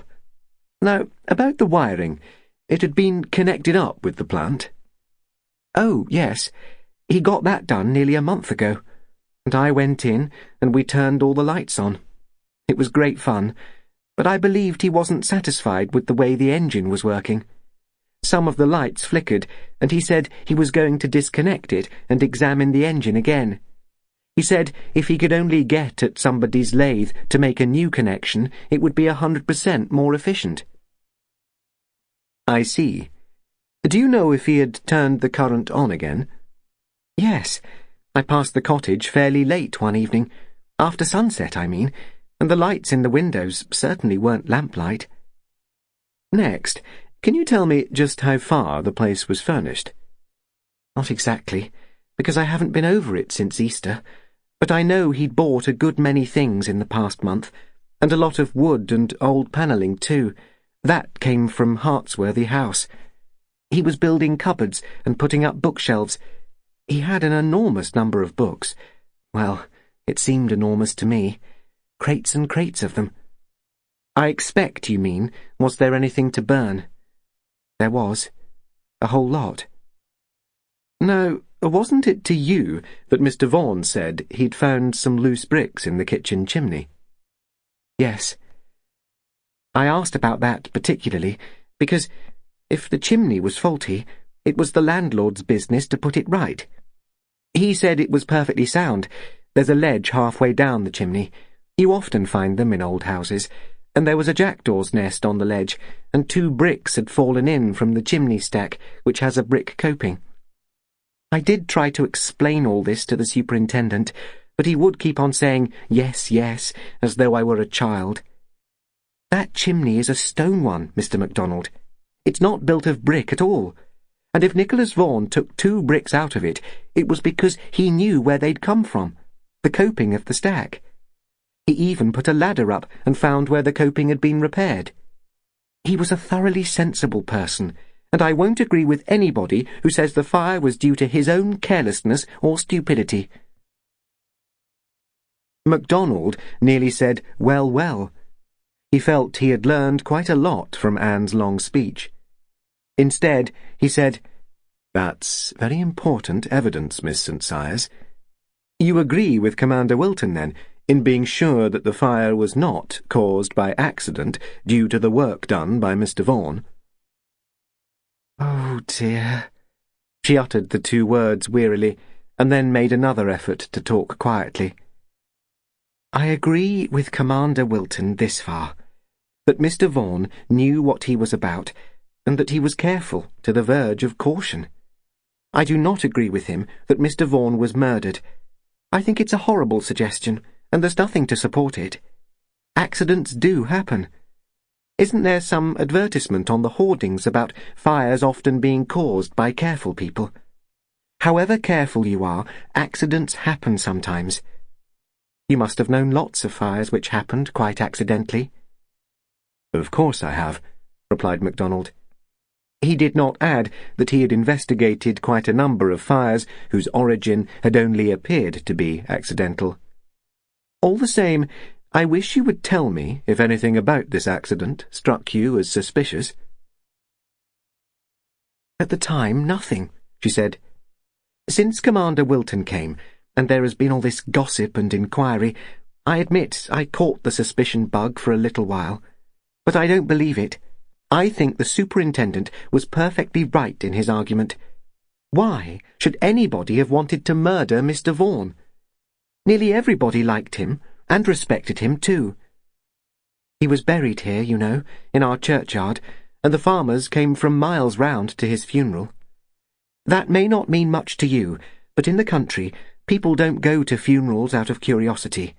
They go because they have respected the man who died, and although Nicholas Vaughan had lived here only a short time, they all respected him, and he'd got to be friends with them too. And that takes a bit of doing in these parts. I think Vaughan would have been very contented to see the farmers at his funeral, said Macdonald, and his voice was gentle. He would have valued their regard. Anne flicked away some tears from her eyes impatiently. I just can't help feeling wretched over it, she said. He was such a whole-hearted, hard-working, decent-minded fellow. And it was such rotten luck, because, whatever people say, it was not his fault. I'm certain of it. Chapter 8. What I want to know is this, Chief Inspector. It was Thomas Gressingham who spoke. He had answered a number of questions which Macdonald had put to him, and answered, apparently, without reserve or resentment. Now Gressingham considered it was time he asked a few questions himself, and Macdonald had said, "By all means, ask anything you want to." Thomas Gressingham pointed a rather podgy, well-manicured finger to emphasize his query. "What proof have you got that the remains found in the embers of little Thatch were the remains of Nicholas Vaughan?" A sound of exasperation came from the third man in the room.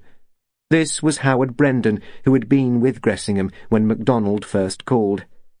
Rather to the CID man's interest, Gressingham had asked Brendan to remain and witness the conversation, and Brendan, to Macdonald's eye, had something of a legal cut about him. He had sat in silence throughout the interview, until now, when he gave an exclamation of disgust. "My dear Gressingham, you've been reading an excess of detective fiction," he said. "Your question savours too much of the cheaply sensational." Macdonald replied next. "Obviously, Mr. Gressingham, I have no proof. A man's body is found in the burnt-out remains of a cottage. The first supposition is that the remains are those of the man who lived in the cottage. While the remains were not identifiable in the usual way, there were certain observations to be made. Approximate age, height, build, all these tallied with the expected. Since you have raised the point, do you care to state if you have any reasons for believing that the remains were not those of Nicholas Vaughan?" "Obviously, Chief Inspector, to follow your gambit, I have no evidence to offer. I never saw the remains, and it's probable I shouldn't have been any wiser had I done so. But that doesn't debar me from using my reasoning powers." "Nor debar you from making a fool of yourself," said Brendan acidly. "If you think you can teach the police their job, Gressingham, you are in process of making a very tidy-sized fool of yourself." "But I should be very much interested to hear Mr. Gressingham's theories on the matter," said Macdonald, and Gressingham needed no further encouragement to talk. "Look here, Chief Inspector, I've told you my views. From the little I saw of Vaughan, I judged him to be a man who was intent on avoiding observation. When I first saw him in his garden and called a perfectly polite good morning, he replied by turning his back on me. Country people don't do that. They always pass the time of day cheerfully. I put him down as a town lout, an artisan. Fellows of the factory worker type are too above themselves to have any manners these days. When I finally came face to face with him and spoke to him, I realized he wasn't an artisan type. He was an educated man, but a man who had something to hide. One of the first things he did in that precious garden of his was to put up wattle screens inside the fences." "Got any hedges round your Surrey garden, Gressingham? Or any walls? Or are your lawns and borders open to the public eye? Have you got notice boards up? Come and look, chaps. My flowers are for your pleasure." Mr. Brendan's sardonic tones pleased MacDonald. The thin man went on in his incisive voice. "The reason that Vaughan did put wattle screens was that you and your friends persisted in stopping and staring into his garden, Gressingham. Country people don't do that, to quote your own words. This Nicholas Vaughan sounds a man of common sense to me. I'm only sorry I never met him." "I'm sorry too, Howard. I told you the chap reminded me vaguely of someone I'd once seen somewhere, but that eye shade of his was good camouflage. Difficult to recognize a man with an eye shade on, but he took it off when he was at home, so to speak, for public circulation only." Howard Brendan got to his feet. "It appears that the Chief Inspector has the patience to listen to you, Gressingham. Frankly, I have not. As I see it, there has been a case of very deplorable accident resulting in the death of a hard-working, decent-minded fellow. I'd like to remind you that this Nicholas Vaughan once protected your prosperity by sailing in Arctic convoys. Now he's dead, he has no protection against libel or slander." "But is he dead?" shouted Gressingham. "Prove to me he is dead. Somebody's dead, but is it Vaughan?" Brendan turned to MacDonald. "You need patience in your trade, Chief Inspector?" MacDonald laughed. "In the words of a forgotten novelist, sir, I have the patience of innumerable asses. Not that I need to exercise it now. I am genuinely interested in Mr. Gressingham's theories." Brendan snorted.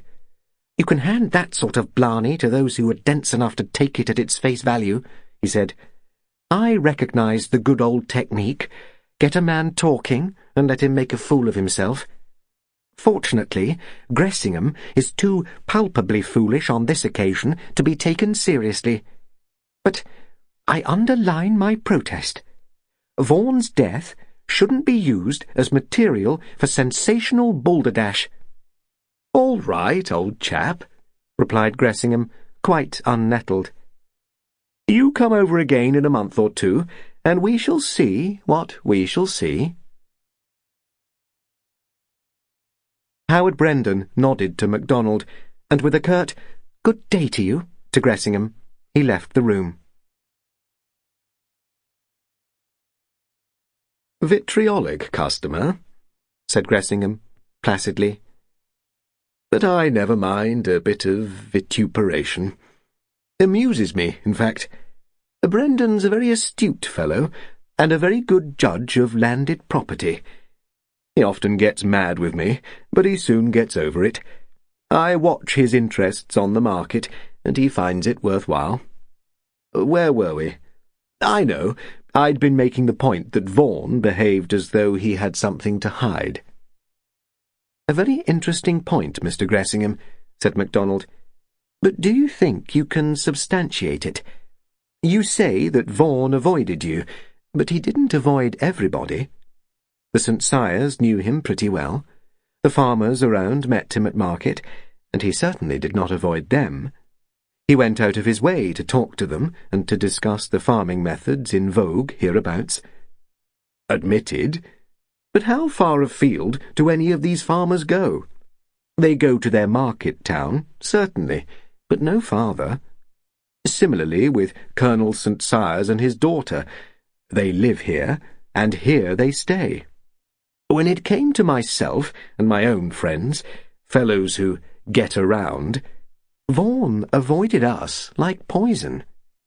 It was the same with young Mrs. St. Cyrs, June. If he saw her coming, he edged off." "So you suggest that Vaughan had something to hide, Mr. Gressingham?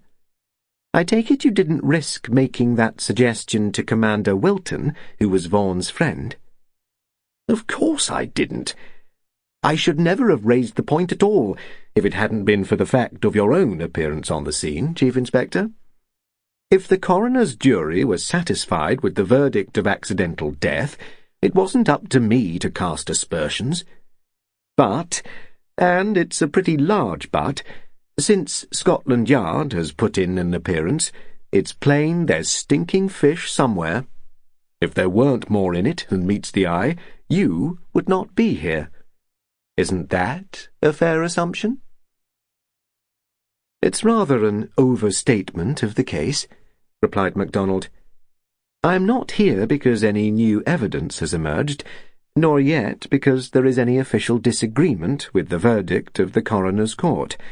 I'm here to reaffirm that verdict, if possible. So you may say, replied Gressingham. But if there weren't some sound reason for querying the verdict, the Yard wouldn't have sent a big gun down here to investigate things. Macdonald paused a moment, and then said, Your friend, Mr. Brendan, saw the point more clearly than yourself, I think. Nicholas Vaughan was a very gallant seaman, and when his senior officer demanded a more detailed inquiry into his death, the Commissioner's office was glad to do its best, if only to honour the Royal Navy.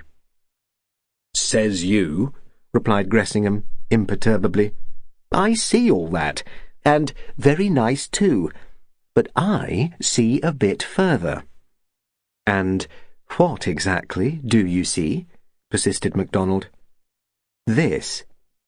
I see that there has been an opportunity of fraud and crime, replied Gressingham.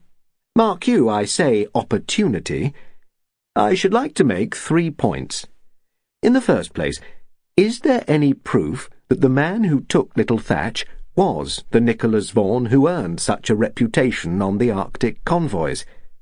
A man came here and examined the property, hustled old St. Cyrus into letting him have the tenancy, and came into residence, living entirely by himself and keeping aloof from observation. No friends of Vaughan's ever turned up. The lawyer who acted for him down here had never seen him before, nor had the banker at Malloton, where his account was moved to. Mark you, I'm not making rash statements. I'm not even making allegations, but you'll find my observations are reliable. Would you like to state exactly why you made the inquiries you evidently made? Asked Macdonald, and Gressingham nodded. Certainly. I'm an easy-going chap, by and large, not irritable or quick-tempered, but I do admit I was a bit nettled over the letting of little Thatch. I wrote to Colonel St. Cyrus, and I made him a very generous offer for the tenancy, or for purchase. Very generous. He replied with a curt announcement that the property was not on the market. When I came down here, I found that big tough already in possession, and I tell you I was a bit mad. I did make some inquiries. Why not? No one knew the chap, and he looked a queer guy to me. I did no more about it. Obviously, there was nothing I could do, but I've always believed there was more to it than met the eye. Again, Macdonald sat and pondered. It was all very well for Howard Brendan to deride Gressingham's ideas, but Macdonald did not believe that Gressingham was any sort of fool.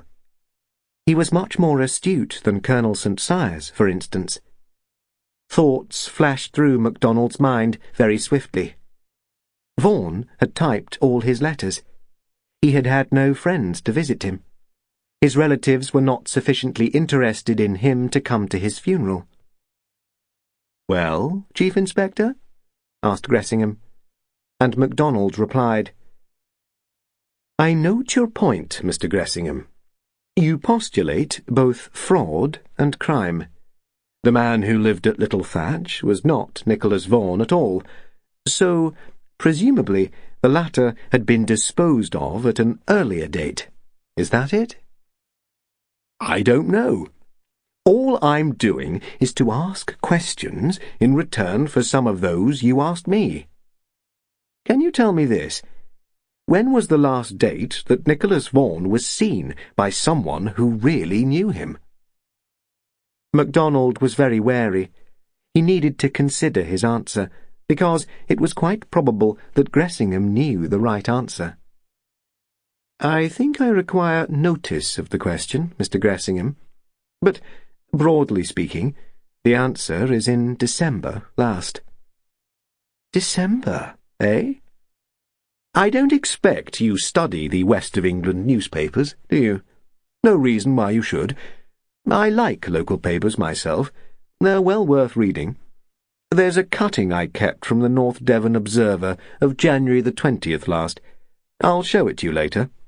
It describes the coroner's inquest on the body of a man washed up from the sea on the Devon-Cornwall borders. The police surgeon gave it as his opinion that the body had been in the sea for at least 3 weeks. Quite unrecognisable, of course, and not a shred of clothing left on it. The corpse was that of a big man, probable age between 30 and 40. Well, there it was. Nothing to be made of it. Corpses are washed up these days. Nothing to be surprised at in that. An order for burial was given, and the poor chap interred. An open verdict, of course. See?" "Yes, I see," replied MacDonald. "You've quite a feeling for correlating events, Mr. Gressingham." "If that's a polite way of saying I'm fond of making up stories, I don't resent the imputation, Chief Inspector. But bear the old saying in mind. Truth is stranger than fiction." "I'm well qualified to know that," rejoined MacDonald. "I have been interested in your ideas, Mr. Gressingham. They will be looked into. Now, have you any more suggestions?" "Lashings of 'em," replied Gressingham cheerfully. "But I'm thirsty. Will you join me in a drink? Listening, like talking, is much easier when you've got a glass in your hand." "Not for me, thanks," replied MacDonald. "I'm on duty, you know, and you could report me for drinking on duty." Gressingham grinned. "That's a really nasty backhander, Chief Inspector. I don't deserve that one. I'm a good-natured chap, taking me all round. Better-natured than our Colonel Ramrod up yonder." He was pouring himself out a good, generous whisky, and he turned and waved it gaily at MacDonald. "Here's how. If I were asked to lay a bet on the reason why you have a tendency to believe I'm a liar, I wouldn't mind risking a fiver on the guess that somebody in the manorial thatching gave their opinion that one Thomas Gressingham is a very dirty dog. I don't expect you to affirm or deny that. I'll save you the trouble. But, believe me, I'm not a liar, nor yet 100% fool. I've a great respect for intelligence, and you are an intelligent man. The, corollary is obvious." Good word, that. MacDonald was in no hurry to get Mr. Gressingham back to the main subject of their conversation. He was too much interested in the man himself. Obviously, Tommy Gressingham was not the type of man to inspire Colonel St. Sias with anything but repugnance. He was too complacent, too impudent, too blatantly well off. But MacDonald had met many men of the same type before. The manner which St. Sias would have described as bounding was, in one sense, a camouflage. It served to conceal the speaker's thoughts. No one could have guessed the thoughts behind that persistently amiable countenance. Nevertheless, MacDonald knew enough about such men to know that it was a mistake to assume that they were either dishonest or ill-natured au fond. They simply left you guessing. They might be anything. "I wish you'd answer a purely personal question, Mr. Gressingham," said MacDonald, and the other said, "Ask away. There's nothing I have done yet, or my conscience deserves a corner. Can you place that one, Chief Inspector?" "Shakespeare," Henry VIII, replied Macdonald. You won't misunderstand me when I say I never accept that statement at its face value. Gressingham laughed, a cheerful roar. A pity you won't have a drink, old man. The more I see of you, the better I like you. What's your question?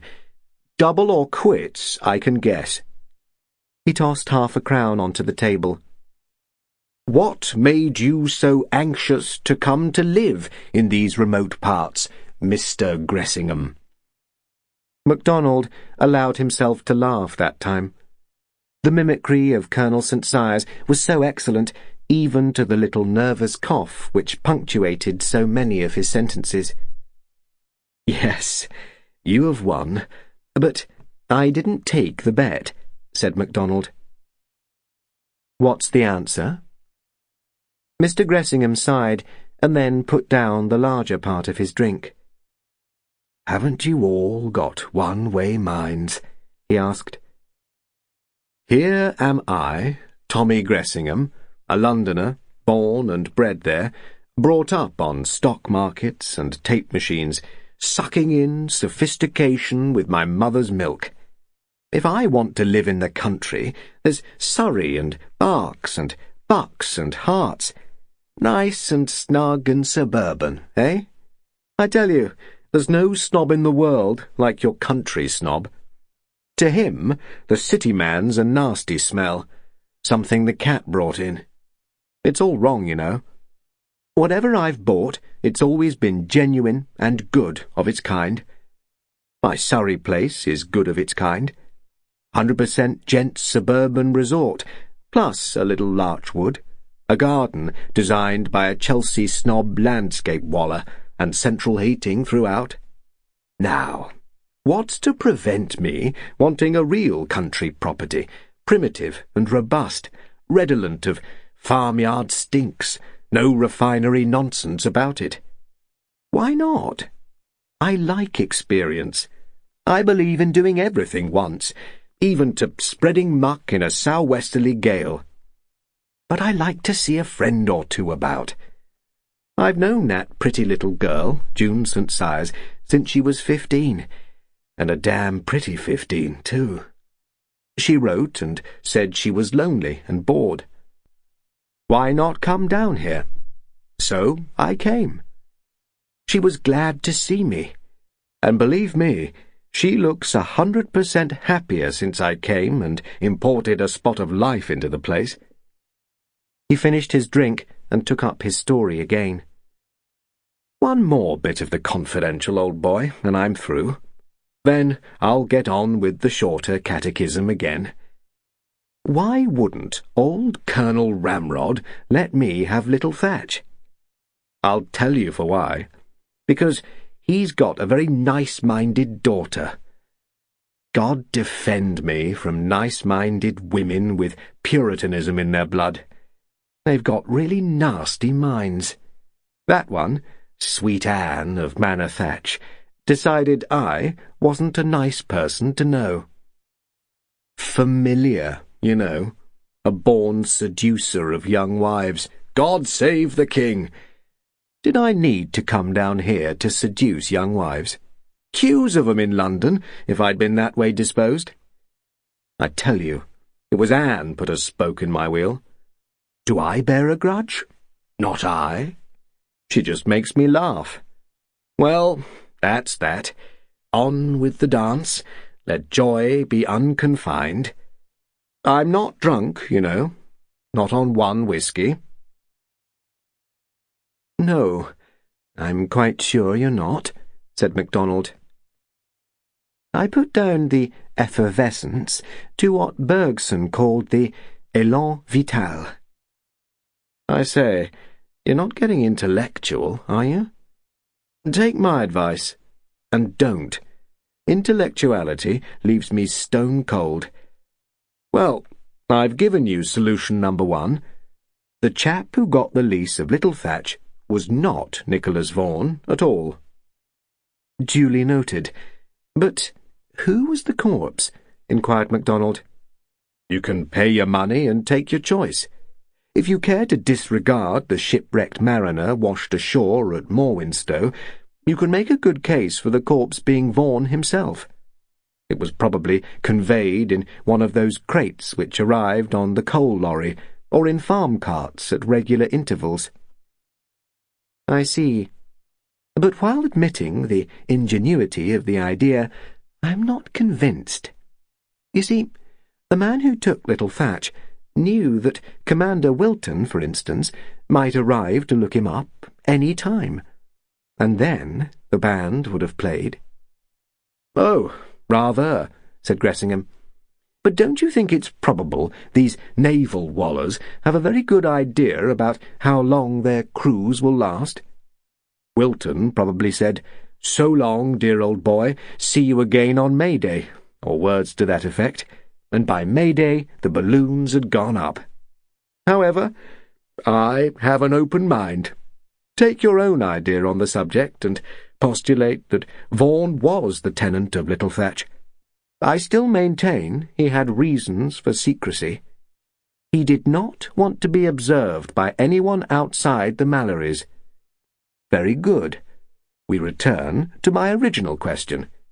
How do you know the corpse found at Little Thatch was the corpse of Nicholas Vaughan?" "And I have admitted that I have no irrefutable proof," rejoined Macdonald.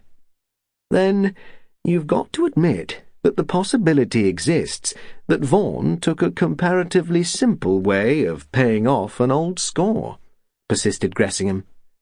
"He left a corpse in the ashes which he could bet would be taken for his own, and off he goes to some other nice little tenancy elsewhere.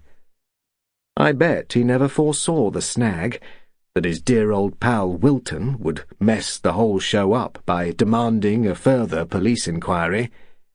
That's what I call a bit hard." At this stage in Gressingham's narrative, another person strolled into the room. Macdonald had observed him hovering about in the garden for some minutes past, a preposterously fat man, one of those men who seem fated to look ridiculous. "I say, forgive me if I'm butting in," he said. "Hate to interfere, but could I possibly get to the phone? I want to book a long-distance call." "Come in and get on with it, Rummy. Sorry we've kept you out. This is Chief Inspector Macdonald, Raymond Radcliffe." Radcliffe surveyed the CID man through the enormous lenses of his glasses, and Macdonald found himself thinking, "This one isn't stupid either. He only looks stupid." "I'm honoured, Chief Inspector. I've always wanted to meet one of you big noises at the yard. I hope you haven't been taking Tommy too seriously. He's got imagination, I'll say that for him, but he overdoes it. By the way, Tommy, did you tell the Chief Inspector about Vaughan's telephone code? I think he'd be interested." "I certainly should," said Macdonald. "What's the story?" "Well, it's my story, really," said Radcliffe. "You see, if Vaughan wanted to have a telephone message left for him, he got Mrs. Hesling to take down the message and send one of the farm boys up with it. I answered the phone one day, and a lady asked for Mrs. Hesling. I said she was out. Could I take the message? And she said, 'Will you ask her to be kind enough to send a message to Mr. Vaughan at Little Thatch and say that Mrs. Jones would be glad if he could leave the duck's eggs at 6 tomorrow?' I asked where he was to leave them, and she said, 'Oh, he knows the address,' and rang off. Well, that seemed all plain and above board, and I thought no more about it, until a fortnight later I answered the phone again, and the same voice said that Mrs. Jones wanted her eggs left at 7:30 that day.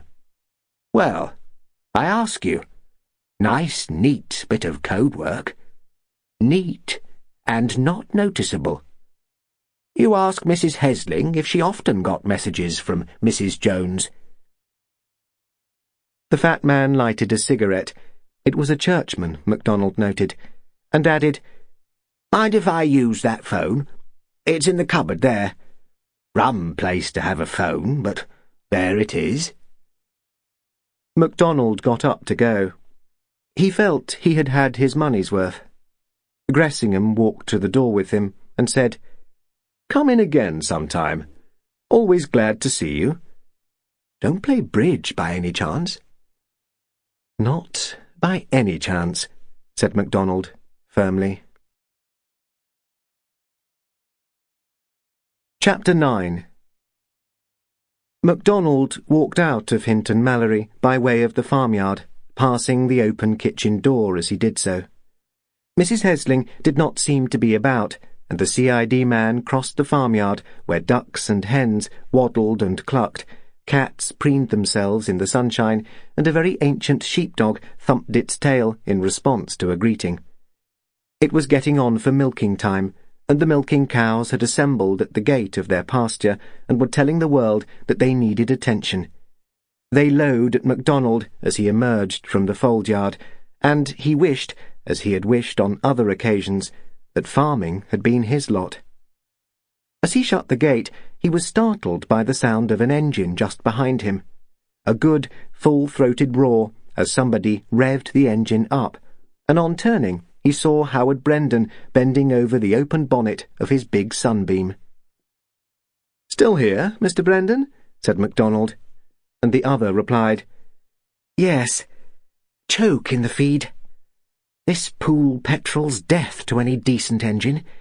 Taken me all this time to clear it. Can I give you a lift anywhere? You don't know the meaning of the word mud if you haven't traversed this road." "Thanks very much, if I'm not taking you out of your way," rejoined Macdonald.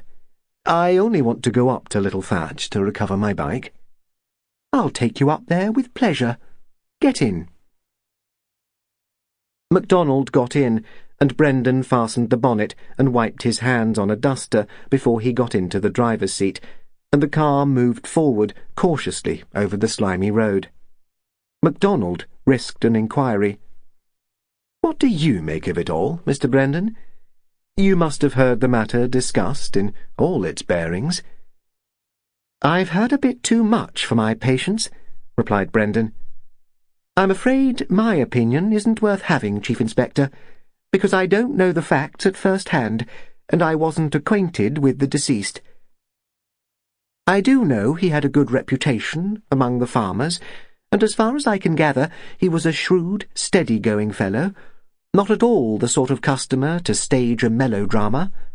Doubtless the police have good reasons for continuing the inquiry, but I regret that it has to continue. The amount of tommy-rot which is being talked makes me sick." He paused, bending forward as he negotiated a particularly bad patch of road. Then he went on. "It's not my business to volunteer opinions, but I should like to say this. Gressingham isn't a fool by any means.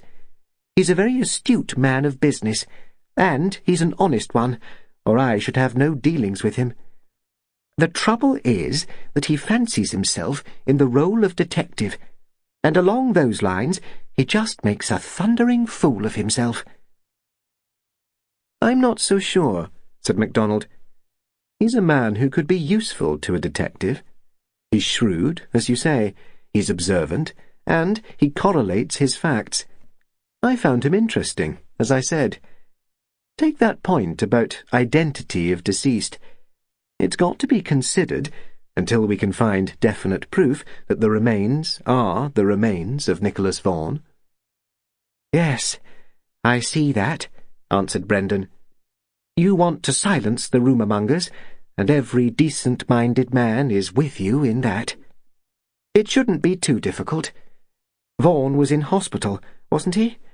I should think one of the surgeons or physicians could put the thing beyond doubt. Nearly every human being has some deviation from the normal in their bone structure, I'm told. Of course, it ought to have been done before. That's the one criticism I'd make of the conduct of the case. It was assumed too easily that deceased was Nicholas Vaughan. I'm quite certain myself that such was the fact, but one has to forestall rumour and sensation-mongers. He pulled up the car, saying, "The cottage is only 100 yards away, to the right there." "Thanks very much," replied Macdonald. "Shall I be seeing you again in these parts?" Certain questions are bound to arise concerning the character and bona fides of witnesses, for example. You are a Devonian, I am not. Your judgment might be very valuable to me. I shall be over again within the week. If you are professionally interested in my allowance of petrol, I should like to put your mind at rest. I am consulted by the probate office on certain valuations, particularly on antiques, furniture, domestic fittings, etc. It is an expert job. I am willing to act if transport facilities be allowed. An excellent arrangement for both parties to the transaction, said Macdonald. Good day, and many thanks for the lift. He walked back to the entrance of Little Thatch, noting the wattle screens which had so much annoyed Gressingham. Macdonald wanted to make a fair estimate of all the characters he had encountered in the case so far.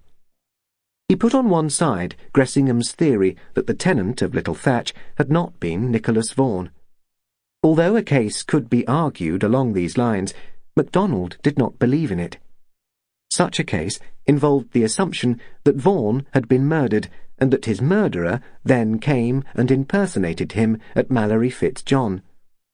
It seemed absurd to imagine that anybody could impersonate Vaughan. The latter had been an expert gardener, experienced with beasts, a good practical engineer, and a man of considerable ability in a dozen different ways. Macdonald went and sat on the orchard bank and chewed over his case. Gressingham had insisted that Vaughan had something to hide. The insistence seemed almost naive to Macdonald, for it was obvious that Gressingham was the very type whom Vaughan would have detested. That being so, was it possible that a much stronger enmity existed between the two men than had been observed by anybody else? And St. Cyrus had insisted that their aversion for one another was trivial. But she might not have had an opportunity of observing the real state of affairs. The question which really emerged was this: was there any way in which Vaughan was a danger to Gressingham, or in which the one man menaced the other's plans or security? Was there anything which Vaughan could have known that would bring such discredit on Gressingham that it was worth the latter's while to take the risk of murdering him? His mind busy with the problem, Macdonald examined all that was left of Little Thatch. The outhouses, apart from their thatch, were still standing. Here was the damaged remains of the electric plant. There was also the petrol engine which worked the pump by the orchard gate, and the broken greenhouse against the Linney. Pathetic testimony to a man's industry and mechanical skill. The house had gone. Books, papers, furniture, clothes, everything that might have given information about the man who lived there. It was all gone, mingled with the ashes of floors and beams and rafters. There was nothing but the carefully tended garden and orchard to tell of the man who had lived in Little Thatch. Those, and the remains of his ill-fated electric installation and the neatly boxed-in petrol engine which worked the pump. Alf got home to Corner Cottage in time for tea, and Mrs. Dickon gave him a good tea. He had his midday meal at school, but Alf always counted tea as his best meal. The Dickons kept hens, and hens meant eggs. There was also a beehive, and Alf liked honey. Old Mrs. Dickon was one of those women who suspected that all meals cooked in institutions were rubbish. Schools, British restaurants, canteens and cafes all came under her stigma of rubbish, and she saw to it that Alf got at least one good meal a day, and that meal was tea. When Macdonald got off his bike at Corner Cottage, Alf had just come out into the garden in a state of comfortable repletion, and he gazed at Macdonald with the acute, appraising stare of the Cockney boy, so different from the ruminating stare of the country children. "Good evening. You're Alf, aren't you?" asked Macdonald. "Yes," replied the imp. Macdonald knew quite well that it was no use trying to conceal his business and identity from this sharp-eyed urchin. Alf would guess who he was in 2 twos, so the CID man went on. "You were born in London, weren't you? Ever heard of Scotland Yard?" "Cripes! Yes. You a tech?" "Yes, I'm a tech. I want you to answer a few questions, OK?"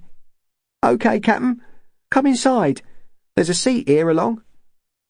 Macdonald accepted the invitation, much interested in this product of Shoreditch.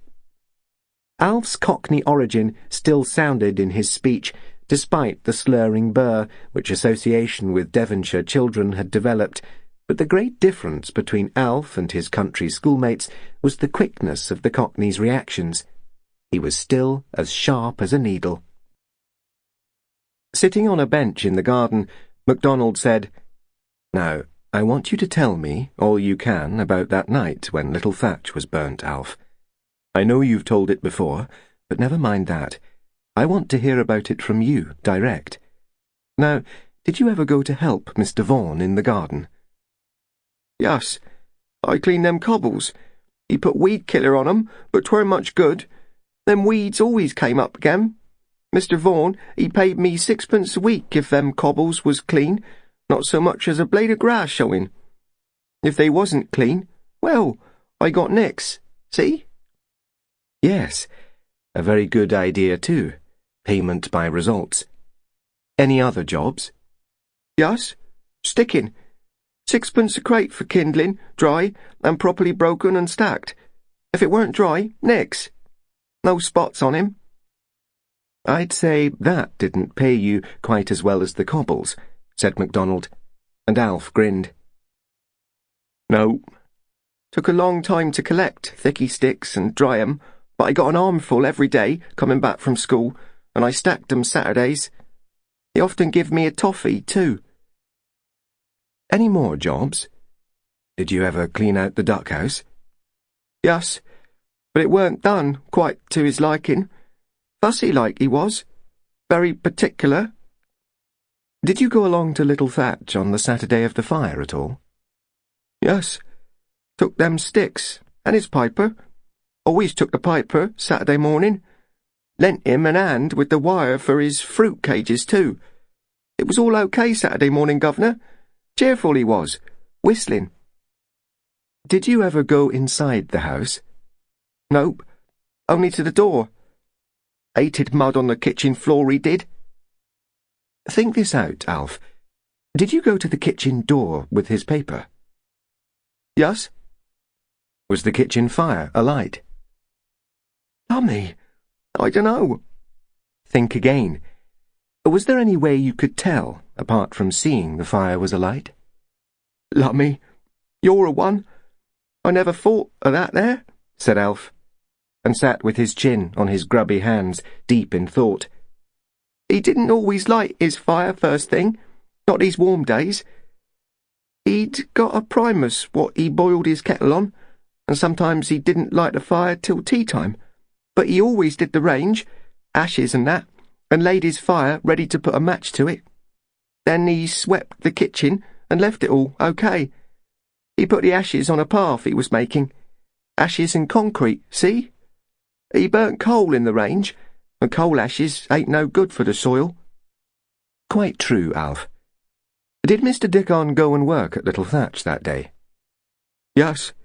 Scything nettles he was in the orchard, and putting them all on compost heap in the corner there." "When he worked in the morning, did Mr. Vaughan give him a cup of tea at any time?" "Yes. Tea at 11. Cider with his dinner, which he eat in the linny." "Cripes, governor, you've got it. He made tea middle morning, and he lighted that there primus. I remember now.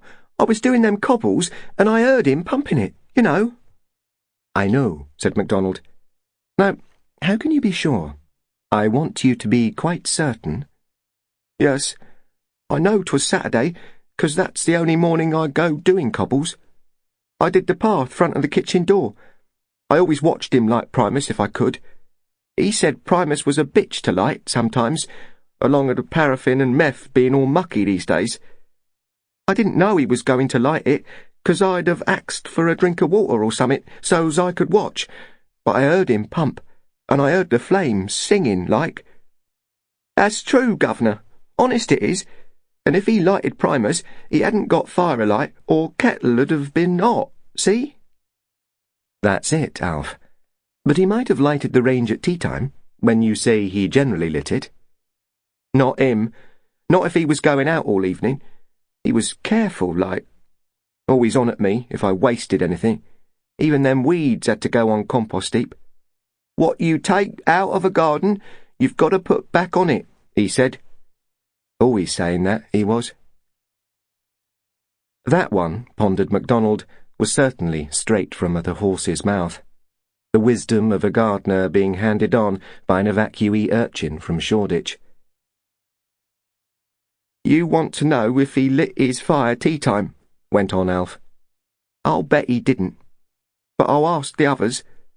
We played up here Saturday afternoon, on the bank there. You can see little Thatch chimneys up there. He lighted his fire with kindling and billets to get it going, and he banked it up with coal later. Wood smoke's blue, see? If he'd lighted his fire tea-time, one of us would have seen it for a cert.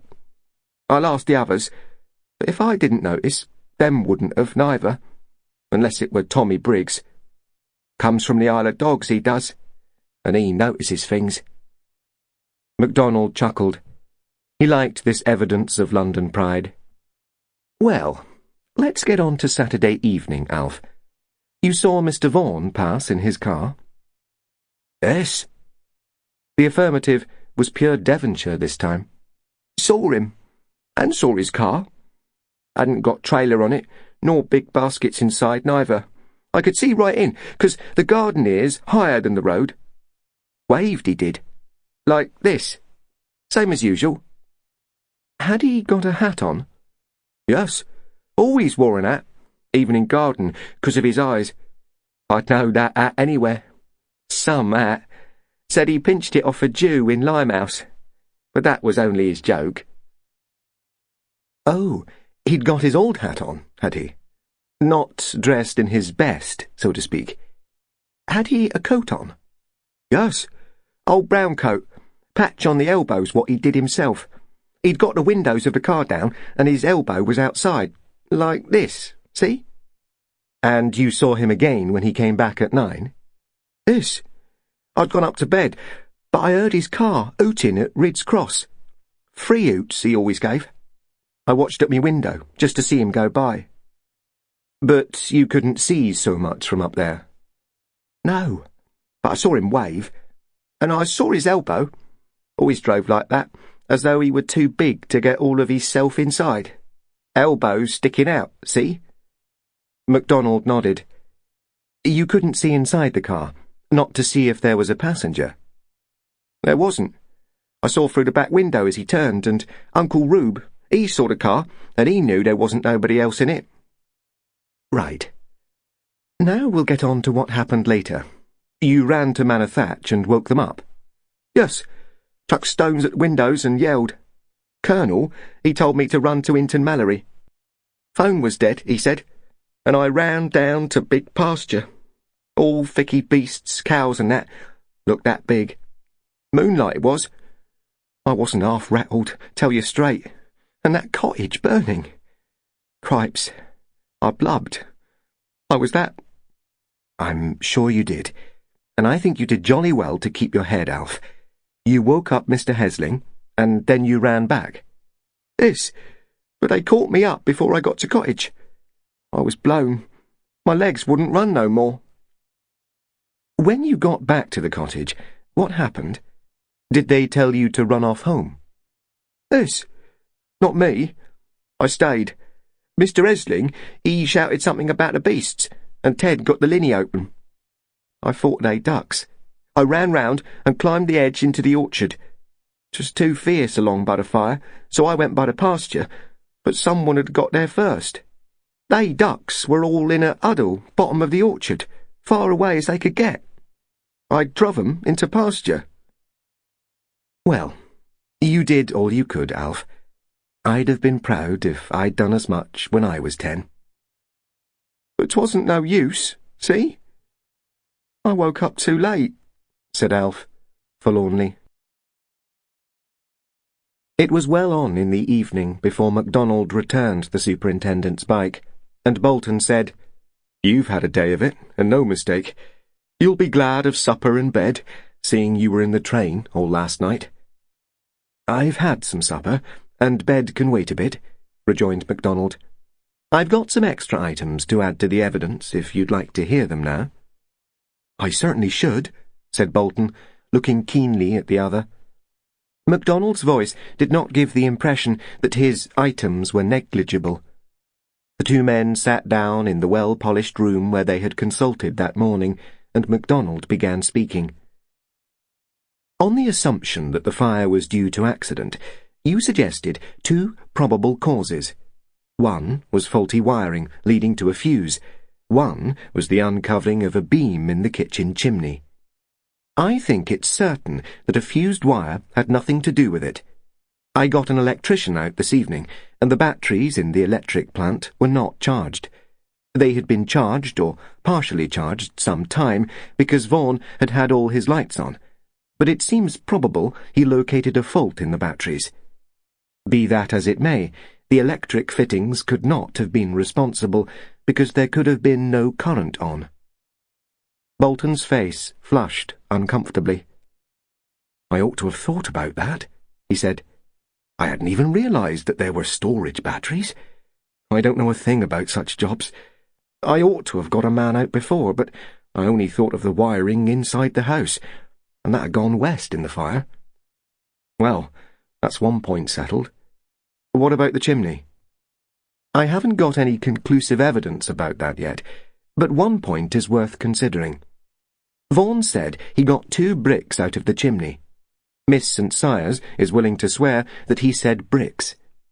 That chimney is built of stone. It's only the upper part of the stack that is brick. It seems probable to me that at some time the brick coping was damaged in a gale, and a couple of bricks fell in and got lodged in the bird's nest Vaughan found on the ledge in the upper part of it. When the stack was repaired, the builder didn't bother about the whereabouts of the fallen bricks. If this idea is right, it doesn't look as though the removal of the bricks should have bared a beam. But I'm hoping to get clearer evidence about this later." "Then, taking the balance, you're disposed to believe that Commander Wilton is right?" "I don't know, Bolton. If this case is not what it appeared to be, pure accident, then it may prove to be the devil of a complex business. Wilton may have been right in some of his reasoning, but quite wrong in his conclusion. However, listen to a few more of the items I corkscrewed out during a very garrulous day. About those ducks. Good Lord, what about 'em? Young Alf, who struck me as a very sharp, sensible laddie, says that when he got to the duck house that Saturday night to let the quackers out, the door was wide open and the ducks were at the bottom of the orchard. But nobody else had let them out.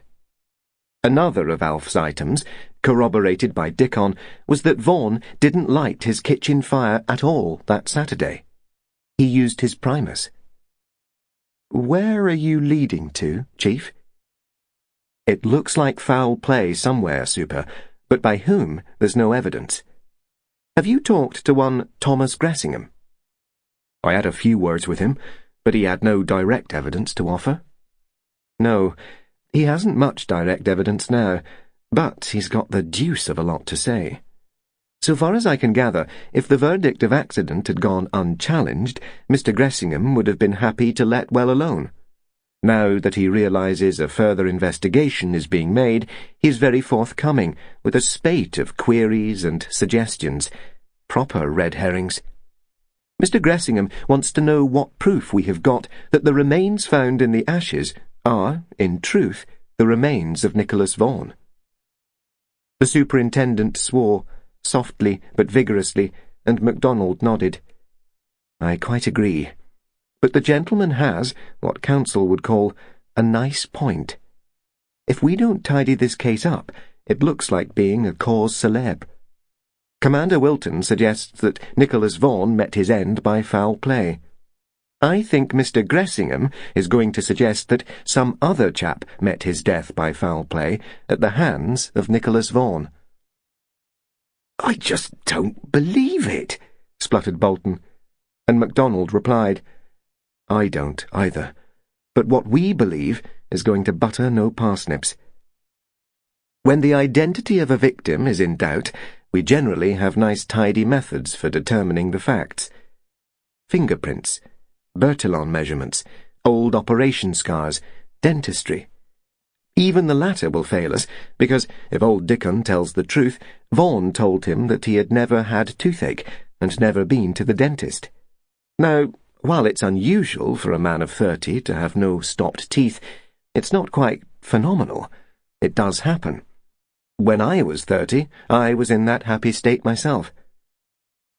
Good God, groaned Bolton, and his exclamation, or groan, was in no way concerned with Macdonald's teeth. The superintendent was just beginning to realize some of the complexities which Macdonald had perceived to be potential in the case when he first studied it. Bolton was no defeatist, however. He sat up, squared his shoulders, and spoke firmly. I've no doubt you're right in describing it as a nice point, but I damn well don't believe it. And the fact that Gressingham put the idea forward simply makes me ask, what has he got to gain by confusing the issue? Now look here.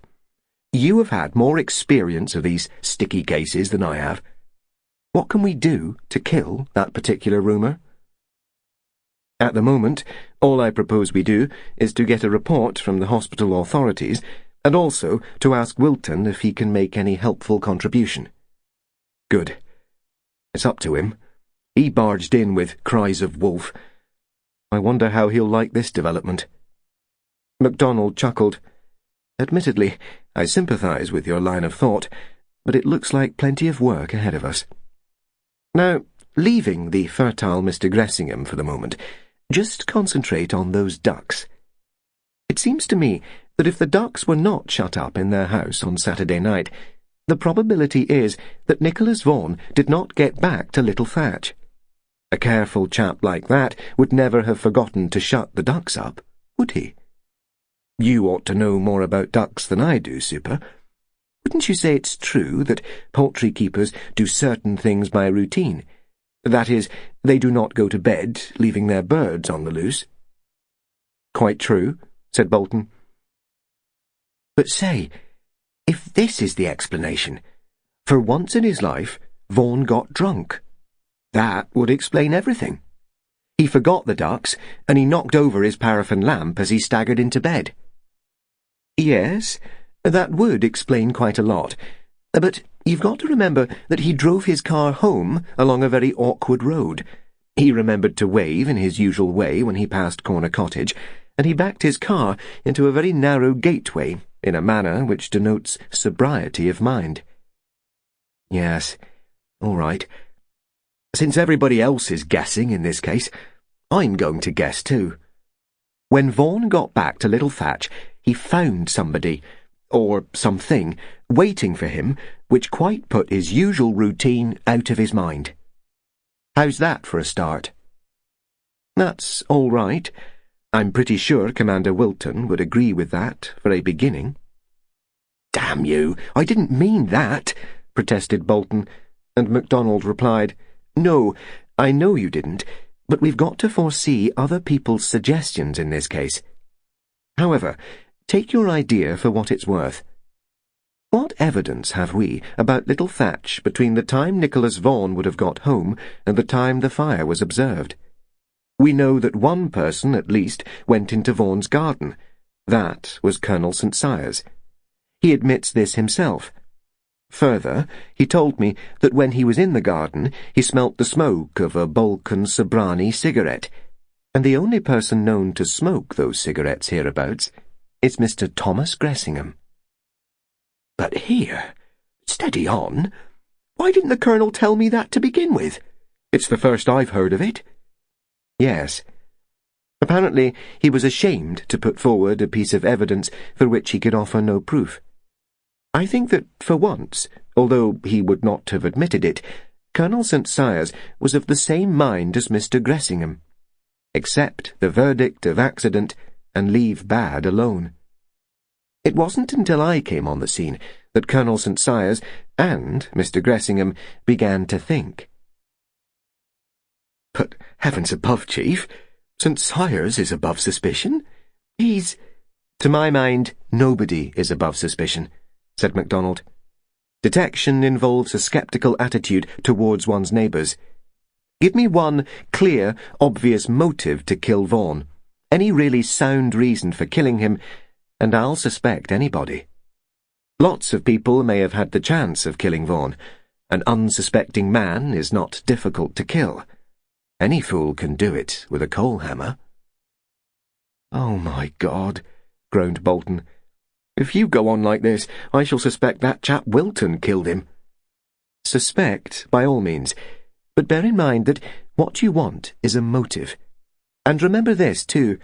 If a motive for killing anybody can be ascribed to Nicholas Vaughan, there will be plenty of people to point out how easy it was for him to have killed an enemy and to have left the body in the burning cottage. And Bolton had no choice but to agree.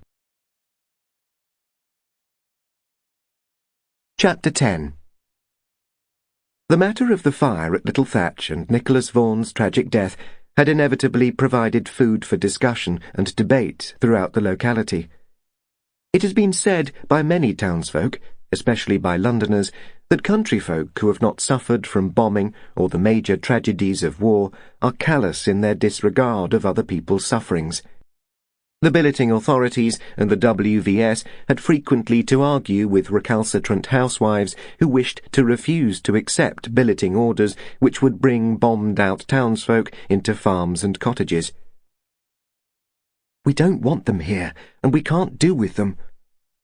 And St. Sias had often countered this objection by saying, "Can't you imagine what it feels like to have had your home destroyed, to be left standing in a bombed street with nothing but the clothes you've got on, and then to hear people who have lost nothing at all saying, 'We don't want you, you are only a nuisance'?" The fact was, of course, that imagination, particularly the slow-moving imagination of folk in a safe and remote countryside, fails to realise the distresses of those who are strangers. London, Bristol and Hull might be showered with incendiaries and thousands might be homeless, but this fact did not impress the rural mind, as did the burning of one thatched cottage and the death of one man who was coming to be regarded as a neighbour. That's a bad business. Oughtn't never to have happened. And him, a careful, sensible fellow.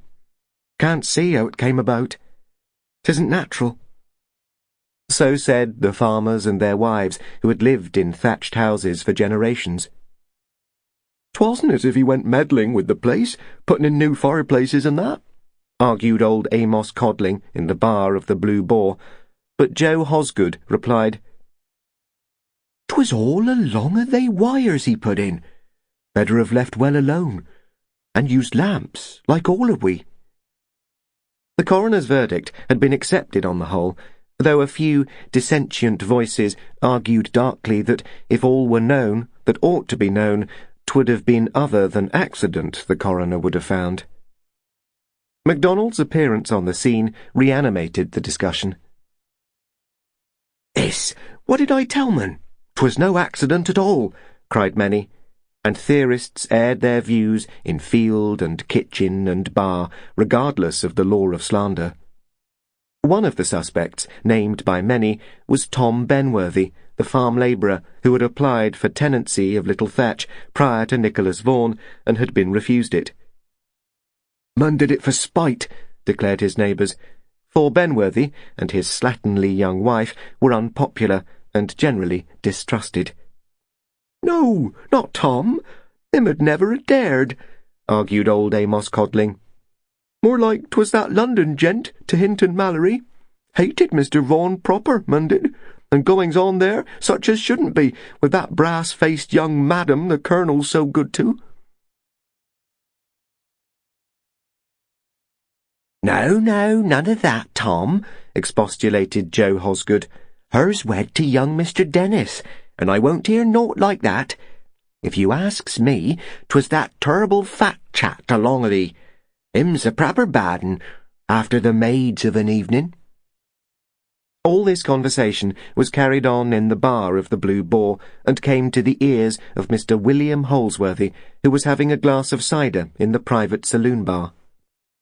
Mr. Holsworthy was a small landowner and a very prosperous farmer, whose land adjoined Colonel St. Cyre's.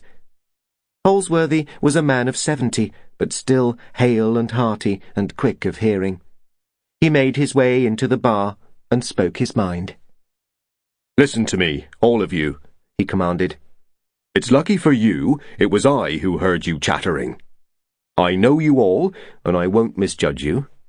You, Amos Codling, you're an honest man, and the finest thatcher in the county.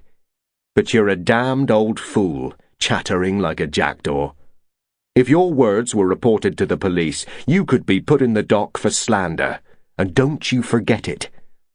And you too, Joe Hosgood. You're old enough to know better. Now you hearken to me. If any of you have got any evidence in this matter, it's your duty to report it. If you haven't got any evidence, don't go slandering other folks. I've warned you, and I shan't warn you again. I won't have slander circulated.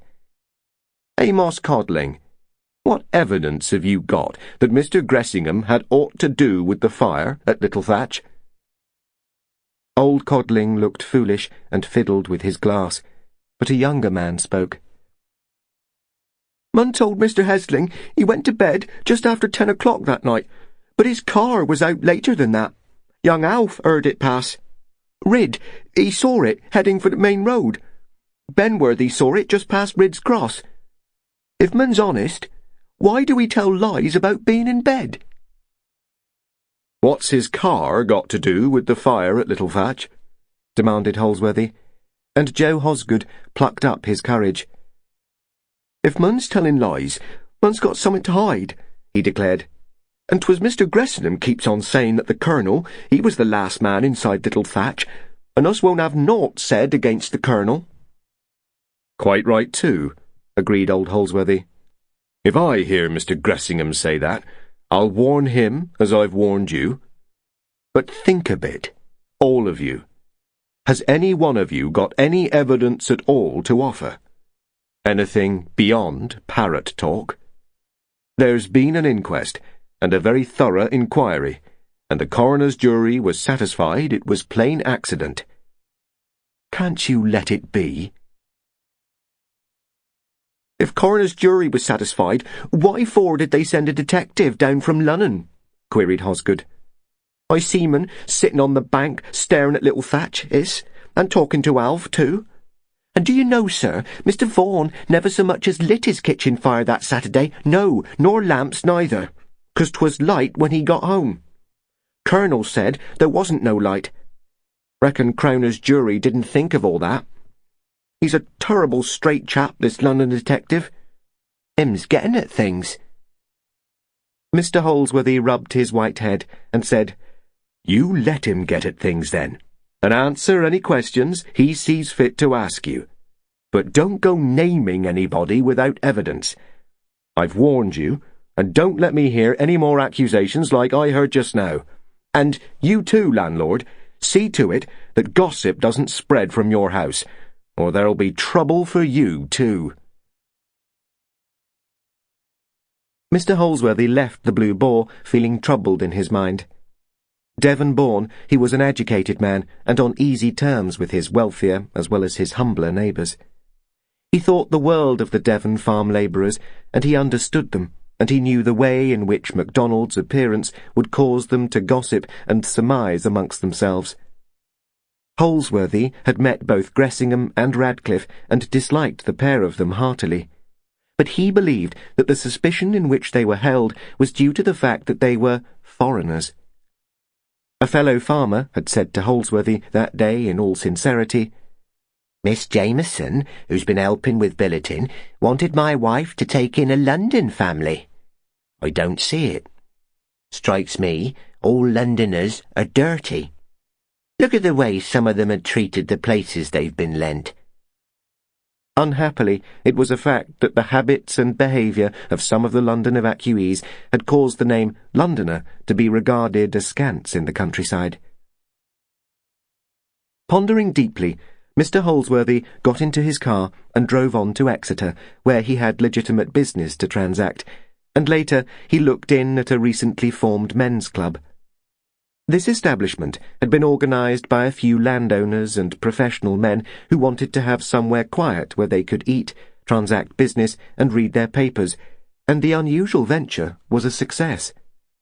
Holsworthy, looking in at the big sitting room, found 6 men present, among them Howard Brendan, who was studying a sale list.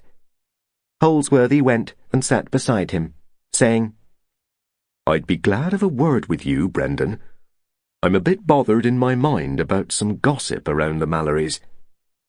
Brendan folded his catalogue neatly and put it in his pocket, and then turned and studied Holsworthy with his curiously light eyes and waited for him to continue.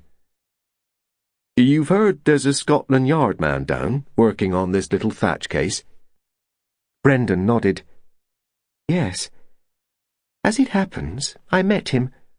A very able fellow, I believe. One of the best type of police officials. Does his presence indicate that there's any fresh evidence since the inquest? Not to my knowledge. So far as I can gather, it means that a naval officer, Vaughan's one-time commander, has been making a fuss in London, demanding a further inquiry. All tommy-rot, to my mind, and waste of a good man's time. "Very glad to hear you say so, Brendan. Very glad," exclaimed Holsworthy. "I followed the evidence carefully, and I've had a talk with our men down here, and I can't see that there's the least reason to suspect murder. One of the main reasons that I deprecate this reopening of the case is the gossip it causes. I was in at the Blue Boar, our local, a short while ago, and the place was seething with gossip. I went into the bar and spoke my mind. The silly fellows were bandying names about. And that brings me to my point. Mr. Gressingham's a friend of yours, isn't he? I gather you introduced him to the locality, as it were." I don't quite see your point, but we might as well be accurate, replied Brendan. Gressingham is my broker, and he's a very astute man in his own line. He wrote to me saying he wanted to buy property in this county, but it was not due to his acquaintance with me that he went to stay at Hinton Mallory. He went there, I believe, at the suggestion of young Mrs. St. Cyrs, a lady with whom I was not previously acquainted. Well, the plain fact is this. Gossip around Mallory Fitzjohn is saying that Gressingham was out in his car on the night of the fire, and that he's denied the fact. Brendan took out his cigarette case and lighted a cigarette with deliberation. Gossip is going to go a good deal further than that before we hear the last of this business, he said. There's hardly a name that isn't being bandied about. You, I, Colonel St. Cyrs, we'll all be dragged in, as well as Gressingham and his friends. It's human nature. Hint at a mystery, and the wildest tales become current. I admit Gressingham's a fool over this business. He's going round making the craziest suggestions instead of holding his tongue. The result is that half the members here come to me saying, Gressingham's a friend of yours, isn't he? Is it true he had something to do with the little Thatch business? I tell you, I'm sick of the whole thing. The Mallerton Police and Fire Brigade made a very careful inquiry into the circumstances. Admittedly, they couldn't produce an exact reason for the fire. The place was destroyed too thoroughly, but they were satisfied that accident accounted for it. Then this naval fellow comes along and prevails on the authorities to reopen the inquiry. What happens? Every Tom, Dick and Harry starts making suggestions. Gressingham ought to have enough common sense not to join in, and I've told him so, plainly. Holsworthy nodded. "I agree with every word you say," he declared. "All the same, I'm a bit puzzled about Gressingham. He seems to have made himself disliked in the Mallorys." "Natural enough, when you come to think of it," replied Brendan. "He's a city man. He doesn't understand country people, with their prejudices and narrow viewpoints, their distrust of the unfamiliar. Gressingham brings town ways into the depths of a conservative countryside. The result is he's noticed, criticised and condemned. Of course every farm labourer is going round saying if there's been any dirty work, it's the London stranger who's at the bottom of it." Another man came and joined in the conversation. This was John Hartland, a well-known accountant. "Do you mind if I butt in, Brendan? I'm interested in what you're saying. As it happens, I've heard some of the gossip that's going round, though I don't know Mr. Gressingham, nor Mallory Fitzjohn either. The fact is, country morals and town morals are different propositions. The country folk say, he's got a wife, why doesn't she live with him? And what's he doing making up to another man's wife? If he were in London, he could take young Mrs. St. Cyres out to dinner every night, and nobody would bother. In the country, folks start talking, and once they start, it's the devil to stop them." "It is that," agreed Holsworthy, and changed the trend of the conversation a little. "What I can't see is this. Why there's a palaver about Gressingham taking his car out that night. If he'd wanted to set fire to little Thatch, he wouldn't have wanted a car. Quite the other way about. A car's too noticeable." "Good God, man, if you're supposing Gressingham fired little Thatch, you're taking leave of your senses," broke in Brendan. "The whole taradiddle is preposterous. The next thing you'll be saying is that I helped him with the job. Rumour begets rumour." "That one won't wash," said Hartland. "I happen to know you were in Taunton that evening, and that you spent the night in Taunton. As it happened, I stayed at the same hotel. I saw you at dinner, and later as well." Brendan looked at him with an expression of disgust. "It's come to a pretty pass if one can't spend a night where one chooses without accounting for one's actions," he said testily. "Well, here's my opinion of the little Thatch business. The cottage caught fire by accident, and Vaughan was overcome by the fumes. A ghastly thing to happen, but it's been known to happen before. All this suggestion of murder is balderdash, and I'm sick of the whole argument. The upshot of it all is that everybody gossips about everybody else and rakes up all the muck they can find.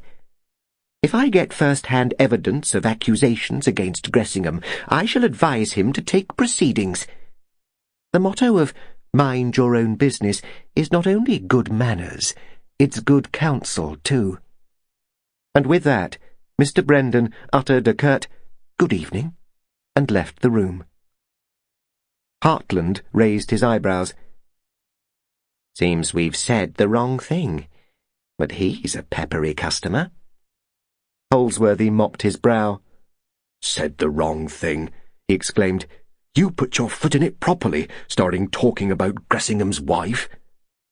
The other's jaw dropped. "Good God, you don't mean that Gressingham's sweet on Brendan's wife?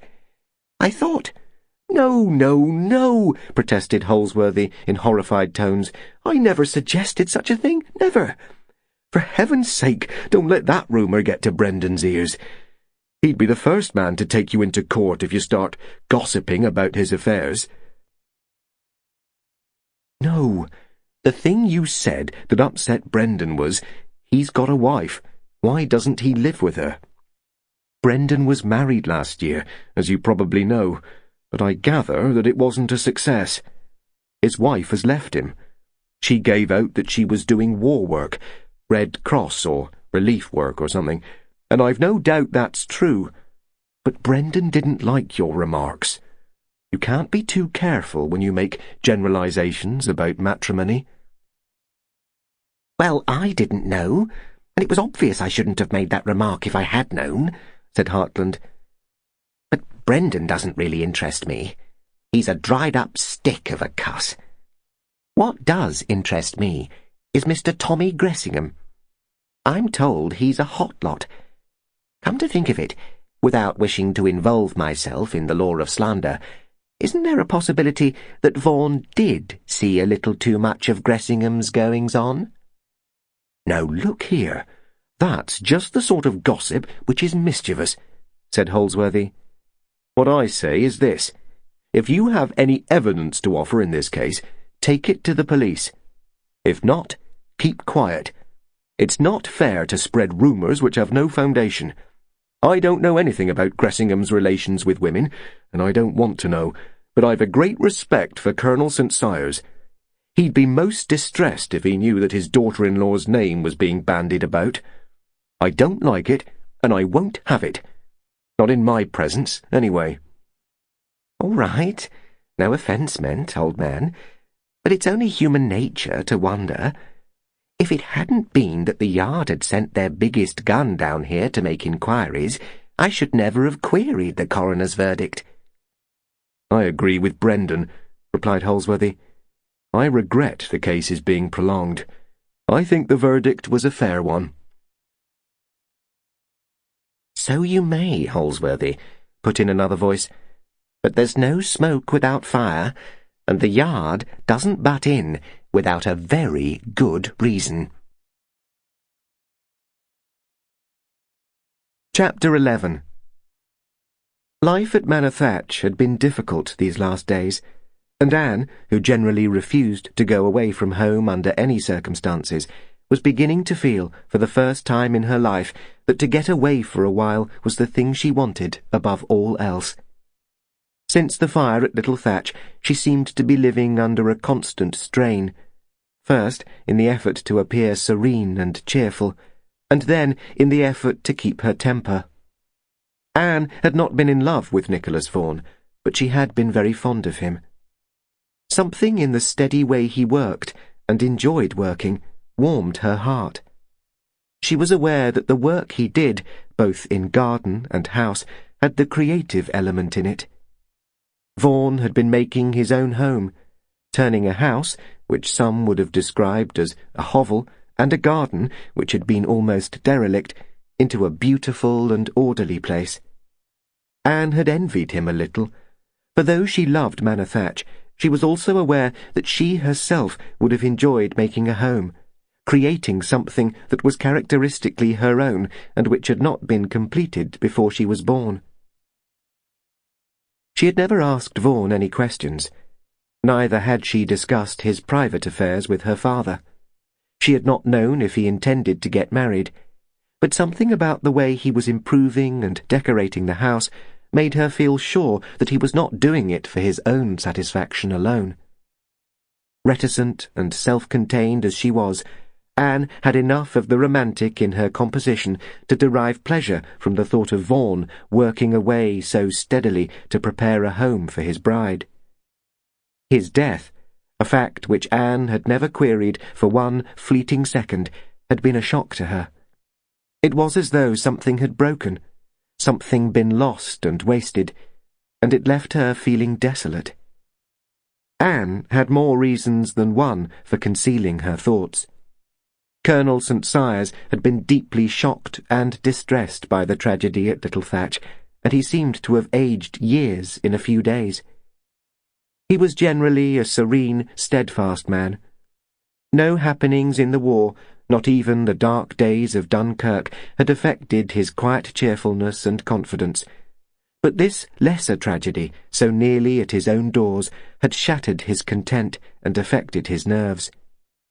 All the more reason, then, that Anne should keep a steadfast front and a sense of proportion. She hid her own feeling of desolation in the effort to console and cheer her father. Apart from Colonel St. Cyrus's depression, she had to face her sister-in-law's malicious gossip.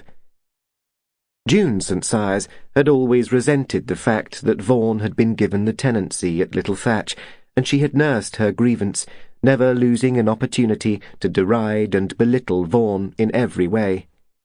She had also insinuated that Anne was in love with Vaughan, and that the granting of the tenancy to him had been a put-up job. Anne had ignored all such innuendos, but she found it much harder to ignore June's repetitions of Gressingham's opinions, and the suspicions which she cast on Vaughan's possible motive and behaviour. It was only by a determined effort of will that Anne avoided quarrelling with her, and also prevented her gossip reaching the ears of Colonel St. Cyrus. Anne was busy in the garden when a message was brought out to her that a lady had called to see her. Regretfully leaving her job in the strawberry beds, Anne went inside, expecting to see one of the members of the Women's Institute. Instead, she found a stranger, a neatly turned-out young woman in a well-cut suit, with a Henry Heath hat pulled on at just the right angle. "Miss St. Cyrus?" The visitor's voice was a pleasant one, rather deep-pitched, certainly not a Devonshire voice. "How do you do? I'm Anne St. Cyrus. I don't think we have met before?" "No, I am Elizabeth Vaughan." Even then, it was some seconds before Anne realised the identity of the unexpected visitor. The latter, seeing Anne's puzzled face, went on patiently. "My brother was Nicholas Vaughan. I'm told that you and your father knew him." "I beg your pardon," cried Anne, her face flushed with vexation at her own obtuseness. "Of course we knew him. Do sit down, and forgive me for being so dense. We have been so distressed about it all, so very unhappy." She broke off, pulling a chair forward for her guest, and Elizabeth Vaughan watched her in a detached, analytical sort of way as she seated herself composedly, saying, "I am sorry you should have been distressed. It was a wretched thing to happen. I saw the remains of the cottage, and it certainly does look pretty horrible. I should apologise for bothering you, because I know Nick was only your tenant, but it's so difficult to know who to go to for information. I've been abroad for some months, on an official job with the Rehabilitation Commission, and I couldn't get back earlier. Actually, the news only reached me a few days ago." Her voice was level and quite unemotional, and something about her very calm and her immaculate neatness made Anne feel dishevelled and clumsy. She replied, "It must have been a terrible shock for you. I'm so sorry. It's difficult to tell you how sad we feel about it, too." "That's very kind of you, Miss St. Cyrus. I'd better explain a little. I haven't seen Nick for years. We were never very much attached, and though I admit it was a shock to hear of him dying in such a way, I don't want to pretend, well, that it was heartbreaking for me, personally. I'm sorry, and I think it was a miserable business, but I've seen so many horrors in the course of my job that I've had to develop a fairly thick skin. It's tiresome for you, being harrowed by the thought of it all. I know it was very close to your home, and one feels things that happen near at hand like that, but I don't want you to feel you've got to worry about me, too. I came, as I said, for information." "I'll do anything that I can, and so will my father," said Anne. "But first, can't I get you some tea? You must have had a long journey." "No, thanks very much. I had lunch in Exeter. I'll smoke, if I may.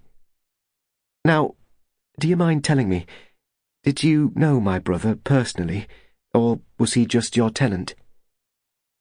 "I knew him personally. in the sense that I sometimes went over to little Thatch to see how he was getting on. You probably know your brother wasn't a sociable person. He didn't want to waste time paying calls or having meals out, and we didn't bother him with invitations to come over here. But my father and I both thought of him as a friend, and we liked him. I suppose he never told you why he came and settled in Devonshire. I thought it was because Commander Wilton told him about little Thatch, and he liked it. Yes, I see. The calm voice was almost abrupt, the tones of one who did not want to waste time. Wilton's a very good sailor, I believe, she went on, but, like many other sailormen, he's a good bit of a fool. I gather that it's he who has started this crazy story about Nick being murdered. I hope you don't believe it. No, I don't believe it, replied Anne. I think it's a frightful suggestion. After all, why go out of your way to make mysteries? The whole thing was tragic, but fires do happen, and when they happen in old thatched houses, the result is nearly always complete destruction. Quite. I'm glad to know you take the common sense point of view. I take it there isn't the least evidence about murderous enmity between Nick and his neighbours. None whatever. People liked him and respected him. They would, said the calm voice. Nick was a reliable, steady-going fellow, very trustworthy and sensible, and most people liked him, unless he happened to dislike them, which didn't happen often, because he was quite good at suffering fools gladly. Much better than I am. Now, I want to explain quite clearly why I came to see you. I hate bothering people with my own affairs. You're not bothering me. We'd do anything we could to help. Thank you very much. The point is this. Nick and I were left orphans at an early age, and we were brought up by an uncle and aunt in the North Country. The aunt died a few years back, and our uncle died at midnight on the night of April the 30th, the same night Nick died. In his will, our uncle left his land to Nick, but if Nick predeceased him, the estate was to go to a distant cousin. Do you see the difficulty? We don't know who died first, Nick or the uncle. Yes, I see. But it's going to be very difficult. No one could know. I suppose they couldn't. It's all a dreadful muddle. Uncle hid his will away among some old papers, and it's only just come to light. I'm trying to straighten things up, because presumably I'm Nick's legal heir, his next of kin. Unless he was married. The calm voice paused on a note of interrogation, and Anne replied, I know nothing about his personal affairs, but I don't think he was married. You had better see my father. Mr. Vaughan said something to him about hoping to get married soon. That's good enough, replied Elizabeth Vaughan. Nick was very truthful. He'd never have said that if he'd been married already. Did he say when he hoped to marry? I don't think so, but I'll go and find father. He will be able to tell you. When Anne returned with Colonel St. Cyrus a few minutes later, Elizabeth Vaughan was still sitting in just the same position, calm and self-contained. She stood up and bowed, replying to Colonel St. Cyrus's words of sympathy with a composure which almost shocked Anne. It was so deliberate and complete. As soon as they were seated again, Elizabeth Vaughan went straight to the point, explaining what she wanted to know without wasting any time. Colonel St. Cyrus listened to her in silence, and said at length, I quite grasp the nature of your problem, Miss Vaughan, and I only regret that I cannot do much to help you. It is a very painful business, and I am afraid it will be impossible to do more than to presume the hour of your brother's death.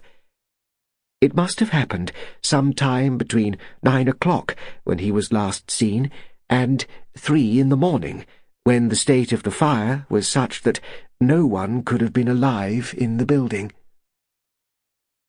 Surely it's possible to get nearer to the time than that, she said. The cottage must have been all right when Nick went back there, just after 9 o'clock. Of course, said St. Sias quickly. The cottage was all right when I passed it at 9:30. In fact, later than that, because I passed it again when I returned from the post-box just before 10. Well, the lawyers will have to settle that, she said, in her quick, determined way. It seems to me that if the place wasn't burning at 10 o'clock, it must have taken more than 2 hours for it to have produced enough smoke to make a man unconscious. That's what happened, of course. People use this horrible phrase, burnt to death, but victims who die in fires are nearly always rendered insensible by smoke. She paused, and St. Sias murmured a pained acquiescence, and then he went on.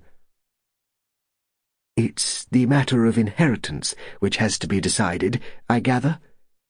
Is it landed property which is in question? Yes. It's the farmhouse and land where Nick and I were brought up. We loved it, both of us. I hate to think of it going to the Hawkins branch of the family. They're townfolk, businessmen of sorts, and they don't care a hoot for Lannerdale. It oughtn't to have been left to them, but my uncle was determined to leave it to a man. He was too old-fashioned to like the idea of a woman landowner, so he cut me out. St. Sias nodded. Anne could see that this matter of inheritance interested him a lot, and he went on. Do you know if the property was left to your brother outright, without limiting causes?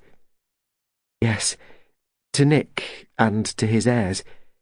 Of course, Uncle thought he would marry and have a family, as he doubtless would have done had he lived. As it is, I am his heir. After Dunkirk, when he joined the Navy, Nick wrote to me and told me that he had made his will, leaving me everything, and I did the same thing, leaving all I'd got to him. We both inherited a little capital from our parents. St. Sias nodded. I understand. I only hope that the lawyers will take a sensible view, and that the land will become yours, as you care about it so much. I love it, she said abruptly. I shall fight for it too. It's not going to those awful Hawkins if I can help it. Now, about my other question. I asked your daughter if Nick were married. I should say emphatically no, rejoined St. Sias. Vaughan told me quite definitely, in confidence, that he hoped to get married shortly and to bring his wife to live at Little Thatch. He didn't mention her name? No, not in any way. But hadn't he mentioned the matter to you? No. We had very little to do with one another after we left school. I went to Newnham. I got a scholarship, and thereafter our ways divided. We were quite good friends, but we didn't see eye to eye over life. It seemed quite natural and reasonable that we should make wills leaving our property to one another, pro tem. We'd got quite a strong family feeling, you see, but we didn't hanker after each other's company. Nick didn't like what he chose to call the academic woman, and I think it's quite likely, if he'd got married, that he wouldn't have told me about it until it was a fait accompli, and vice versa. I didn't write to him and tell him about my doings, and I'd no idea he'd settled in Devon. I knew he'd been in hospital and was discharged and was well again. Nick was a very reticent person. He didn't let the uncle know he had got this place, and letters were sent by the lawyers to him to his ship, which, I believe, was in Iceland until recently. So, now you see. She paused, adding, I apologise for burdening you with all this family chit-chat, but you've spoken to me so kindly, it seemed natural to try to explain things a bit. My dear Miss Vaughan, you are not burdening us. We held your brother in esteem, I may say affection, and we admired the way he worked and his sense of responsibility. I mourn his loss as I mourn a friend, and anything I can do to help you, I will do most gladly." "Thank you very much. Nick was an excellent person. He was, as you say, responsible and hard-working, and he really loved the land and farming. Although he was a good engineer and a keen sailor, I always knew he would end by working on the land. It was in his bones." She smiled, and in that sudden lightening of her face, St. Sias saw Nicholas Vaughan again, grinning happily. "Nick derided me for an intellectual," she said. "He called me doctrinaire and theorist, but I could make a good farmer too. I don't like messing about in the house. Nick was much more domestic than I am, but I love cows and dairy work and horses. I used to think that when Nick took over Lannerdale, I'd buy a small farm adjoining. I never told him so, but I always looked forward to being somewhere near him. What a pity." Anne began to like her better. This Elizabeth Vaughan had quite a lot in common with her brother, after all. "A pity indeed," said St. Sias sadly, but Miss Vaughan put in, "One thing I have learnt from all this welter of misery called war, and that is that it's no use lamenting what is past. I'm sorry about Nick, but he would probably have been killed in the Navy anyway, and he must have had some happy hours working in that garden." Colonel St. Sias nodded. "You're right there. If ever I've seen a happy man, it was your brother working over there at Little Thatch. He was a fine lad. I admired him as well as liked him." Elizabeth Vaughan paused a moment, and then said, I don't know if you can help, but isn't it possible to scotch this crazy idea of Wilton's about Nick being murdered? I'm sure it's just rubbish, and I do loathe melodrama and gossip and prolonging the agony. St. Sias looked distressed again. I should be only too thankful to think the inquiry was at an end, he said. It makes the whole unhappy story doubly wretched. I will do all I can to stop any gossip in this neighbourhood, but I have no power to stop the inquiry. However, I do think the Scotland Yard officer is a very able man, intelligent and sensible. The inquiry could not be in better hands. Scotland Yard? Good heavens! Does that mean that there is any real evidence that things were wrong? No, I don't think it does, replied St. Sias. I think Commander Wilton prevailed on the Assistant Commissioner to send an officer down here to make certain that no mistake has been made, and Chief Inspector Macdonald is doing his job most conscientiously, and considerately too. I think it might be a good idea if you were to see him. He will have had full reports of all the evidence available, and it's possible he could help you with regard to the time problem in your brother's death. She hesitated, and for the first time looked uncertain and nonplussed. Yes, I suppose I ought to see him, she said. The sickening part of it all is that this business about inheriting Lannerdale will make the whole thing more involved and increase the suspicions about foul play. I can see that. But it's all such rubbish. However, can you advise me how I'm to get in touch with the yard man? I will ring through to the superintendent at Mallerton, replied St. Sias. He will arrange everything for you. And, meantime, I will go and get some tea, said Anne. You must need it after all this talking and worrying. What kind people you are, exclaimed Elizabeth Vaughan. And how much Nick must have liked you.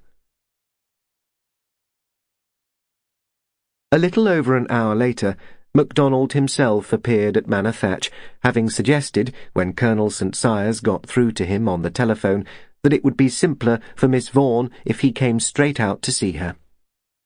Colonel St. Cyrus brought the CID man into the sunny sitting room at the manor and said, "I will leave you to talk to Miss Vaughan here. If there is anything I can do, you have only to call me."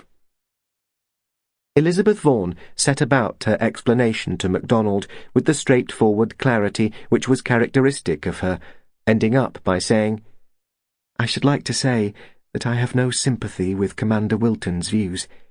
I think he is trying to make more trouble and create a melodrama from a wretched accident. I hope you have found that the straightforward explanation is the most probable one." "The trouble is that I don't seem able to produce a straightforward explanation," replied Macdonald. "There were two suggestions put forward to account for the fire. One was that the electric wiring was faulty, the other was that the kitchen chimney was at fault. Neither of these is tenable. The wiring could not have been to blame, because there was no current. The storage batteries were not charged. I have spent most of today finding an old builder who once repaired the kitchen chimney, and he has assured me that no beam impinged on the stone chimney. The latter was almost a separate structure, built out clear of the cob walls in the way characteristic of the period. So I am farther than ever from finding a straightforward explanation." Elizabeth Vaughan sat silent, a frown on her smooth forehead. "So you believe the cottage was deliberately fired?" she asked. "I'm afraid that such a view must be considered. Why should that cottage have caught fire? I think it probable that the kitchen fire had not even been lighted on the Saturday of the fire. And from what I have been told of your brother, he was not the type of man to be careless with candle or lamp. He was said to have returned home shortly after 9 o'clock in the evening. At 9:30, when Colonel St. Cyrus walked through the garden, there was no light in the windows. In short, the theory of accident has nothing to uphold it." Elizabeth Vaughan sat very still, and when she answered, her voice was tense.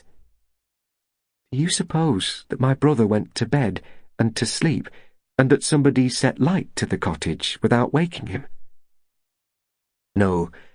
If his death were due to foul play, I think he must have been killed first, and the cottage fired afterwards, to conceal the crime.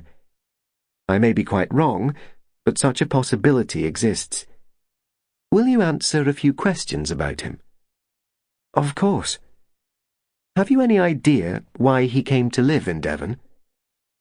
"The only answer to that seems to be that Commander Wilton suggested this place, and Nick liked it."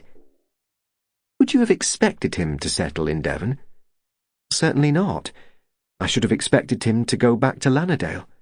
They would have been glad to have him there. Uncle Joe was an old man and needed help."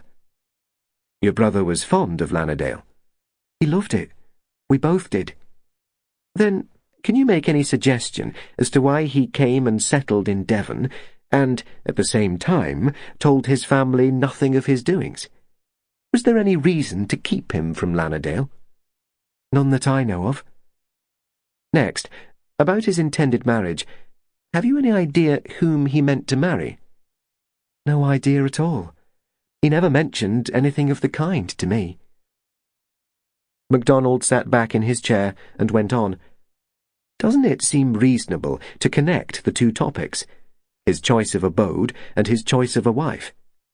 Isn't it probable that his wife-to-be was either a Devonshire woman, or else a woman who did not want to go and live up north in Lannerdale?" "That's quite a reasonable supposition. But what has it got to do with his death?" "I have been thinking about this problem from every angle, Miss Vaughan. Your brother seems to have been a very straightforward person.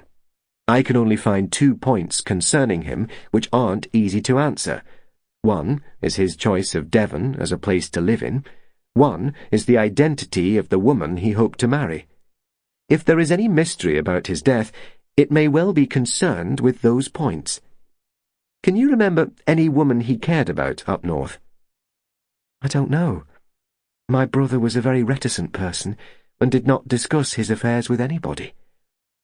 I think when he was an undergraduate, he was in love with a girl over at Kirby Lonsdale, but I believe she got married to someone else. Since then, I've never known Nick to show any interest in a woman. Can you remember her name? No, I never knew her. Her first name was Molly, or Mary, or Maggie, something commonplace. She wasn't a native of our parts. She used to stay with some people we knew in the holidays. I imagine she was a teacher. Oh, it's all ages ago. And what can it have to do with the fire at Little Thatch? Possibly nothing. But will you try to find out her name and who she married? Yes, if you want me to. How furious Nick would have been about all this. He simply loathed people who ran round asking questions. I'm sorry, but questions have got to be asked. Another point. Did your brother always type his letters? Of late years, yes. His handwriting was execrable. He took to typing when he first got things published. He wrote a bit, mostly journalistic stuff, but he produced one book. Pretty good. He didn't tell me about it. That was just like him. But I got it out of the library and recognised what he was writing about. It was called Simon the Dalesman. It was all about Lanadale. I read that book, said Macdonald. I'd been on a job up north near Lancaster, and I enjoyed reading about the country I'd just been in. Then, your brother, Nicholas Vaughan, was the Henry Haythwaite who wrote Simon the Dalesman? Yes. I only told you that because you asked about his typing. I expect when he settled at Little Thatch he meant to do some more writing. Next, went on Macdonald, I think you'd better tell me about the cousins who were to inherit Lanadale if your brother predeceased his uncle. The Hawkins. Sidney Herbert Hawkins, our pet abomination. He was something to do with shipping. He lived at Barrow when we were young. Then he moved to Liverpool. And of recent years he's lived in Southampton or Portsmouth, I believe.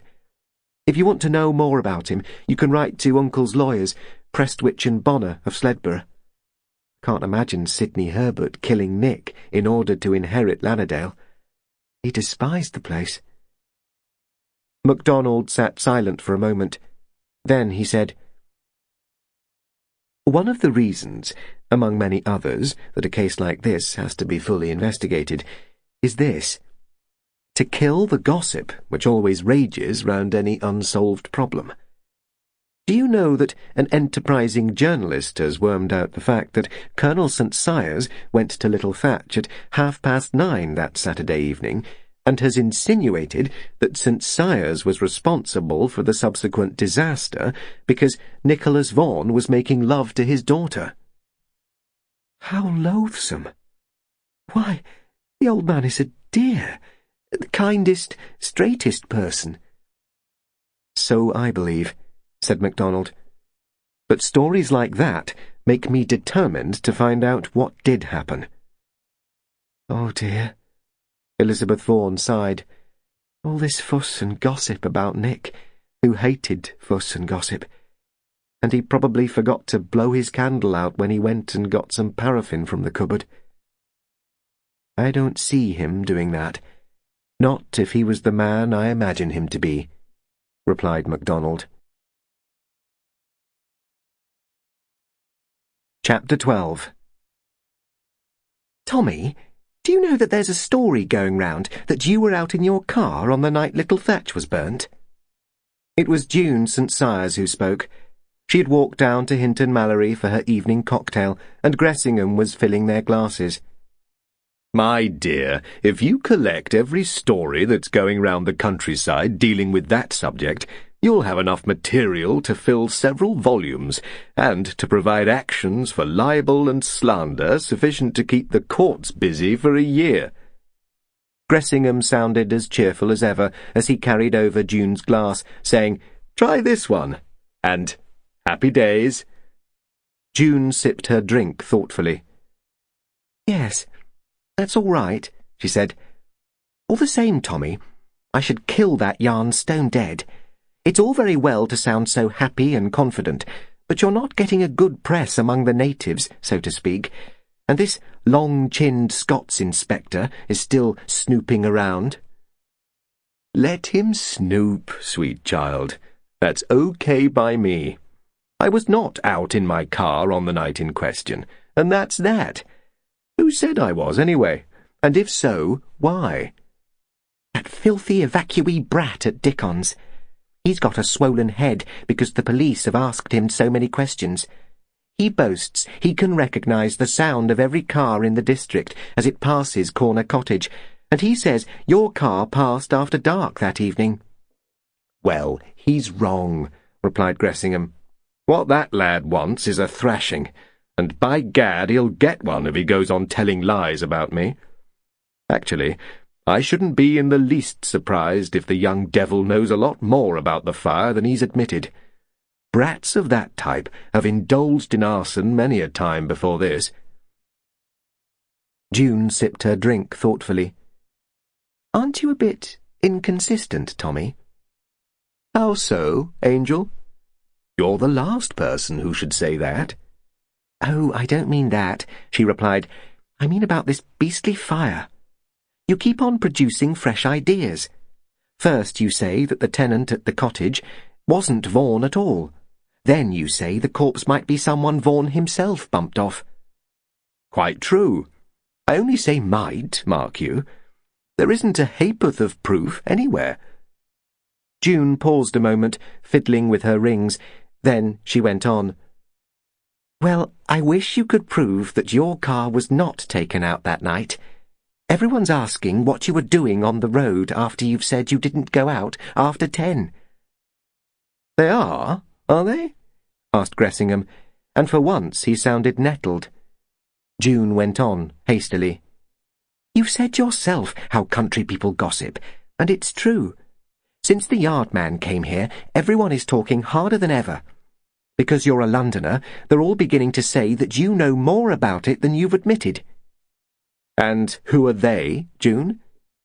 "The farm labourers, and the butcher and baker and oilman and all the rest. I know because even Pops is getting a bit fed up about it. It was he who said it'd be a good idea if you could prove that your car was not taken out that night." "Did he, by Jove? Very thoughtful of him. Perhaps he'd like me to prove that he was not the last person known to have been at Little Thatch before the fire." "Oh, don't be tiresome, Tommy. He's a crashing bore, I know that, but he'd never do anything he didn't think right. Tommy, can't you prove bang out that your car didn't pass Dickon's cottage between 10 and 11 o'clock? Reed's saying he saw it now." Gressingham shrugged his heavy shoulders. "I can't stop these clodhoppers inventing things, June. You know I walked back to the manor with you that Saturday, and I left you on the terrace about 9:20. I walked through the spinney to the post-box and back here by the road. It must have been about 10 o'clock when I got back." "Did you look in your garage?" "Of course not. Why should I?" "Then how do you know the car was there?" "It was there next morning, none the worse." "That doesn't prove anything. How do you know somebody didn't borrow it?" "What on earth for? I wish you'd tell me what you're really thinking about, June." She pushed her glass away and sat with her elbows on the table and spoke slowly. "I believe the police suspect that somebody killed Vaughan in the cottage after he got back and then set light to the place. That must have been done after most people hereabouts had gone to bed.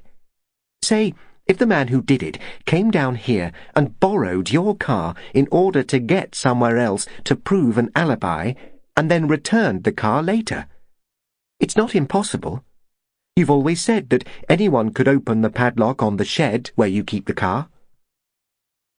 "Well, well. You've been thinking it all out in the best detective story style, Angel. That means it was done by somebody who knew all about my car." "I know, but everyone knows you've got a car down here. Tommy, did you see Rummy Radcliffe when you got in that night?" No. He went up to bed early, like he does sometimes, the lazy devil. You remember he said to you he was going to turn in to read in bed? Oh, bother, she cried. Why did he want to go to bed early on that night for? It just means you can't prove anything. Steady on, sweet. I wasn't aware that I'd got to prove anything. I know, but it would be much more comfortable if you could, Tommy. It's all so beastly. You see, you did dislike Vaughan, and so did I. I loathed him. You remember that day he met us when we were down by the Mallow?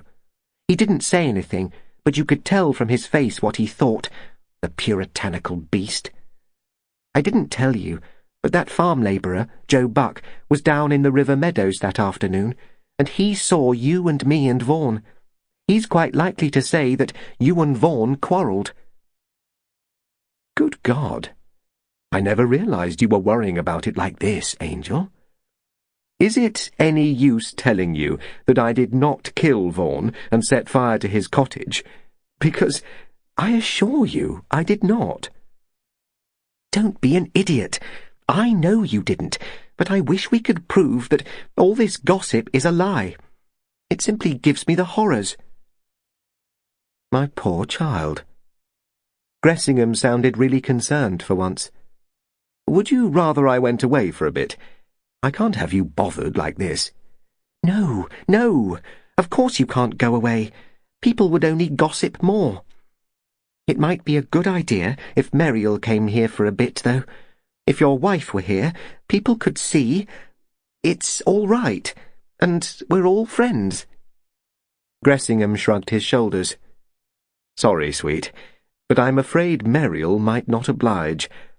She's rather taken to paddling her own canoe, and I've just let her go her own way. You did know that, Angel. You can't have it always, you know. I don't want to remind you about all the things we discussed. Not now, when things are a bit complicated by all this mess. But you did agree, June. I just left Meriel to do as she liked, and she has her own life to live, you know. June St. Cyrs sat silent, and for once her face was frightened. What had we better do? She asked, and Gressingham replied, Do nothing at all. Why should we? We're not involved in this business, and there's no need to get in a state of nerves about it. It was at this juncture in the conversation that a very unwelcome interruption occurred. Mrs. Hesling showed Chief Inspector Macdonald into the room, and Gressingham, at least, wished him at the devil. June St. Cyrs's face was a study, and to anybody observant of human physiognomy it was a study in fear, and Gressingham knew it. Rising in his slow, rather clumsy way, Gressingham spoke with his customary nonchalance. Good afternoon, Chief Inspector. Have you met Mrs. St. Cyrs, the Colonel's daughter-in-law? I was just going to walk back to the manor with her. Can you wait for just a few minutes? Of course you needn't bother to walk back with me, protested June, but her voice was strained and unnatural. I had better get back, because Michael will be wanting me. Give my love to Meriel, Tom, and tell her to try to come down for a few days. She must be needing a rest after all that driving, and she loves this place.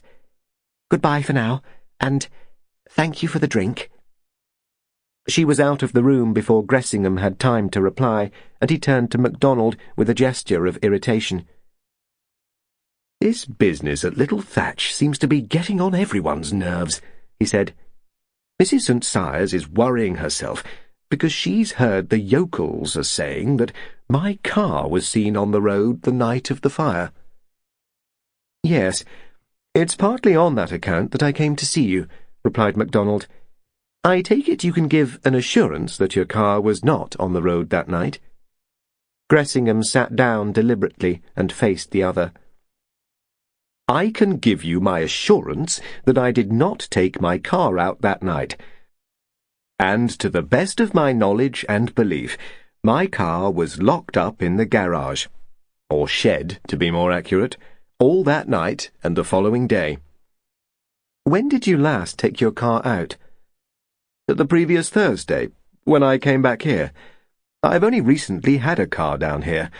There is, as you know, no alternative transport for some miles, and the taxi hire business is very unsatisfactory. I brought the car down here so that I could get into Exeter on necessary business if occasion demanded it. Quite. That does not come within my province, but I want to get at the root of this story about your car being on the road on the Saturday night. You say you had not had it out since the previous Thursday. Do you know how much petrol was in the tank then? Yes, 4.5 gallons, approximately. I put in 3 when I brought it through Mallerton, and there were 2 gallons in the tank before I refilled. It took something under half a gallon to drive it here from Mallerton. The answer is the 4.5 which remains. You say the car was in its place all the Saturday night. Steady on, Inspector. What I said was that I believed it was in its place. I hadn't used it that day, and I had no reason to go and look at it on the Saturday evening. The shed was padlocked, and the key is in my possession. If the car was taken out, it was done without my knowledge. No one heard it being taken out, and the petrol shows it couldn't have been run far, if at all. When did you go to examine it? On the Monday after the fire. I didn't give it a thought until I heard a report that it had been seen on the Saturday night.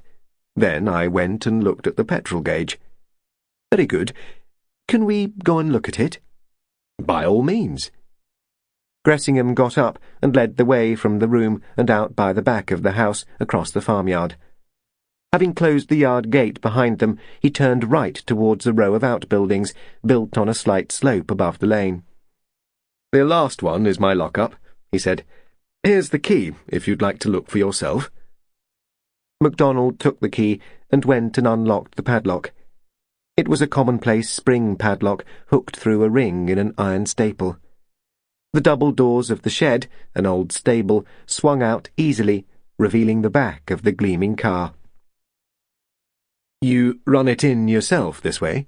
He asked. That is, you don't back it in? No, I don't back it in. No object. It's easy enough to get out. Try it yourself. Here's my ignition key. Macdonald got into the driver's seat, turned the ignition, and studied the petrol gauge. He called to Gressingham. There's more like 5 gallons than 4.5. Come and look. Gressingham did as he was asked, saying, I said approximately, you know. There's about the same amount as when I left it. He stood clear, and Macdonald started the engine, put in reverse gear, and backed the car neatly into the lane. He then leaned out of the window, saying, What are the chances that anybody in the house could hear this engine started? It's as nearly silent as an engine can be. This was true. The car was in beautiful condition, and the purr of its engine was not much more than a low hum. Macdonald went on. Even though you had been awake, I doubt if you could have heard the engine from the house. We might try it late at night when everything else is quiet. Meantime, if I go back to the house, will you reverse the car and put it back in the lock-up? Give me 3 minutes before you start. He got out, and Gressingham took his place. Macdonald walked back to the front of the house. He knew that Gressingham's bedroom was above the sitting-room, and he listened by the open window. When Gressingham came back 5 minutes later, Macdonald said, I didn't hear a sound of it. No, I can quite believe that, replied the other. In other words, the result is negative. It proves nothing either way. If the car had been taken out, the petrol gauge would have shown it. The petrol gauge shows there is rather more petrol in the tank than you expected, Mr. Gressingham. And there was plenty of petrol at Little Thatch on the Saturday evening. Mr. Vaughan was allowed 4 gallons a month for his pump engine, and he collected it in cans. Again, Gressingham sat down in his deliberate, ponderous way. All right, he said. There is a possibility that my car was taken out without my knowledge. By whom? And for what purpose? I don't know, but the possibility had to be considered among a mass of similar inconclusive evidence. One of the questions I have had to consider is this. Where did Mr. Vaughan go on that Saturday evening when his car was seen to pass and repass Corner Cottage? Any answer to that one? Not yet. We have only had one report which seems reliable. Mr. Vaughan turned towards Tiverton when he reached the main road. Macdonald was silent for a moment. Then he went on. You and Mr. Radcliffe told me of what you believed to be a code, the messages which arrived for Mr. Vaughan about delivering duck's eggs. Gressingham's eye brightened. Yes. Any result from that line of research? Yes, some results. We have been examining the lists of incoming calls on Mrs. Hesling's telephone. We also interrogated the exchange operator, a very intelligent girl. There was, of course, a considerable increase in calls while you have been resident here. The London calls, incoming and outgoing, were all yours, I believe. Similarly, the calls to and from Manor Thatch. Probably, said Gressingham. June St. Cyres generally calls me before she comes down here. She does not walk for the love of walking. Quite. Now, Mrs. Hesling's calls, and her husband's, are easily recognisable. The tradespeople, the corn millers, the cattle market and cattle van people, also farmers and so forth. There is one set of incoming calls not accounted for. These were put through at infrequent intervals from the Tiverton Exchange. Were these yours? Definitely not. I have had no calls from Tiverton, to my knowledge. Who was the caller? We don't know. The calls came from a public call box. Aha! The duck eggs code. Maybe. Now, we have no proof that these calls were other than they appeared to be, orders for eggs from a Tiverton client, but we have traced the dealer in Mallerton to whom Mr. Vaughan sold his eggs, and, unless his ducks were abnormally prolific layers, he could have had no surplus eggs to dispose of to private buyers. Gressingham chuckled. I hand it to you for thoroughness, Chief Inspector. You don't leave much to chance. Now, just answer me this. Have you been able to prove that the remains found in the cottage are indisputably Vaughan's remains? No, not actually proved it yet, but the probability is very strong. If need be, we shall get an exhumation order, and we have information which will put the matter beyond doubt. To return for a moment to the matter of Vaughan's movements on the Saturday evening. It seems reasonable to assume that he drove towards Tiverton. A call from Tiverton was put through to this house at 5 o'clock on the Saturday evening. The exchange knows the connection was made, and I want to know who answered the phone. Mrs. Hesling was shopping in Mallerton at the time. Her husband and the other men about the place were milking. The servant girl was out over at Mrs. Ridd's, but that phone was answered. Can you tell me anything about it? I didn't answer it myself, if that's what you mean. 5 o'clock on Saturday. Radcliffe and I had tea in the garden, out yonder, under the trees. Peggy, the maid, brought us our tea before she went out. I didn't hear the phone, but you don't hear it out in the garden. There was silence between the two men, and at length Gressingham said, Obviously you want to know who took that phone call. I did not. Radcliffe did not. It's possible that Vaughan himself came down here and waited for a prearranged call. He has done that occasionally when I haven't been here. He knew where the phone is because he used it when he wanted to make a call. That's quite a possible suggestion, said Macdonald. But do you think Vaughan would have gone into a room, which was your sitting room, without ascertaining if you were about or asking permission? He wouldn't have done so if he knew I was here, but how should he have known? I'd been in town for some weeks, and I came down here on the Thursday evening. I didn't see anything of him on the Friday or Saturday. It's quite possible that he walked down here about 5 o'clock on Saturday afternoon. He'd have gone into the kitchen and found nobody about. If he came expecting a phone call, he would have answered the phone when he heard it ring. Nobody would have noticed. Certainly Rummy and I wouldn't have noticed. We were asleep in our deck chairs, to the best of my recollection. It was the first really warm day we'd had. Anyway, that's the most probable explanation of how the phone got answered, if no member of the household answered it. Macdonald studied the other's face. Gressingham was as calm and unconcerned as though he were talking about the weather, not a tinge of apprehension on his stolid face. He returned stare for stare, and then spoke again. As I see it, Chief Inspector, there are two ways of viewing this business. The first is that taken by the coroner's court, and I still regard it as the most probable. The fire, and Vaughan's death in it, was due to accidental causes. The alternative view is foul play. If that is the explanation, I submit you have no proof, as yet, that Vaughan was the victim of foul play. He may have been the guilty party. That being so, the matter of this telephone call becomes plain.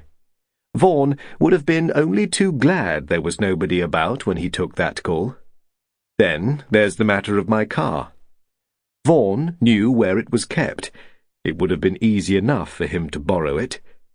Such a small matter as an ignition key would have presented no difficulties to an expert engineer. Why should he have borrowed your car and returned it? He had his own car. Certainly he had. He also knew that young Alf claimed to be an expert at recognizing the sound of every car which passed Corner Cottage. If Vaughan was seeking to enlist the unsuspecting sympathy of the countryside for his own demise in a terrible fire, it was better for him not to advertise that he was wide awake driving his own car at midnight, when he ought to have been stupefied by accumulating smoke. In my view, the probability is that if my car were used at all, then Vaughan used it, to remove something from the scene of action, something too heavy or cumbersome to be carried.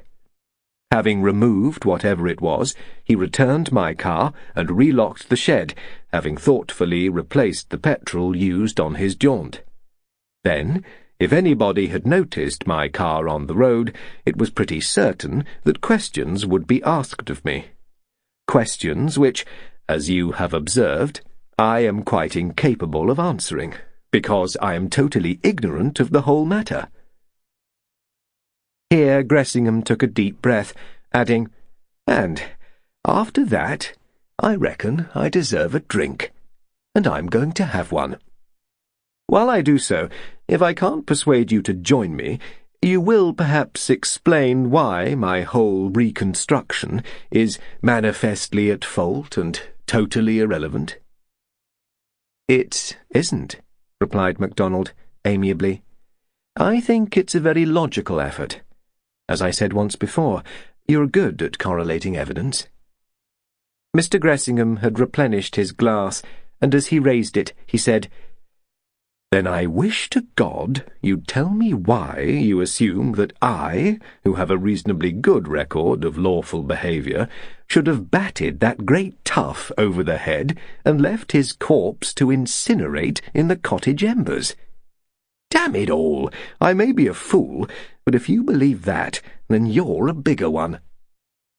His tone was quite cheerful and unaggressive, and he grinned as he put his glass down again. What about it? He asked, cheerfully. The first essence of detection is scepticism, replied Macdonald. A detective cannot afford to accept anybody or anything at face value. Your persistent inquiry as to proof concerning the identity of the remains found in the fire is consistent with good detection. Never take anything for granted. But just now you mentioned your own record for lawful behaviour. That is relevant too, so you will agree it is reasonable to consider Vaughan's record. We have settled one point beyond doubt, by means of fingerprints on existing documents. The tenant of Little Thatch was the same Nicholas Vaughan who was Lieutenant Commander on HMS Absinthe. Now consider that man's record, and tell me if you think it consistent with murder and arson, because I find it difficult to swallow. All right, but that's assumption, not proof. Admit it. Now, it was you and your friend who told me of one very interesting piece of evidence, the telephone messages for Vaughan, which probably came from a Tiverton coal box. I think that evidence may prove to be very important. Can you make any suggestion concerning Tiverton? Gressingham shifted his position a little. I've already told you that I know nobody at Tiverton. Neither do I know the place. I don't think I've ever been through it. Why on earth expect me to know who put through calls from the place? Without meaning any offence, Mr. Gressingham, I should say you have one quality in common with Kipling's famous mongoose, and that is curiosity. Curiosity can be very valuable to a detective. You have told me a number of interesting things, and you have, presumably, discovered those things by virtue of your own inquiring mind, a quality not to be despised. I suggest that you should carry your researches a little further. I might reply by a simple formula, also implying no offence, rejoined Gressingham. Do your own job. It's up to you. Certainly it is, but you may have a vested interest in the matter. It occurs to me that someone may have been providing evidence meant to reflect on you. If so, it's certainly to your interest to find out who it is. Do you know, I think you better enlarge on that. I like to know just where I stand. That's quite reasonable. First, the matter of your car. It was undoubtedly taken out on Saturday evening. You say, without your knowledge. Next, I believe you smoke Balkan Sobrani cigarettes. 2 of these cigarette ends were found in the garden of Little Thatch, and someone has attested that the smoke from one of these cigarettes was hanging in the air in Little Thatch garden on Saturday evening. It has also been reported that you had reason to resent Mr. Vaughan's observation of your attitude towards Mrs. St. Cyres. On account of these points, I suggest that you should do all you can to clear the issue. Gressingham sat silent, his shoulders hunched, his face less amiable, but his voice was as cool as ever as he replied. Well, that's straight. I agree with you that it looks as though somebody's been doing the dirty on me, and my guess is still the same. Nicholas Vaughan. I've said that all along, and I stick to it. You get your exhumation order. That's the only way of clearing this up. I've told you all I know, which is mighty little. But have you? Inquired Macdonald.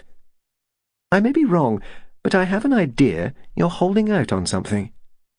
You've a right to keep your own counsel, of course, but it may be a dangerous proceeding. Again Gressingham stared. Then he said, You're wrong. I'm not holding out on you. I think you've got hold of the wrong end of the stick.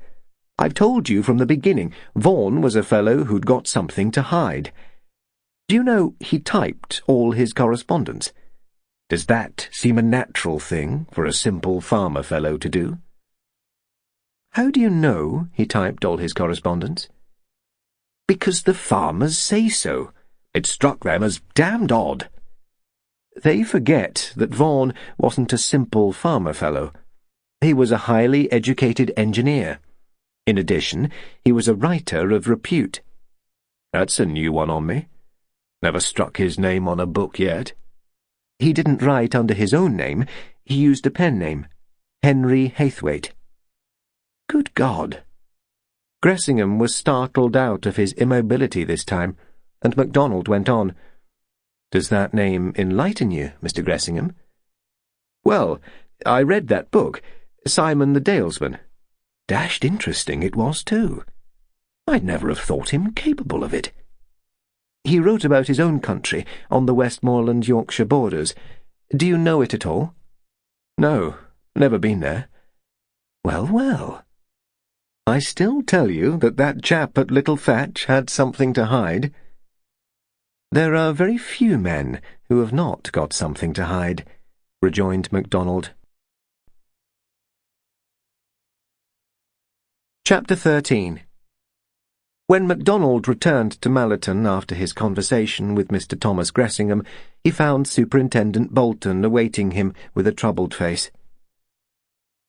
"It looks as though we've unearthed a bit of hanky-panky on Mr. Gressingham's part," said the superintendent, "though if it's all of a piece with the Little Thatch business, I can't tell." The new evidence ran thus. Macdonald had been impressed by young Alf's acuteness. He believed that the boy had been telling the truth when he averred that he had heard Mr. Gressingham's car pass Corner Cottage on the evening of the fire, though Superintendent Bolton had been disposed to attribute the statement to imagination on Alf's part. Macdonald had set routine inquiries on foot with the object of getting further information about the Daimler. He had instructed all patrolling constables to inquire of roadmen, farm labourers and cottagers if any such evidence could be found. A roadman employed by the Rural Council of Credeford had, that evening, informed a constable that there were wheel tracks on a recently mended piece of road, which tracks corresponded with those mentioned by the police. Constable Thurgood had gone to investigate this report. He had found that a bad patch of road had been repaired in the rather sketchy manner of the times, and a coat of tar had been applied to the patch, the work having been completed on Saturday, April the 30th. Some time before the tar had dried, a car had been driven over it, and its wheel tracks showed clearly for some yards beyond the mended stretch of road. The road in question was a lonely by-road leading only to a farm, though it was possible to take a lane leading off to the right and to regain the main road without reversing. Constable Thurgood had examined the roadside with great thoroughness and had discovered tracks in a spinney where the undergrowth was beaten down. In the heart of the spinney, carefully concealed beneath the brambles, Thurgood had found 2 empty petrol cans and a heavy leather glove. There was still an hour or 2 of daylight left when Macdonald heard these facts from Bolton, and in a very short space of time he and the superintendent were in a car heading towards Credeford. Studying the Ordnance Survey map, Macdonald considered the distance and direction of Credeford from Mallory Fitzjohn. Driving from the Mallorys, one reached a main road, and a left turn along it led towards Tiverton, and a fork on the right, a mile farther on towards Credeford, the general direction being northwards from the Mallorys. The newly repaired patch of road was just under 6 miles from Mallory Fitzjohn, and 4 from Tiverton. When they drew up in the narrow road where repairs had been made, Macdonald was in no doubt whatever that the tyre marks he saw were those left by Gressingham's Daimler. The Chief Inspector had had a good look at the tyres on that car, and had noted their magnificent condition. As new described them, the tread being quite unworn, a marked contrast to the condition of most tyres in these days of rubber shortage. The patch of repaired road was not more than a couple of yards in extent, but the tar on it had adhered to the tyres, and their marks were as clear as fingerprints taken by a pro, to use Thurgood's expression. The tyre marks were clear for nearly 100 yards before the tar faded out. "That'll be the Daimler prints?" queried Bolton, and Macdonald nodded. "Those were made by the Daimler, all right. I saw it this evening, and there are still traces of tar in the pattern of the treads." They walked onto the spinney at the side of the road, and walked through the fresh May undergrowth, where windflowers and primroses still bloomed in the cool shadows. Macdonald turned to Constable Thurgood. "This seems a lonely place. Not much traffic along here at any time, I should say." "Nothing but farm traffic, sir, and not much of that, save at haymaking and harvest. The farm below there, Swallowford's its name, has another approach to the main road. I asked them if anybody had been along this way on the evening of April the 30th, and they said no. They're seldom out after dusk, and if they were, there's nothing to bring them out here. It's the sort of place you mightn't meet anybody for weeks at a time, saving when the hay carts pass or at harvest. I hoped I might get some information about the car that made these tracks, but no one saw it or could tell me anything about it. There are some children at Swallowford, but it so happened they were laid up. Measles they'd got. Now, just you look here, sir. Constable Thurgood indicated his find with pride in his eyes, while Macdonald picked up the heavy leather glove and examined it. He then raised one of the petrol cans and turned it carefully over. Finally, he said to Bolton, "This is part and parcel of the little Thatch case, all right. That driving glove was Vaughan's. There's the companion to it in the door pocket of his own car. The petrol cans were his too. He used a distinguishing mark like a cipher or monogram of his initials, N.V. It looks like an awkwardly shaped W." "Well, I'm damned," said Bolton, and his voice sounded despondent. "I never thought he would have been up to any tricks like this." "How do you interpret the facts?" asked Macdonald. "Plain enough at first sight," said Bolton. "It looks like black market dodgers with petrol. Vaughan had an allowance of petrol for running his pump and lighting plant, and you found he hadn't even charged his batteries. I've heard of fancy prices being paid for petrol, as much as £3 or £4 a gallon." "And do you think Vaughan cached his spare petrol here, and Gressingham picked it up?" inquired Macdonald. "I admit that it looks like it, and it was intended to look like it. But it'll take a lot to convince me that Nicholas Vaughan was in the black market racket. However, we'll pick this stuff up and put it in the car, and then examine the road while the daylight holds." They worked carefully along the road, and in the verge of the lane which led back to the main road, they found further traces of the Daimler's balloon tyres, but no traces of Vaughan's ancient Morris. Macdonald pondered deeply. The spinney was a good place for a private meeting. Thurgood's evidence made that clear. If Vaughan had thus used the place, Macdonald guessed that he might have parked his car some way back along the road, where a recess in the hedge, once used for a heap of road metal, made a convenient parking spot. The fact that the spinney was about halfway between the Mallorys and Tiverton was suggestive. Eventually, as the daylight faded out, Macdonald and Bolton returned to the police car and set off on their return journey to Mallowton. "What do you make of it, Chief?" inquired Bolton. "I always remember what you said to me in connection with Colonel St. Cyrs, that you'd suspect anybody if you could smell a motive." "I disagreed with you. I'd swear that St. Cyrs is straight, and I'd back him no matter what anybody suggested. Now, you're backing Vaughan in the same way I backed St. Cyrs, although you can see a motive all right. Profit. And a big profit." "Admitted," said Macdonald. "But I find it hard to believe that Vaughan was a fool.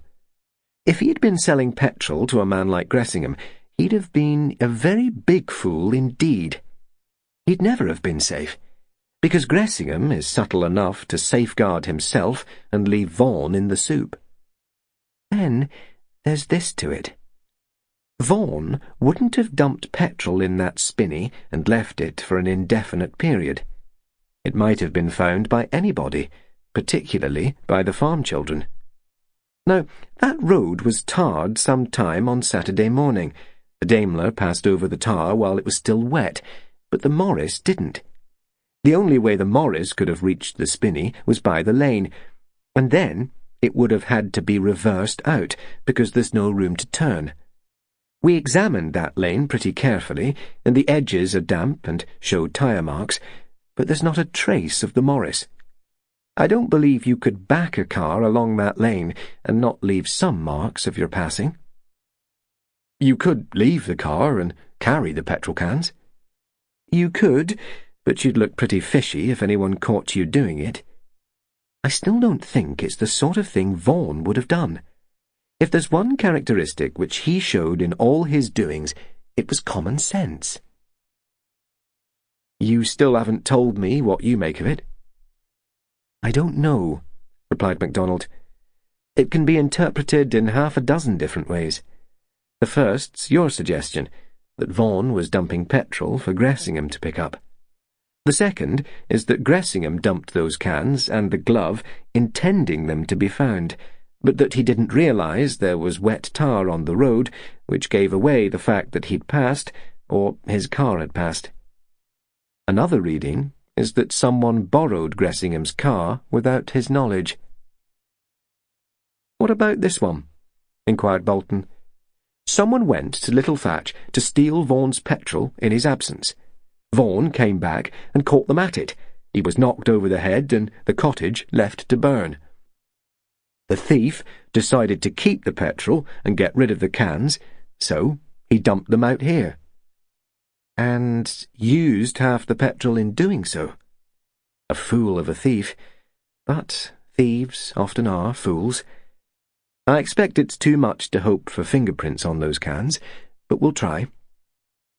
They rode in silence for a while, each busy with his own thoughts, and then Bolton asked, "What's your opinion of Gressingham, Chief?" "I think he's a man with a lot of ability and natural shrewdness. He has got that type of gambling mind which makes a natural speculator, and that means he can take a hazard and keep cool until he sees which way the cat jumps. I should say at a guess that he has no moral values at all. He'd keep within the law because he'd find it inconvenient to be on the wrong side of the law. I have no doubt he'd buy off the ration petrol if he could do it safely, but he'd never do anything that was merely stupid. I've been getting a little private information about him, and I find his business associates agree with Howard Brendan about him. He's honest, so far as the ethics of the stock market demand honesty. He pays up on settling day. There's been a lot of gossip about him and young Mrs. St. Cyrs. That I don't doubt. The general opinion among his acquaintances is that he and his wife don't hit it, and that she is going off on her own account. I should think it's quite probable that he hopes that June St. Cyrs will take his wife's place in due course, but I can't quite see how that fits in with the death of Nicholas Vaughan. The Gressinghams of this world don't care a snap about reputation, in the old-fashioned sense of the word. Isn't it possible that Vaughan saw a bit too much? Perhaps Gressingham didn't like to think of his lady-love being discredited. MacDonald shook his head. I don't think Gressingham would care. The St. Cyrs would care, but that's a different story. In any case, I imagine Vaughan was the sort of chap to keep his own counsel. It was no business of his how June St. Cyrs and Gressingham behaved. No, I'm still faced with the same two problems. Where did Vaughan go on the last evening of his life? And who was the woman he hoped to marry? After MacDonald had left him, Mr. Gressingham sat and pondered for a while. Then he went out and had another look at his car. Though he was not so quick as MacDonald, he was observant enough, and soon spotted a fact which he had not previously noted. There were marks of tar in the tread of the wheels. He got into the driving seat again and studied the petrol gauge, and at length went back into the house. Here he found his friend Radcliffe stretched out in somnolent restfulness in the biggest armchair, his feet reposing on a second chair. "Wake up, Rummy. There's been some jiggery-pokery going on. You'd better use your wits and do a spot of thinking." Radcliffe opened his eyes wearily. "What's the trouble? I came here for a spot of rest, and the place is overrun with police. Can't they make up their minds and be done with it?" Gressingham detailed MacDonald's observations, and Radcliffe sat up and listened. When the recital came to an end, Radcliffe said, "So, you're disposed to agree. Someone did take that car out. That it?" Looks like it. Bob gave the car a wash down to get the mud off. There was no tar on the wheels then. Look here, Rummy. If you took that car out that Saturday, say so. Nothing like understanding each other. Radcliffe sat up. "I didn't take the car out, so get that clear. If I had, I should have told you.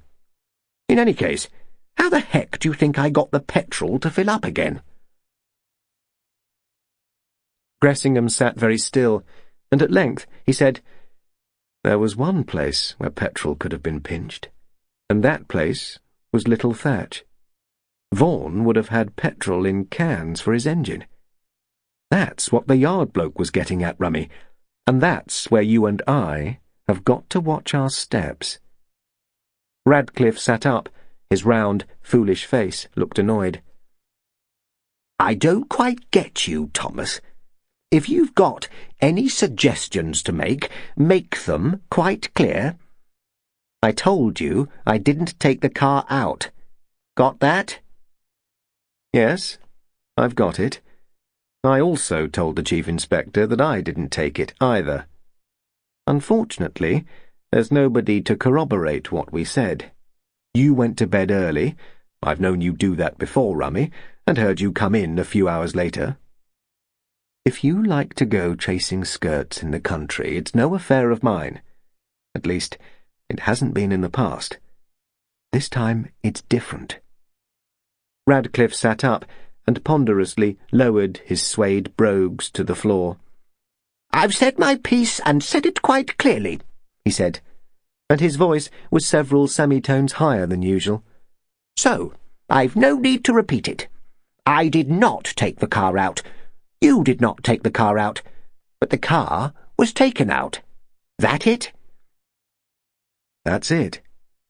"Then who borrowed it?" "Damn it, Tommy, it oughtn't to be that difficult to decide. It's not everybody's car.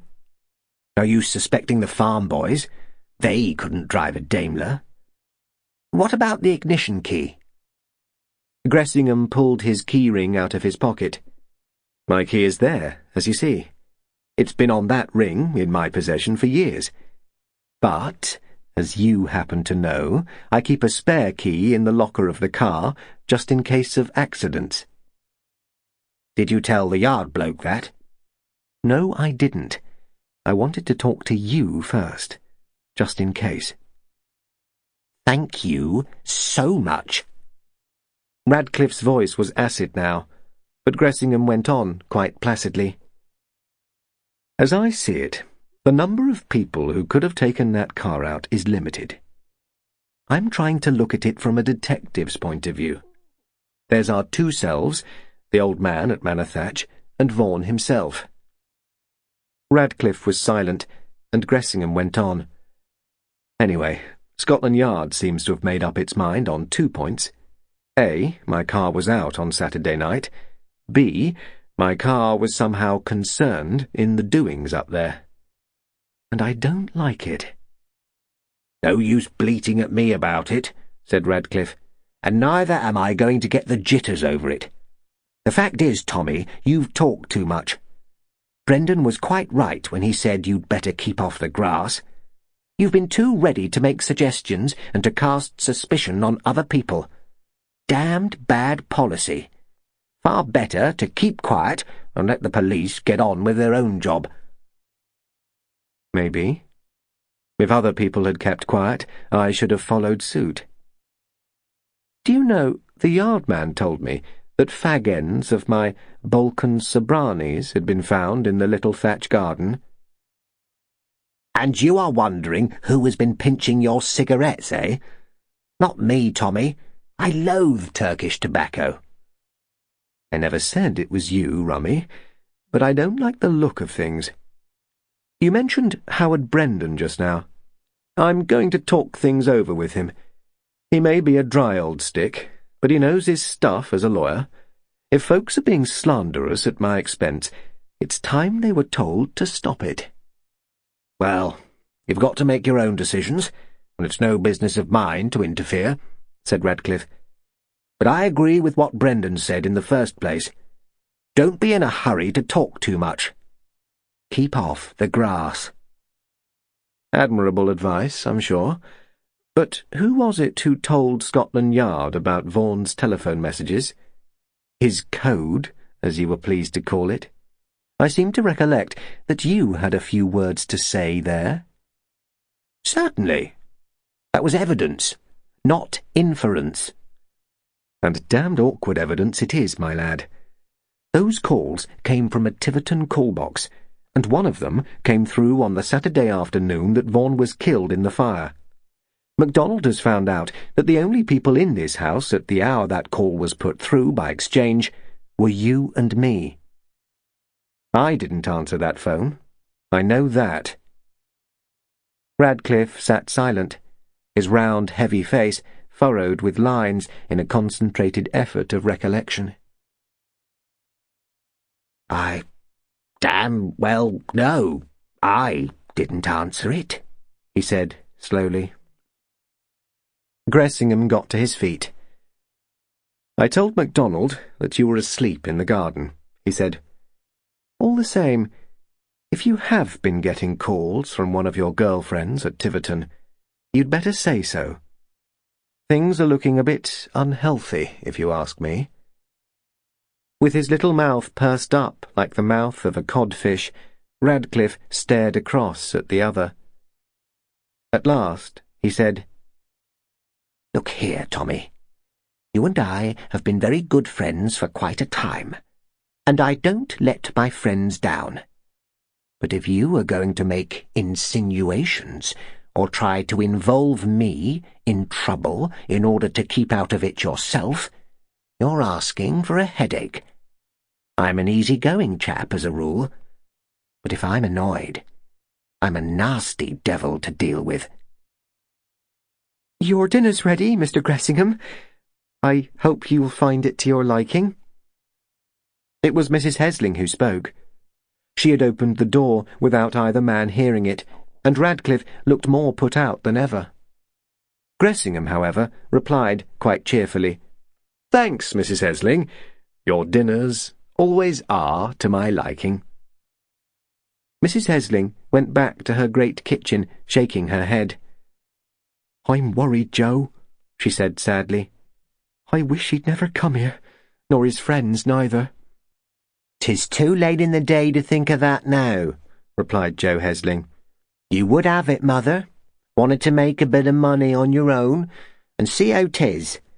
Police, in and out of the house, and questions. Questions enough to make a man's head ache. I'm fair mazed with it all. All I do say is this. There weren't no call for little Thatch to burn as her did. Timothy Yeo lived there full 25 years, and her didn't burn. And we've not heard the last of 'em yet. You mark my words, there's trouble to come, and plenty.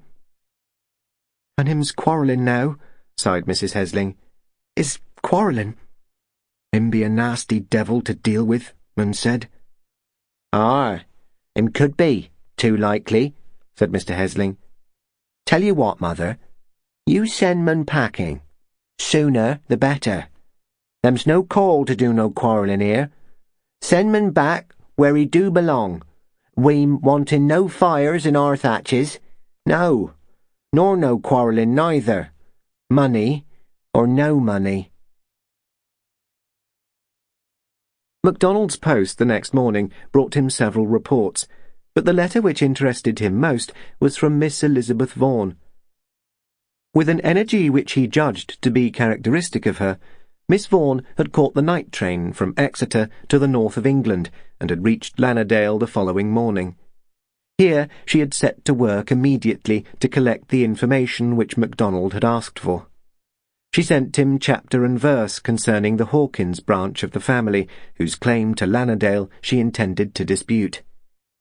Sidney Hawkins and his son Richard now lived near Portsmouth, and Macdonald immediately sent a telephone message to the police of that district asking for discreet inquiries to be made as to their doings and whereabouts on April the 30th.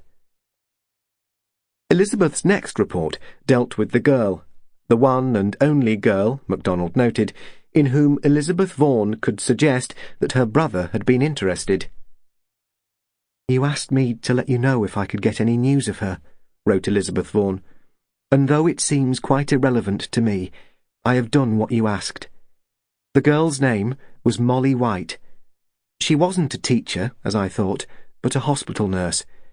She was back in this district as recently as January of last year, because she was posted to the military hospital at Longbeck Hall, about 10 miles from Lannerdale. She came over to visit my uncle and aunt.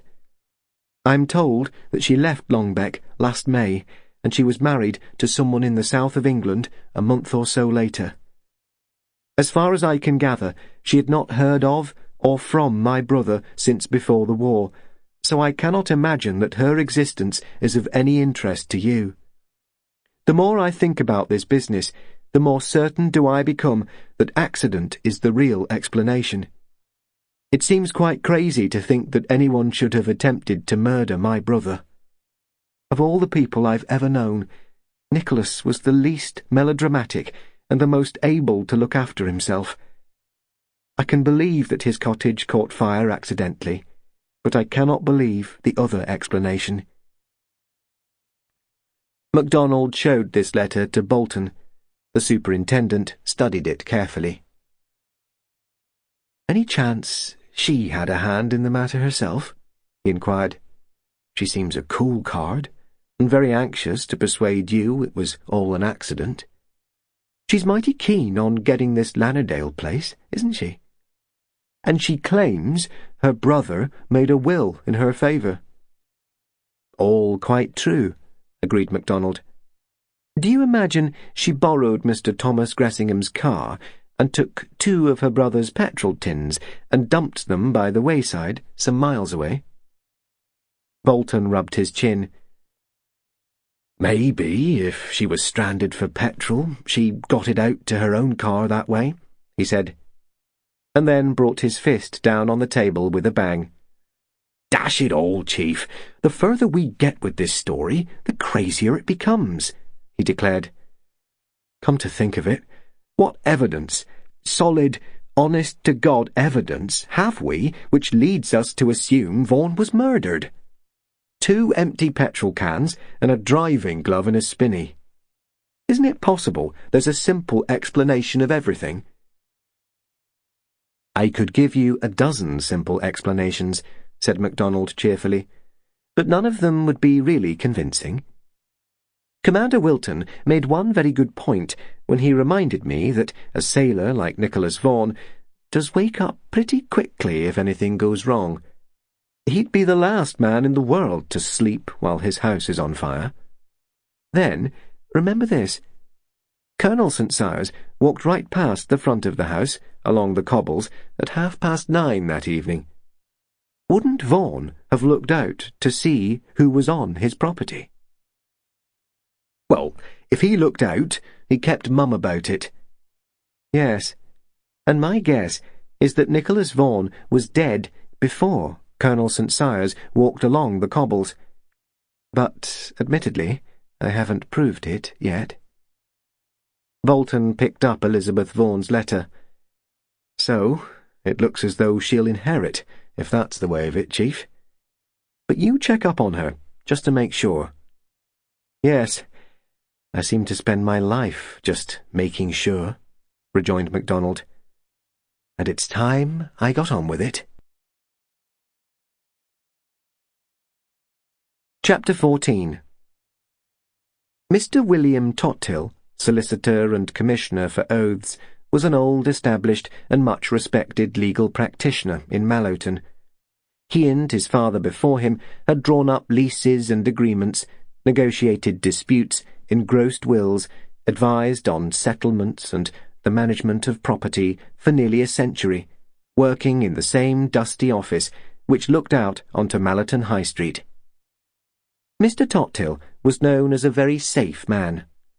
When irate clients demanded immediate legal action to redress their grievances, Mr. Tothill always advised settlement out of court. He was, as he explained, anti-litigious.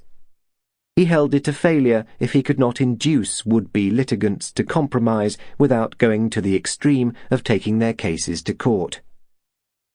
Mr. Tothill was now 70 years of age, a dry, precise little man, not to be hurried in speech or action. It was to Mr. Tothill that Nicholas Vaughan had gone when he took the lease of Little Thatch, saying frankly that he had no knowledge of land tenures in Devonshire and that he wished to have his agreement vetted by a local man of law. Hoping for information, though hardly expecting it, Macdonald called on the lawyer. It was a new experience for Mr. Tothill to have a Scotland Yard man in his office. Such a thing had not occurred before, either in his lifetime or his father's, and he told Macdonald so frankly. Concerning Nicholas Vaughan, the lawyer spoke with approval and regard. Speaking from the short experience I had of him, I should say that Mr. Vaughan was a man unusually well endowed with common sense, practical and straightforward in his dealings. He knew that agreements about tenancies are not always the simple matters they appear to be, and he saw to it that each clause dealt fairly by both tenant and owner, and that no loophole was left for future misunderstandings.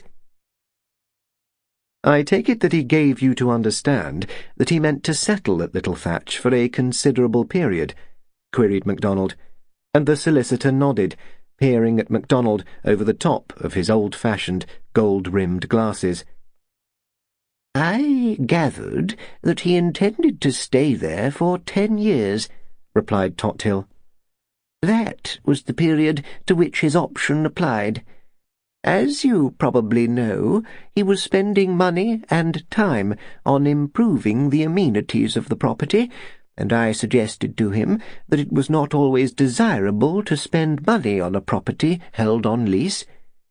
He replied that the improvements he was making would probably be outmoded in 10 years' time, and that he would have his money's worth out of them. With regard to improvements in the land, tillage and so forth, there was a clause in the lease to reimburse him at the close of his tenancy. As I have told you, I found him a shrewd, level-headed client, well versed in rural usages, and fully alive to his own interests and responsibilities as tenant. The agreement, to which he himself suggested some reasonable additions, was mutually satisfactory to both parties, and was signed with a minimum of delay. Beyond supervising the agreement, I had no further dealings with Mr. Vaughan. Have you any idea if he had employed the services of any other solicitor at any period? Mr. Vaughan stated quite explicitly that he had never needed legal advice, and had no solicitor in charge of his affairs. He owned no real estate, and his capital, a matter of a few £1,000s, was well invested. I gather that Little Thatch was the first property he had taken on his own account, though, as I said, he was well informed on the subject of tenancies, particularly farms and small holdings. Did he never mention the subject of his will? Mr. Tothill looked primmer than ever, his lips pursed up as though he deprecated such plain speaking. The matter of his will was mentioned. He told me that he had made a will and that he had drafted it himself, a mistake made by many otherwise business-like persons. He also said that he intended to make another will shortly, and put the drafting in my hands. Unfortunately, he had not carried this intention into effect. Neither had he given me any instructions about the matter. It is probable that his will was destroyed in the fire at Little Thatch, since he had not deposited the document here, nor at his bank. The manager of the Western Counties Bank inquired of me as to whether I held Mr. Vaughan's will, or if I had any knowledge of his testamentary dispositions, and I regretted that I was unable to give any information. The result is that deceased died intestate, and no indication of his wishes can be known to guide his heirs. Did he ever mention to you the fact that he intended to marry? He did not. We had little or no personal intercourse. Macdonald, realizing that he could learn nothing further along these lines, changed his angle of approach with deliberate abruptness. "Have you met a gentleman named Mr. Thomas Gressingham?" he inquired, and the lawyer stared at him for some seconds, as though assessing the real meaning of this inquiry. Macdonald sat tight and waited, and at length Mr. Tothill replied. "A gentleman of that name, who has been staying at Hinton Mallory, called on me to inquire if I had any knowledge of properties likely to come on the market in the near future.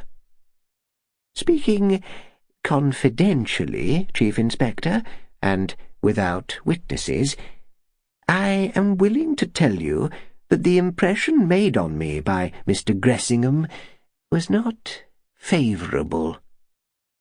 Pressing his fingertips together, Mr. Tothill continued. "Mr. Gressingham seemed to have an idea that I should be willing to discuss my clients with him and give him a leader concerning possible sellers. He held the belief, it appeared to me, that everything and everybody had a price. My interview with him was brief, and he has not sought another one." Macdonald allowed himself a chuckle.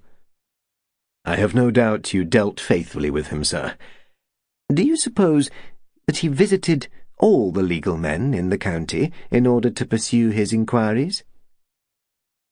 "That I cannot tell," replied Mr. Tothill. "In my case he came with an introduction. Mr. Howard Brendan wrote to me, asking me to assist Mr. Gressingham with any information I was able to give." Again Mr. Tothill paused, and then went on. "Since you have mentioned Mr. Gressingham's name to me, Chief Inspector, I may take it that your interest in him is official?" "Speaking confidentially, as you put it, sir, I admit that such is the case. I have nothing positive against Mr. Gressingham, but I admit he arouses my curiosity. I can't fit him into the picture, if you follow me." Mr. Tothill nodded judicially. "I follow you very well indeed. It is only natural that conjecture is rife over this matter. I have had occasion to rebuke several persons who carried conjecture too far. I think it only right to put you in possession of any facts known to me. I first heard of Mr. Gressingham from Mr. Howard Brendan. The latter, you may know, has a property in the Dulverton district. I think I may say, without breaking confidence, that Mr. Brendan's property is coming into the market. He has been trying to sell it privately for some months past. I gather he has bought another property in the Midlands, and I think he hoped that Mr. Gressingham would buy the Dulverton place. The latter, however, did not care for it, and preferred to seek a property in the south of the county. All this is open and legitimate business, and I should have been happy to act for Mr. Gressingham over negotiating the purchase of any property on the market. What I resented was his implication that I was willing to discuss the financial status of my clients with him, so that he might be in a position to jockey them into selling property. Frankly, Chief Inspector, I found him an unpleasant person, and one with whom I had no wish to have any transactions." "During your interview, did Mr. Gressingham mention little Thatch?" "Certainly he did. He said he wanted to buy it, together with the farm where he is staying, but I told him that I had no knowledge of the properties, save that they were not for sale." Macdonald pondered for a moment. Then he said, "I am surprised to learn that Mr. Brendan is selling his property. I had thought of him as being firmly established in the district." Mr. Tottill hesitated a moment, and then said, "If you lived in this locality, you would soon hear a considerable amount of discussion about him. A few years ago he had a dispute over a right-of-way through his parkland. He closed a path and his gates were broken down. Unwisely, in my judgment, he took his case into court, and he won the case. As so often happens, it was a barren victory. If you live in the country, you must live on reasonably good terms with your neighbours. Since winning his case, I believe it is correct to say that he has been ostracised by his neighbours. He is very wise to seek another home. This is gossip, Chief Inspector, but it is current gossip, such as you would hear in any market town around here." "I believe that Mr. Brendan is a married man," observed Macdonald, and old Tottill stared at him with his shrewd, long-sighted old eyes. "That is so," he observed, and then made a comment which puzzled Macdonald a little. "If you are connecting Mr. Gressingham with that matter, as I believe some ill-intentioned gossips have done, I think you are at fault. To the best of my knowledge, Mr. Brendan and Mr. Gressingham are business acquaintances, nothing else. Being a man who believes in speaking his mind, I told Mr. Brendan that I was not favourably impressed with his friend, and Mr. Brendan said that I should be ill-advised to make hasty judgments. Though Gressingham might on occasion lack discretion in his speech, he was a man of probity in his business dealings." "I gather that you have a respect for Mr. Brendan's judgment, sir." "Certainly I have. I have had various dealings with him, and found his judgment was to be trusted." "You might be interested in these facts," said Macdonald, and gave a terse account of the discovery of the petrol cans and the traces of Mr. Gressingham's Daimler. Mr. Tottill listened intently, and then said, "I find this evidence a little bewildering. Do you deduce that Mr. Gressingham has been obtaining petrol illicitly, and that the late Mr. Vaughan connived at the transaction? I find it difficult to credit. It seems quite out of character for Mr. Vaughan to have acted in such a manner. I could more easily believe that the petrol had been stolen, though I am aware that such an allegation would be slanderous." "The idea of theft had occurred to me," said Macdonald. "In the first instance, it might have been suggested as a rag, one of those pieces of foolishness which grown men have been known to commit when they have had a drink too many. If Nicholas Vaughan discovered that his petrol had been stolen, I can imagine him making a good deal of trouble for the thief." Mr. Tottill nodded. "I see your trend, Chief Inspector. You believe that Nicholas Vaughan met his death through foul play, and you are seeking for a motive." "That's it. I'm pretty sure in my own mind that Nicholas Vaughan was murdered, and I'm hunting for a motive. I have told you the connecting link which brings Mr. Gressingham into the picture, and I have been interested in hearing your opinion of him. You have also told me that Mr. Gressingham came to you with an introduction from Mr. Brendan. I wish you would give me your opinion on this point. I have it in mind to go to see Mr. Brendan and to put these latest facts before him, and to ask for his cooperation. Do you consider that, in doing so, I shall be defeating my own ends? Will Mr. Brendan be likely to act in a legal capacity for Mr. Gressingham? The lawyer chuckled, a dry sound, but full of amusement. I see your point, Chief Inspector. If you want information likely to lead to the arrest of a miscreant, you would hardly expect to be provided with it by the latter's legal adviser. Mr. Howard Brendan is a solicitor, but he has not practised his profession for many years. He would not act for Mr. Gressingham, but he might advise him. If you want my opinion of Mr. Brendan, I can tell you that he has a name in the county for being a man of his word. He may be disliked by those who find him a hard man, but he is not mistrusted. Those who have had dealings with him can tell you that if he has given his word, he will abide by it, even to his own disadvantage. If he has said he will follow a certain course, he follows it.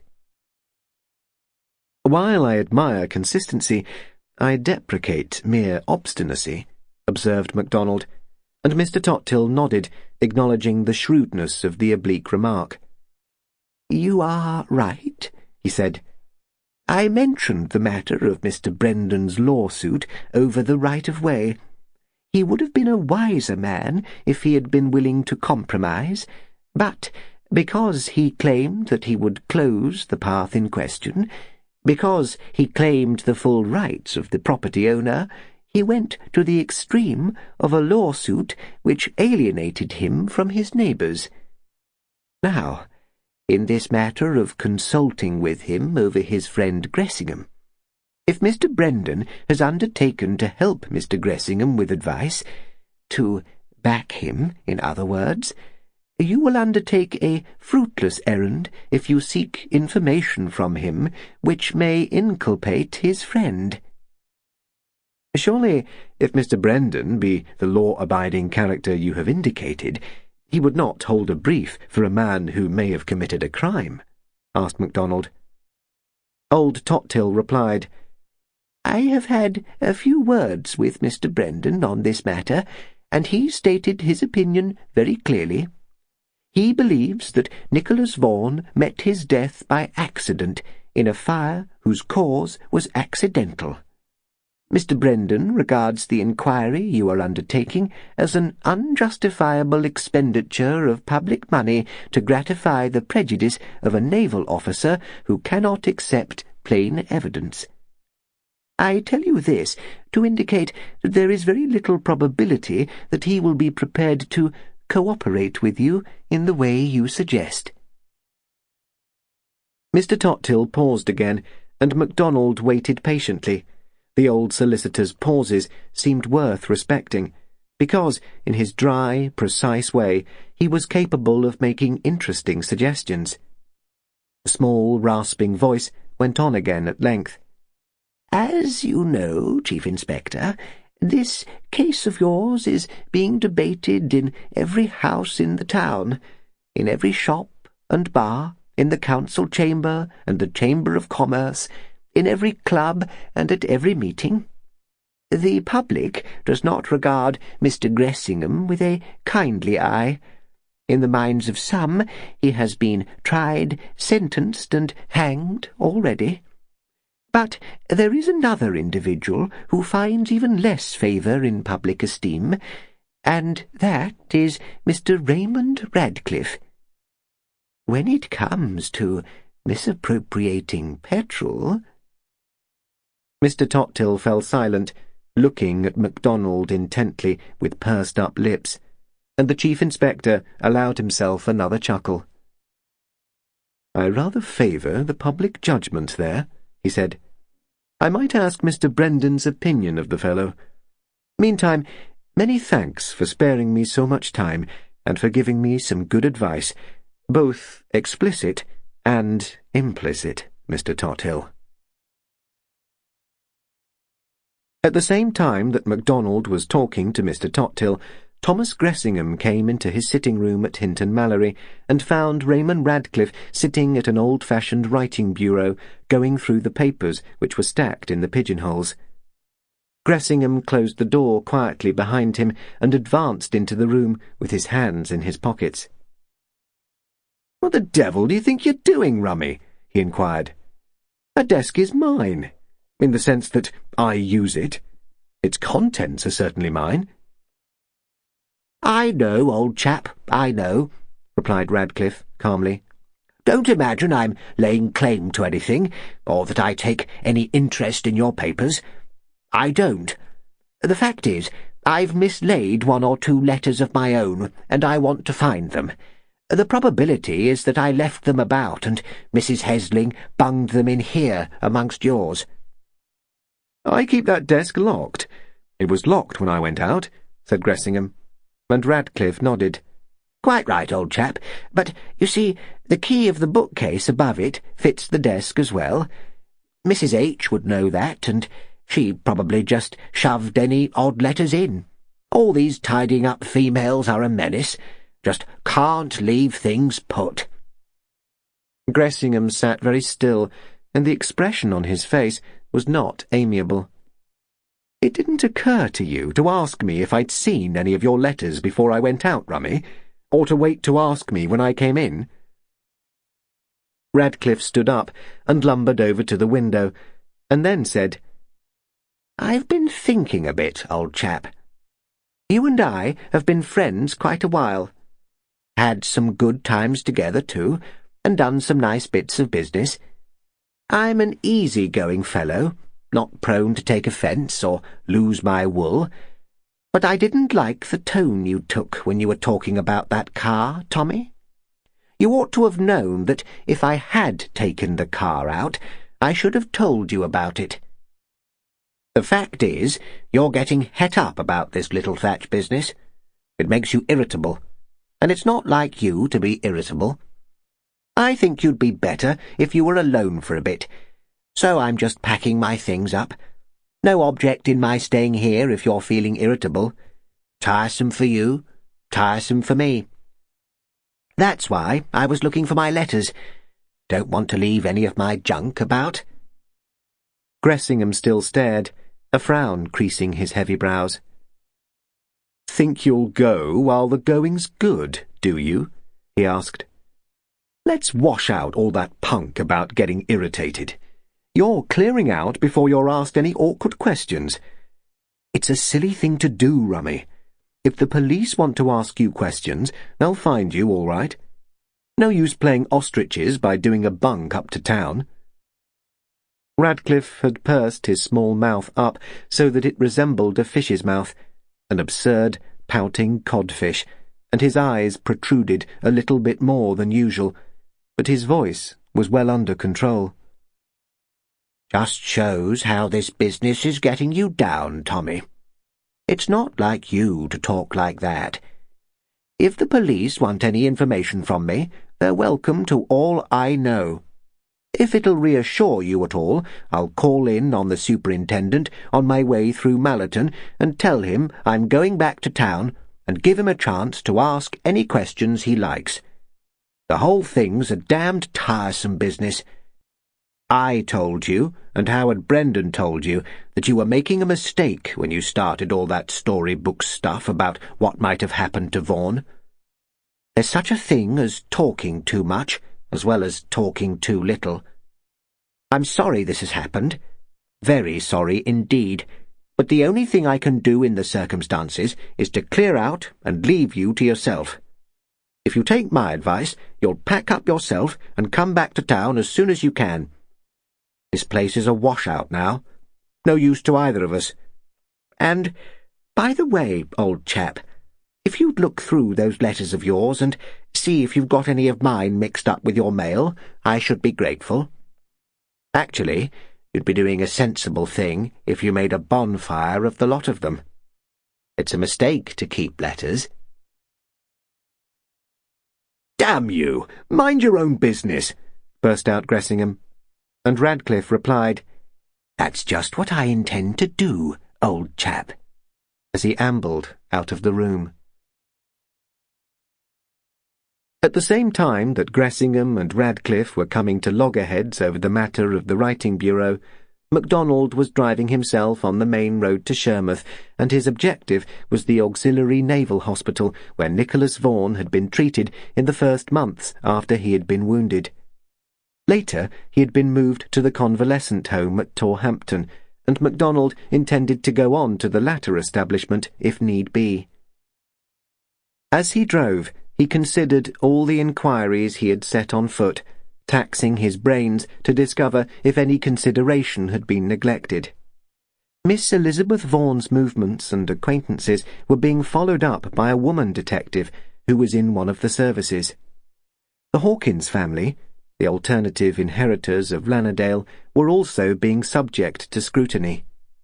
Mrs. Thomas Gressingham's activities as an auxiliary ambulance driver were being inquired into. Likewise, the excursions of Mr. Raymond Radcliffe. The latter had often been seen about in the evenings, and it was said, with what truth Macdonald was uncertain, that he pursued some of the land girls who were billeted in the locality. As he drove, Macdonald pondered over the evidence he had collected during his 4 days in Devonshire, trying to weigh it up fairly and put it against the evidence which had led the jury to return a verdict of accidental death. Could it be said that he had disproved that verdict? He had to admit that it still remained a matter of weighing probabilities. He had proved, to his own satisfaction, that the causes of fire suggested by the coroner, defective wiring, or a beam bared in the kitchen chimney, had not been the agents which led to the fire. For the rest, his theories were based on evidence which few would consider conclusive. Macdonald believed himself that Vaughan had been murdered before he re-entered Little Thatch, and his argument for this belief was one that would not prove convincing to many. He argued that, given normal conditions, Vaughan, having put his car away, would have gone to shut up the ducks before he entered the house.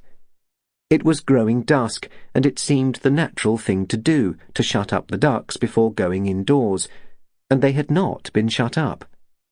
Although country people went early to bed, Macdonald did not believe that Vaughan would have gone to bed before 9:30. Yet Colonel St. Cyrs said there was no light showing in the house. It would certainly have been too dark inside the cottage at that hour to read or to write, and Macdonald had learned, by persistent inquiry, that Vaughan did not habitually go to bed early. His windows could be seen across the valley, and a farmer and cottagers from across the River Mallow had said that the faint light from Vaughan's curtained windows was always observable late. Late meaning after the hour that most country folk went to bed. Superintendent Bolton and his men had made very thorough inquiries as to whether any stranger had been seen in the vicinity of the Mallorys on the evening of April the 30th, and could get no evidence of anyone seen on roads or fields or bypaths. Young Alf's evidence remained uncontradicted. Between 9 o'clock and 10:30, 2 vehicles only had passed Corner Cottage on the road to Mallory Fitzjohn. One was Vaughan's Morris, going towards the Mallorys. One was Gressingham's Daimler, travelling in the other direction. If a car or pedestrian had approached from the other side of the river, the route would have still led past Corner Cottage, because this was the only road leading to Little Thatch. There was an alternative private road which led to Manor Thatch, but anybody using this would have had to pass along the drive of the manor itself, a very improbable route. As he drove, Macdonald pondered over all these points, considering the report he would be sending in to the Commissioner's office. It could be boiled down to this statement: I believe that Vaughan was murdered and the cottage deliberately fired, but I have no direct evidence to uphold my opinion. It was midday when the Chief Inspector arrived at Shermouth Hospital, where he had made an appointment with the matron, and he was shown into an office as severely businesslike as his own office at Cannon Row. The matron, a formidable lady of commanding presence, sat at her desk, looking as impressive as a judge in his robes. To Macdonald's mind, no type of trained ability produced a more notable personality than the hospital matron, the very apotheosis of controlled energy and organising power. He felt that he had to proceed circumspectly in this august presence, but he went straight to the point.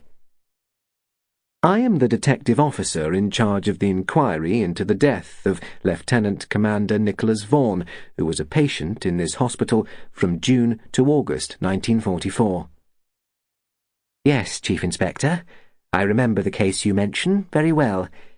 Lieutenant Commander Vaughan left here at the end of June and went on to the hospital at Torhampton. The latter is in the nature of a convalescent home, and he was discharged from there in October last, having made an excellent recovery. I was very grieved to hear of his death. We heard that he died in a fire, and I understood that a verdict of accidental death was returned. Yes, madam.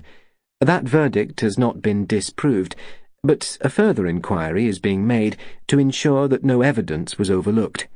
I am hoping that I shall be allowed to see the nurses who had charge of the case.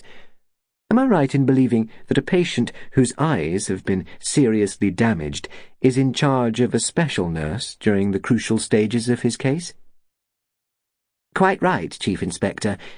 Lieutenant Commander Vaughan had 2 special nurses at first, a day nurse and a night nurse. It was essential that he should not touch his bandages or make any movement which might impair the treatment. The surgeons were particularly interested in his case. Mr. Lee Simpson, who is our greatest ophthalmic surgeon, performed something like a miracle of surgery in Vaughan's case, and he emphasized that nursing must do the rest. We did our best, and the result surpassed all our hopes. Now, what is it you really want to know? The last words were spoken with a half-smile, as though the mask of professional severity were doffed for a moment to allow the kindliness and humanity of the nurse's mind to shine out through her habitual severe dignity. Macdonald smiled back. "I'm only too willing to tell you, madam, if you will allow me to do so in my unofficial capacity. As a human being, I am convinced that Nicholas Vaughan's death was not an accident. As a detective officer, I have very little evidence to offer to support my opinion. My only hope of getting that evidence is by talking to people who knew Vaughan's mind. He was an unusually reticent person. Would you not say that it is true that even the most reserved men do talk sometimes to their nurses when physical weakness relaxes their habitual reserve?" "Quite true, Chief Inspector. There is a child latent in us all, from our babyhood to our death, and helplessness often brings the child to the surface. The professional nurse is debarred, in most circumstances, from repeating what a patient may tell her, but I admit circumstances may alter cases. Again, what is it you want to know?" "In all that I can find of Nicholas Vaughan, there are only 2 points which puzzle me," said Macdonald. "He was a very straightforward, hard-working fellow, whose manner of life seemed consistent with all that I can learn of him. But he was a North countryman, born and bred, who was devoted to the North. He came from that corner of England which lies to the west of the northern end of the Pennine chain, just south of the Lake District. It is a countryside which grips the imagination. Yet Nicholas Vaughan chose to settle in South Devon. I find that inconsistent, and I want to know the reason for it. Further, Vaughan was meaning to get married. He had said so, but I can find no trace of the woman he intended to marry. Now, both of those questions are intimate ones. It is possible that his nurses may be able to tell me the answer to them. My only justification for asking is that I believe Vaughan was murdered, and that it is some fact in his private life which may lead me to the murderer.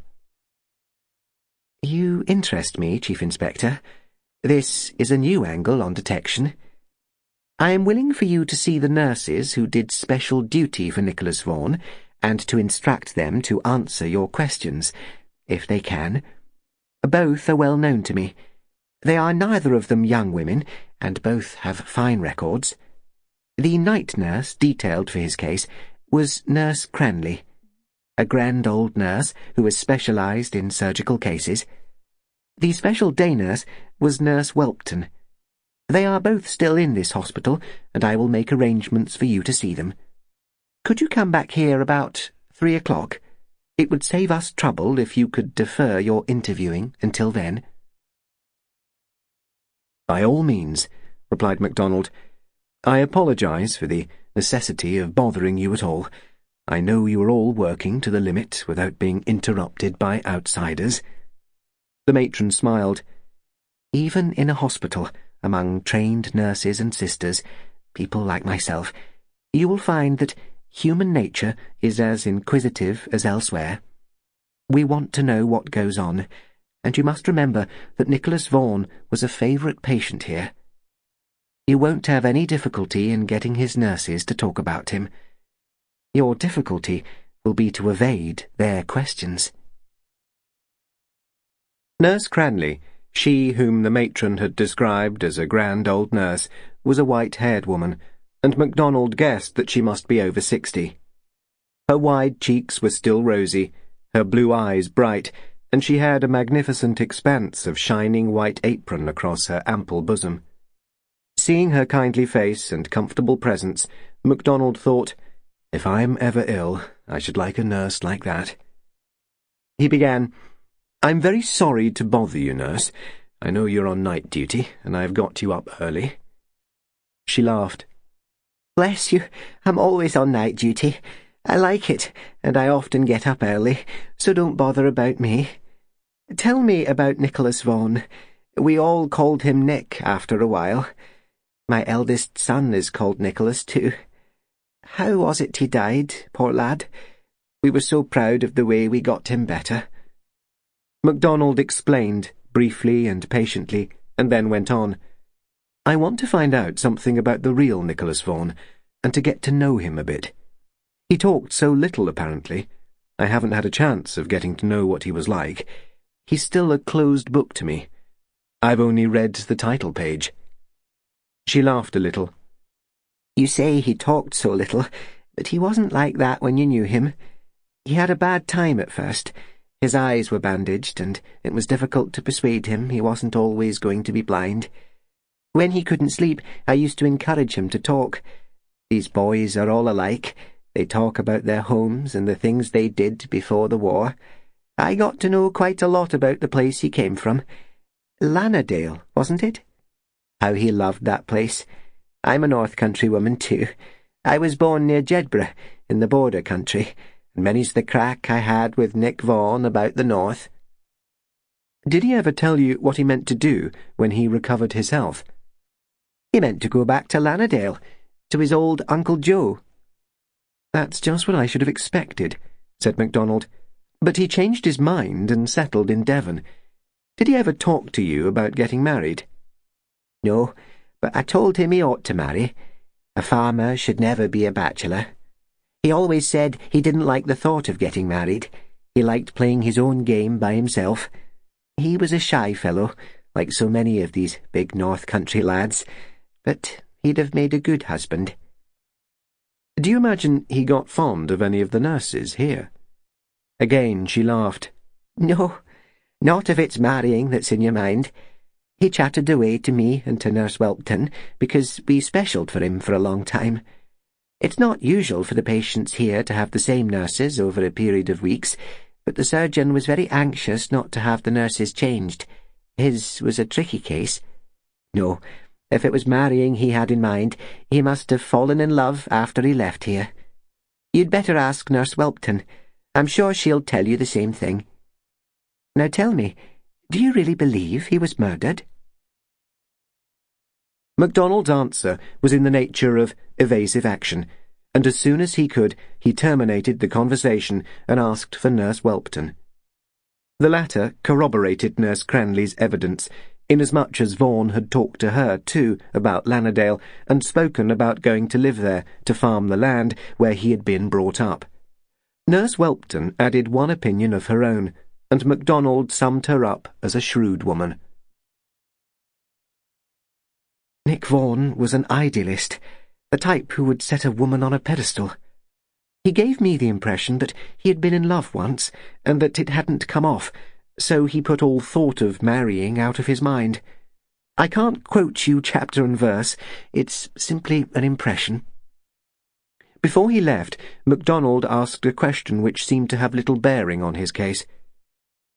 If a trained nurse gets married these days, under wartime conditions, does she have to go on nursing? Nurse Welpton laughed.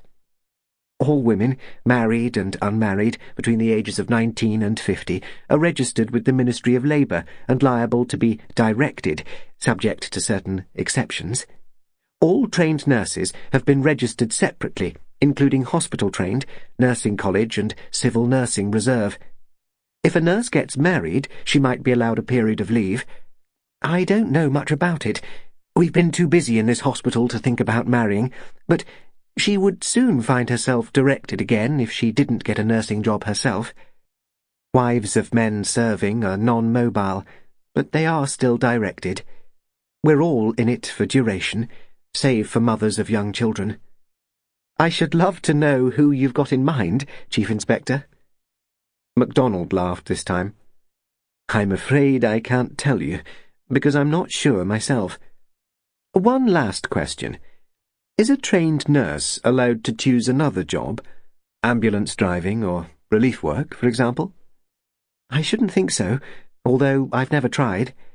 Nurses are in short supply, to use the current jargon, and they're kept to their job. Quite right, too, otherwise their training would be wasted. Macdonald agreed, thanked her very politely, and took his leave, without having satisfied the very natural curiosity of two highly trained nursing specialists. Immediately on leaving the hospital, he put through a telephone call to Superintendent Bolton. The latter said, I'm glad you've rung up. I was wondering where I could get hold of you. Mr. Thomas Gressingham has had a motoring smash. I'm just going out to look into it. He seems to have lost control of his car on the Morebury Hill and crashed into a wall at the bottom of it. Is he alive? They thought so, but only just alive. Terribly smashed up. Not likely to live, according to present information. Head wounds. You'd better carry on, Bolton, and give me a report when I get back. I want to finish off the job I'm on. Right. It looks to me as though Gressingham may have chosen his own way out. Maybe, but keep an open mind. I'll see you between 5 and 6 this evening. Chapter 15. It was 4:30 when Superintendent Bolton reached the spot where Gressingham's Daimler had crashed into a stone wall, and he found the once magnificent car a heap of wreckage. Its owner had been removed by ambulance under the supervision of the local doctor, who had found that Gressingham's heart was still beating, though the nature of the head damage alone made it almost certain that his survival was impossible. He had been alone in the car, which had been seen to tear down the steep gradient, gaining speed as it descended. No one had actually seen the final crash, but the car had failed to take the turn towards the bottom of the hill and had hit the wall head-on, crumpling up with the force of its own velocity. Morebury Hill was 15 miles from the Mallorys, not on a main road, but on a by-road called the Old Road by the inhabitants. For centuries, the only road or path between South Moreton and North Moreton had been the steep road which ascended over the ridge of moor and dropped again to the valley by a gradient which was 1 in 4 in that portion where Mr. Gressingham had come to grief. In 1920, a new road had been made along the river valley, so that very little traffic, save farm carts and tractors, used the old road. One of Bolton's first questions was, what the dickens was he doing on this road at all? The inspector in charge was able to answer this query, He was going to see Morton Place, sir. It's up for sale, and Mr. Gressingham phoned this morning to say he was coming to look over it. He asked for directions, and they told him about the old road, and then said he would be wiser to take the longer route round by Withyford. It looks as though he thought he'd save time coming this way, and he lost control of his car. Bolton looked at the heap of metal and grunted. So far as he knew, Gressingham was a reasonably careful driver, and certainly an experienced one. Daimlers, of all cars, were not likely to have inefficient brakes. It looked to him as though there must be some very good reason why a first-rate car should have got out of control, even on that dangerous road. He studied the surface of the road over which the car had travelled before it crashed. It was not a tarmac road, but an old macadam one, and rough at that. Being very dry, it showed few traces. "What vehicles have been over this since the accident?" he asked, and the inspector replied, "First a farm tractor, then a farm cart, later the doctor's car, and the ambulance. The driver didn't like bringing it down the hill, but what could we do? He couldn't back up, too steep and twisty." Bolton bent to study the ground again, but had to admit himself defeated. He said to the inspector, "Could you see any traces of braking when you got here? Any sane driver would have had his brakes on with all his might." "There was nothing to see, sir. The tractor had been passed before I got here. I looked for wheel traces, but I couldn't find any. I reckon his steering must have gone so that he couldn't take the bend." "Looks more as though his senses had gone," grunted Bolton. "He must have been travelling like an express train to get smashed up to that extent. That car's got to be left where it is until we've had a reliable mechanic out to look at it. If you start moving it, we may not be able to get any evidence at all. I want to know if it was in gear, and if so, what gear.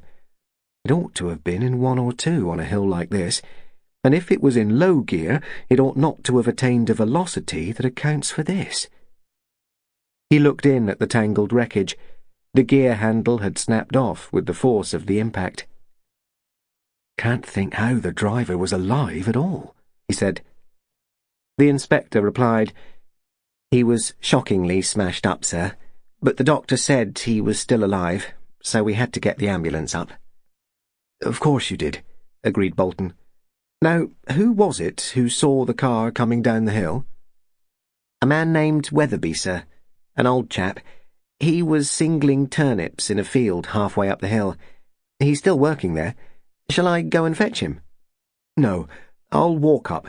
Then I shall be able to get an idea of what he saw," said Bolton. He turned to the driver of his own car. "Go up to the top and wait. When you hear me whistle, drive the car down, and be careful what you're doing." Bolton paused. He was a very conscientious man, and he knew that his young police chauffeur was a better driver than himself. "Do you know this road?" he inquired. "No, sir. Only by repute. It's one of the worst hills in the county. Fit for engine trials." "Do you think it's safe for driving?" "Oh, Lord, yes, sir. Provided your car's in condition and you're careful. Nothing to make a fuss about. Just a steep hill." "If that Daimler had been yours, would you have hesitated to drive it down this hill?" "No, except for thinking of the tyres. It's a pretty rough surface. That car was never suddenly braked on this road, sir. It'd show on those tyres if it had been. For whatever reason it was, the driver let it rip, as though he'd gone to sleep at the wheel, or had a fit, or something." The young chauffeur got into the police car and set it at the hill, accelerating the engine and then letting in the clutch smoothly at the critical split second so that the car started moving up the steep gradient with as little fuss as if it had been on the level. Bolton watched with a feeling of exasperation that he could never start a car himself with the skilled nonchalance of these youngsters of today. It always seemed to him that the motoring age had evolved a specialized type of human to meet its needs. Bolton trudged up the hill, his eyes scanning the ground for any evidence of wheel marks with the brake locking them, while he considered the nature of the hill as far as he could see it. There was a quarter of a mile on the straight from the top downwards, quarter of a mile of good visibility, and then an obviously dangerous turn, also on a steep gradient, where the Daimler had come to grief and piled up against the stone wall of Mawbury Place. Towards the top of the hill, on Bolton's left, a gate led into a field of turnips, a field which sloped so steeply that it was difficult to understand how the ploughman had negotiated it. It was a 4-acre field, Bolton guessed, and one old man was bent to the wearisome task of singling turnips. What a job, thought Bolton, looking at the interminable rows of young green. It looked a lifetime's job to one not familiar with fieldwork. The old man, as bent and gnarled as Reuben Dickon, seemed to be part of the field, something growing from the brown earth. As Bolton approached, he straightened up as far as he was able and stood, waiting patiently. "Good day, Mr. Weatherby," shouted Bolton. He knew this type, and knew that kindliness and patience would get him farther than professional abruptness. "I'm a police superintendent. I'm told you saw a car coming down the hill before it was smashed up at the bottom." "Yes, fegs I saw him. Shocking thin that be. I waved him to warn him like, but he took no notice." "Where were you working when you saw the car?" asked Bolton. The ancient pointed farther up the slope, some yards farther away from the road. There was a stick in the ground, with a bundle tied on its crook. "'Twas just there," he said. "I was going to have a bite, and I'd stopped working a minute. I seed man. He'd come over brow to hill, and he was a-going faster and faster, as if the devil were driving him. I knew how it'd be. Yes, that carner's a proper teaser. I couldn't have turned carner driving like that." Bolton walked up to the stick. He found he could see over the hedge, and he took out his whistle and blew a short blast. In a few seconds he saw the police car appearing. There was a copse on the ridge of the hill, so that he could not see the road at the top, but he got a clear view of the car as it crept cautiously down, and he could hear the engine in low gear. The hedge hid it from sight before the turn where Gressingham had crashed. Not much to be learned from here, although old Weatherby must have been able to see inside the car. Bolton went back to the old man.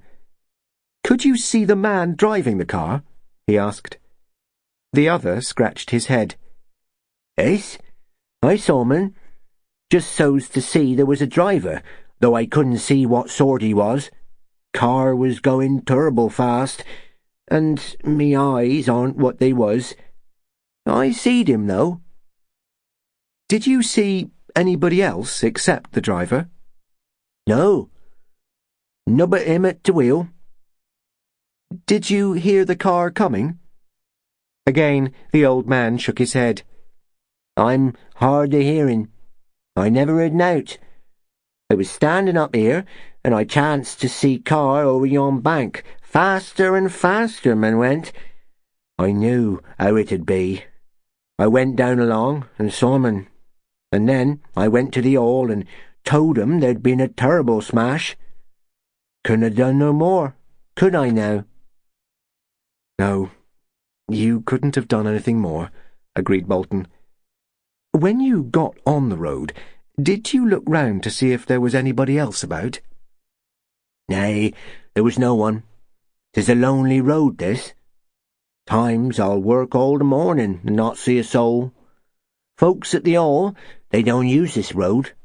Mr. Venning, him brings tractor this way betimes, and the farm carts use the old road, but most keeps off it. 'Tis a hill, that be." Bolton agreed, and leaving the old man to his interminable job, the superintendent went back to the road and trudged up to the top of the hill. On the summit was a small spinney, stunted pines growing in the sour moorland tract on either side of the road, but looking southwards there was a magnificent view across to the tors of Dartmoor. The road surface told nothing at all. Walking 100 yards farther on, Bolton found the road dipped again. He calculated that anybody driving up the farther slope would see nothing but the road mounting to its final ridge until they were actually at the top, and then the road dropped in a violent gradient dead straight to the turn near the bottom where it was edged by the stone wall. Pondering deeply, Bolton walked down the hill again and rejoined his driver.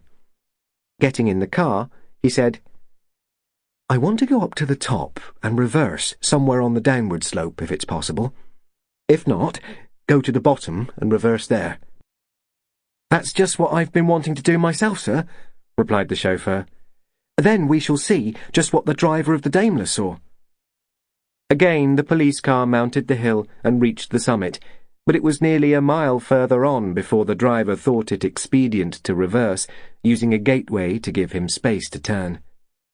Going up, it was as Bolton had expected. He could see nothing but the mounting hill in front of him until they gained the ridge, where they pulled up. The driver, a young policeman named Rainsford, spoke. "It's like this, sir. Any driver coming up this hill would be on the alert as he approached the ridge. It's nothing like so steep on the far side, but it's a long hill. You couldn't rush it in top gear, like you can a short hill. You'd have plenty of time to wonder what was coming, and the road drops so steeply this side, it's like driving at a cliff edge. Anybody'd be careful to slow up, or even stop at the top. No one in their senses would tear down on that gradient. I should say it's so obviously dangerous that it's not dangerous at all, if you see what I mean. You'd know you'd just got to go in low gear and take it slowly with that turn at the bottom." Bolton nodded. "Yes, I see what you mean," he said. "What'd be your guess as to what happened? Defective brakes?" "No, sir, not on that Daimler. Besides, if the brakes had been faulty, the driver would have known it.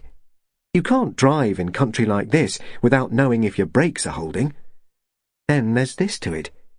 If you came over that ridge, you'd know at once if the brakes didn't function, and you'd have time to steer the car into the bank to check it before it had gained speed.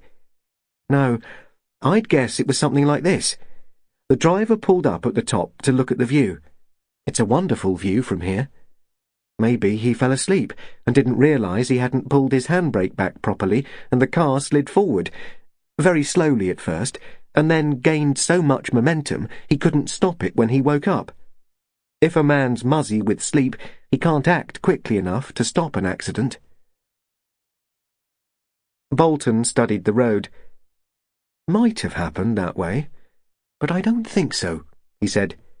"There's 20 feet of level ground here.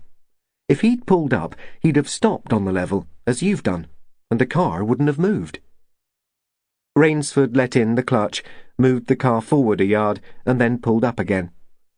After a few seconds, he released the handbrake and waited. Bolton waited too, and after a few seconds, he realised the car was moving. The apparently level road did slope a little. Rainsford pulled the handbrake on hard. "You see, sir, it's difficult to tell. A car will move on the very least gradient. That's why you're always taught to leave the handbrake on. It could have happened that way. I believe it did. The driver woke up, found he was moving at a hell of a lick, and, being sleepy, all he managed to do was to keep the car in the middle of the road. He may have tried to brake and his foot was numb. Foozled it or something." "What about his handbrake?" "Maybe he dare not let go of the wheel and drive one-handed with that turn rushing at him." Bolton studied the other's cool, intelligent face. "That explanation satisfy you?" "Not altogether, sir, but it's a possible one. It's difficult to make any other. If you guess at foul play, you can suggest he was shot at the wheel just as he started driving down the hill, but I don't see how the car kept straight. He'd almost certainly have jerked the wheel as he slumped over it, and the car would have piled up on the bank. Also, he'd have been in low gear, and I doubt if he'd have come quite such a smash. That car was either in neutral or else in top gear, judging by the pace it was going when it hit the wall." Bolton was meditating aloud. "He was coming to see that house, so I'm told. It's probable he'd have pulled up at the top here to look at the view. Quite a natural thing to do. The car wouldn't have been in gear then. He'd have pulled the handbrake on. Second nature to do that. Yes, sir. If he'd started again, he'd have put her in low gear and then released the handbrake slowly as he let the clutch in. I think my suggestion meets the facts better. He pulled up on the level, as he thought, and didn't get his handbrake on properly. Then he went to sleep, and the handbrake gave. The car was in neutral, and he wasn't awake enough to stop it once it gained momentum. A nasty accident, eh? Queried Bolton. If it wasn't an accident, how could it have happened? You're right about the car keeping the road until it reached the turn. Rainsford considered afresh. I'd say it was impossible for him to have been killed while the car was travelling. It'd never have kept straight. There's this possibility. He was killed while the car was pulled up on the level and his hands were off the wheel. The car was moved forward and left with its nose pointing dead straight down the middle of the road. Then the murderer got out, stood on the running board, released the handbrake, and jumped off. That's a possibility, but it'd have taken a cool nerve to do it. That hill's dead straight, pondered Bolton. If you headed the car straight, there's nothing to deflect it. Well, now we shall have to find out if anyone else was seen mounting the hill, or if there was any other car about. No man would choose that way of committing suicide. No, that's one explanation I wouldn't consider for an instant, replied Rainsford. Bolton went on. Try to imagine yourself waking up in a car that was tearing to perdition down this hill. Wouldn't you have grabbed the handbrake and pulled like hell, even if it meant a spill? Wouldn't you have gone for the brake instinctively? Rainsford looked at the straight hill and the turn at the bottom. I don't know, sir. Maybe I'd have held on to the wheel and tried to take that corner. You couldn't turn the car with one hand. I just don't know. And Bolton didn't know either. That evening, before Macdonald returned, Superintendent Bolton sat and wrote his report. In the course of many years of police work, he had learnt to write an admirable report, terse and factual, and he no longer found writing a toil as he had done when he was younger. He told his wife that putting facts down on paper often helped him to realise the significance of the evidence he had collected. On this occasion, however, Bolton found himself worried, and his worry was due to the fact that he could not determine if the matter of Gressingham's car smash were a case which must be judged as a thing apart, or if it was part and parcel of the little Thatch case. While Bolton had been busy investigating on Morebury Hill, Mr. Hesling had been talking to the inspector, who went to Hinton Mallory to make inquiries about Mr. Gressingham's next of kin, that information might be sent concerning the accident. Hesling had told the inspector that Gressingham and Radcliffe had had a furious quarrel the previous evening, and though Gressingham had attempted to make out that things were normal between himself and his friend, it was obvious to the Heslings that Radcliffe had taken his departure in a state of sullen rage. The news of Gressingham's smash and his own dying condition came as a shock to the Heslings, and they immediately connected it with Radcliffe. The Heslings were only able to give a guesswork description of the cause of the quarrel between the two men. Mrs. Hesling maintained that the dispute was concerned with Gressingham's car, Gressingham having accused Radcliffe of taking the car out on the night of April the 30th. Mrs. Hesling, however, believed that the trouble was concerned with Radcliffe's pursuit of a certain land girl of whom he had been enamoured. Mr. Hesling was able to give information on this score. It seemed plain enough that Radcliffe had, on some occasions, gone out late in the evening to meet a girl in the fields between Hinton Mallory and Little Thatch, and Hesling believed that he had done so on the night of April the 30th. When questioned more closely on this point, he admitted that he had no evidence to offer. It was just guesswork. He had certainly not connected Radcliffe's going after the girls with the fire at Little Thatch, but what he had overheard of the final quarrel between the two men led him to believe that Gressingham suspected that Radcliffe knew more than he had admitted. The inspector had immediately inquired when and how Radcliffe had left Hinton Mallory, and was told that Gressingham had taken him to the station in his Daimler. Radcliffe had rung up for a taxi, but had been unable to get one at short notice, and Gressingham, who was endeavouring to keep up appearances, had said he would take him. The two men had left in the Daimler, with Radcliffe's suitcase, at 10 o'clock that morning. The inspector had inquired if Gressingham had said where he was going and to which station he intended to drive Radcliffe: Exeter, Mallerton, or Credeford. On this matter Hesling could give no information, though Mrs. Hesling had said that Gressingham had told her he would not be in until his evening meal. He had had a long conversation over the telephone early that morning, and Mrs. Hesling had overheard enough to gather that he was making an appointment to meet somebody, and was also asking for directions as to route.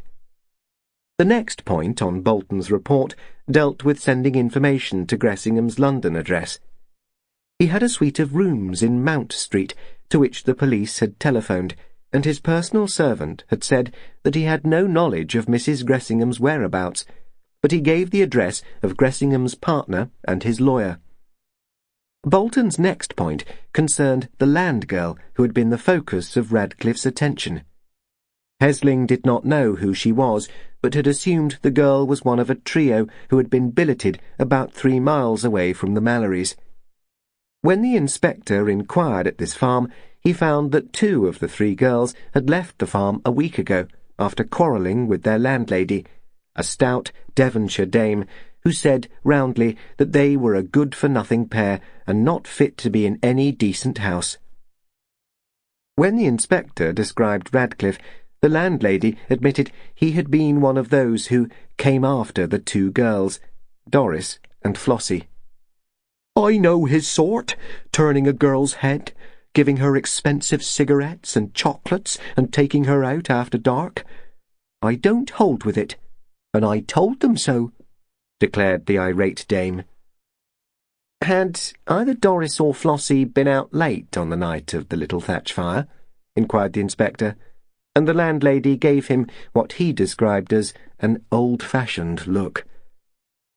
"I don't know," she declared. "I never could keep even with them.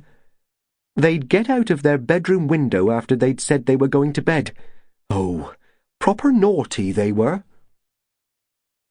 Bolton concluded his neat précis of all this information with one startling fact.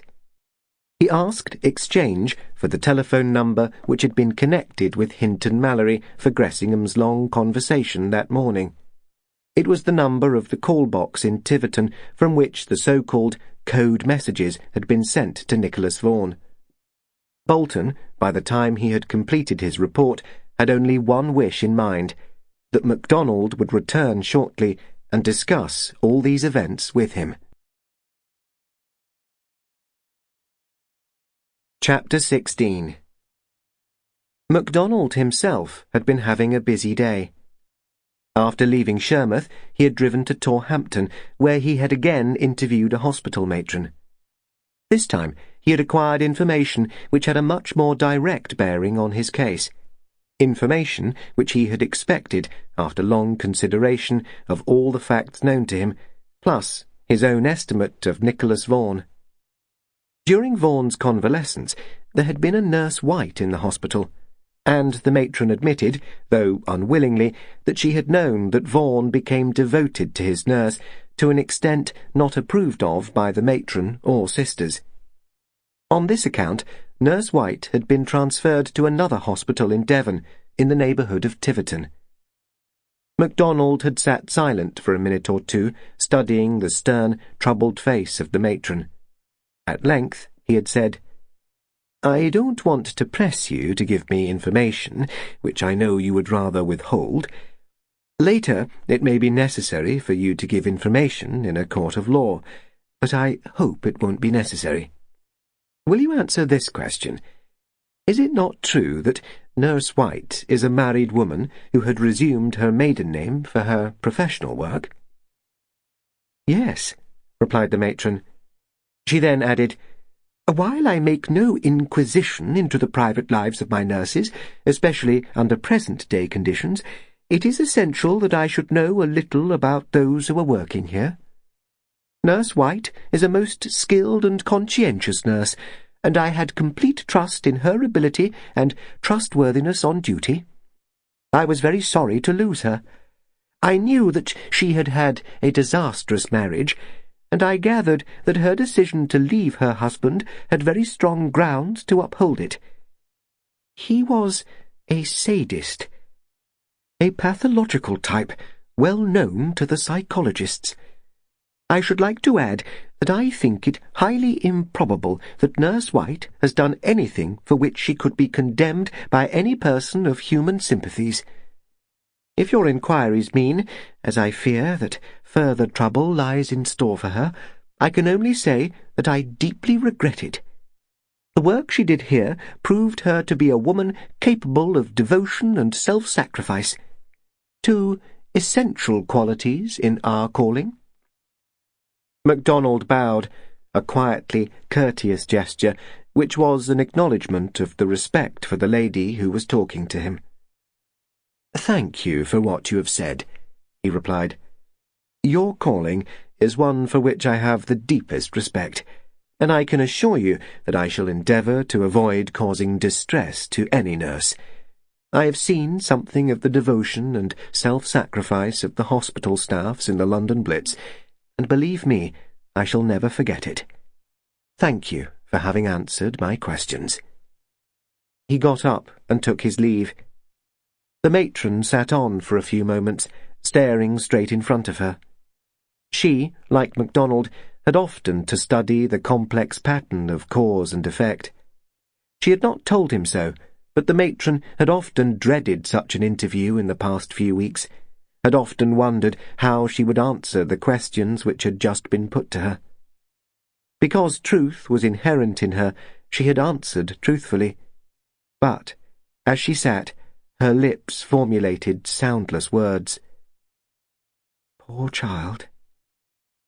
Poor child." It was evening before Macdonald came into the presence of the woman whose identity he had believed all through his inquiry to be the key to the riddle of Nicholas Vaughan's death. As he rose to his feet when she came into the room, he found himself facing a tall, pale girl, clad in the immaculate white and blue of hospital uniform. She was very fair, with smooth, pale hair brushed back severely under her starched cap. Her face had the even pallor, not of sickness, but of health. Firm cheeks, firm lips, rounded chin, and clear grey eyes. A Norse type, with something statuesque in her stillness and dignity. She faced Macdonald steadily, meeting his gaze with her own. "I am Nurse White. Matron says you wish to speak to me." "Yes. Will you sit down? I am the officer in charge of the inquiry concerning the death of Nicholas Vaughan of Little Thatch." She sat down in the chair he drew forward, and sat erect, her hands lightly clasped on her lap, and waited for him to continue, very still and self-controlled. "You knew Nicholas Vaughan?" he asked. "Yes. I have known him for many years. I nursed him at Torhampton Hospital." "The matron there spoke to me of your work, and praised it highly. I don't want to ask you more questions than I must, nurse. The situation is a difficult one, but I must tell you this.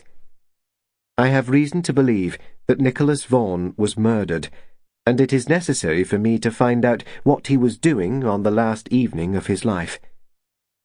First, will you tell me what you yourself were doing on the evening of April the 30th last?"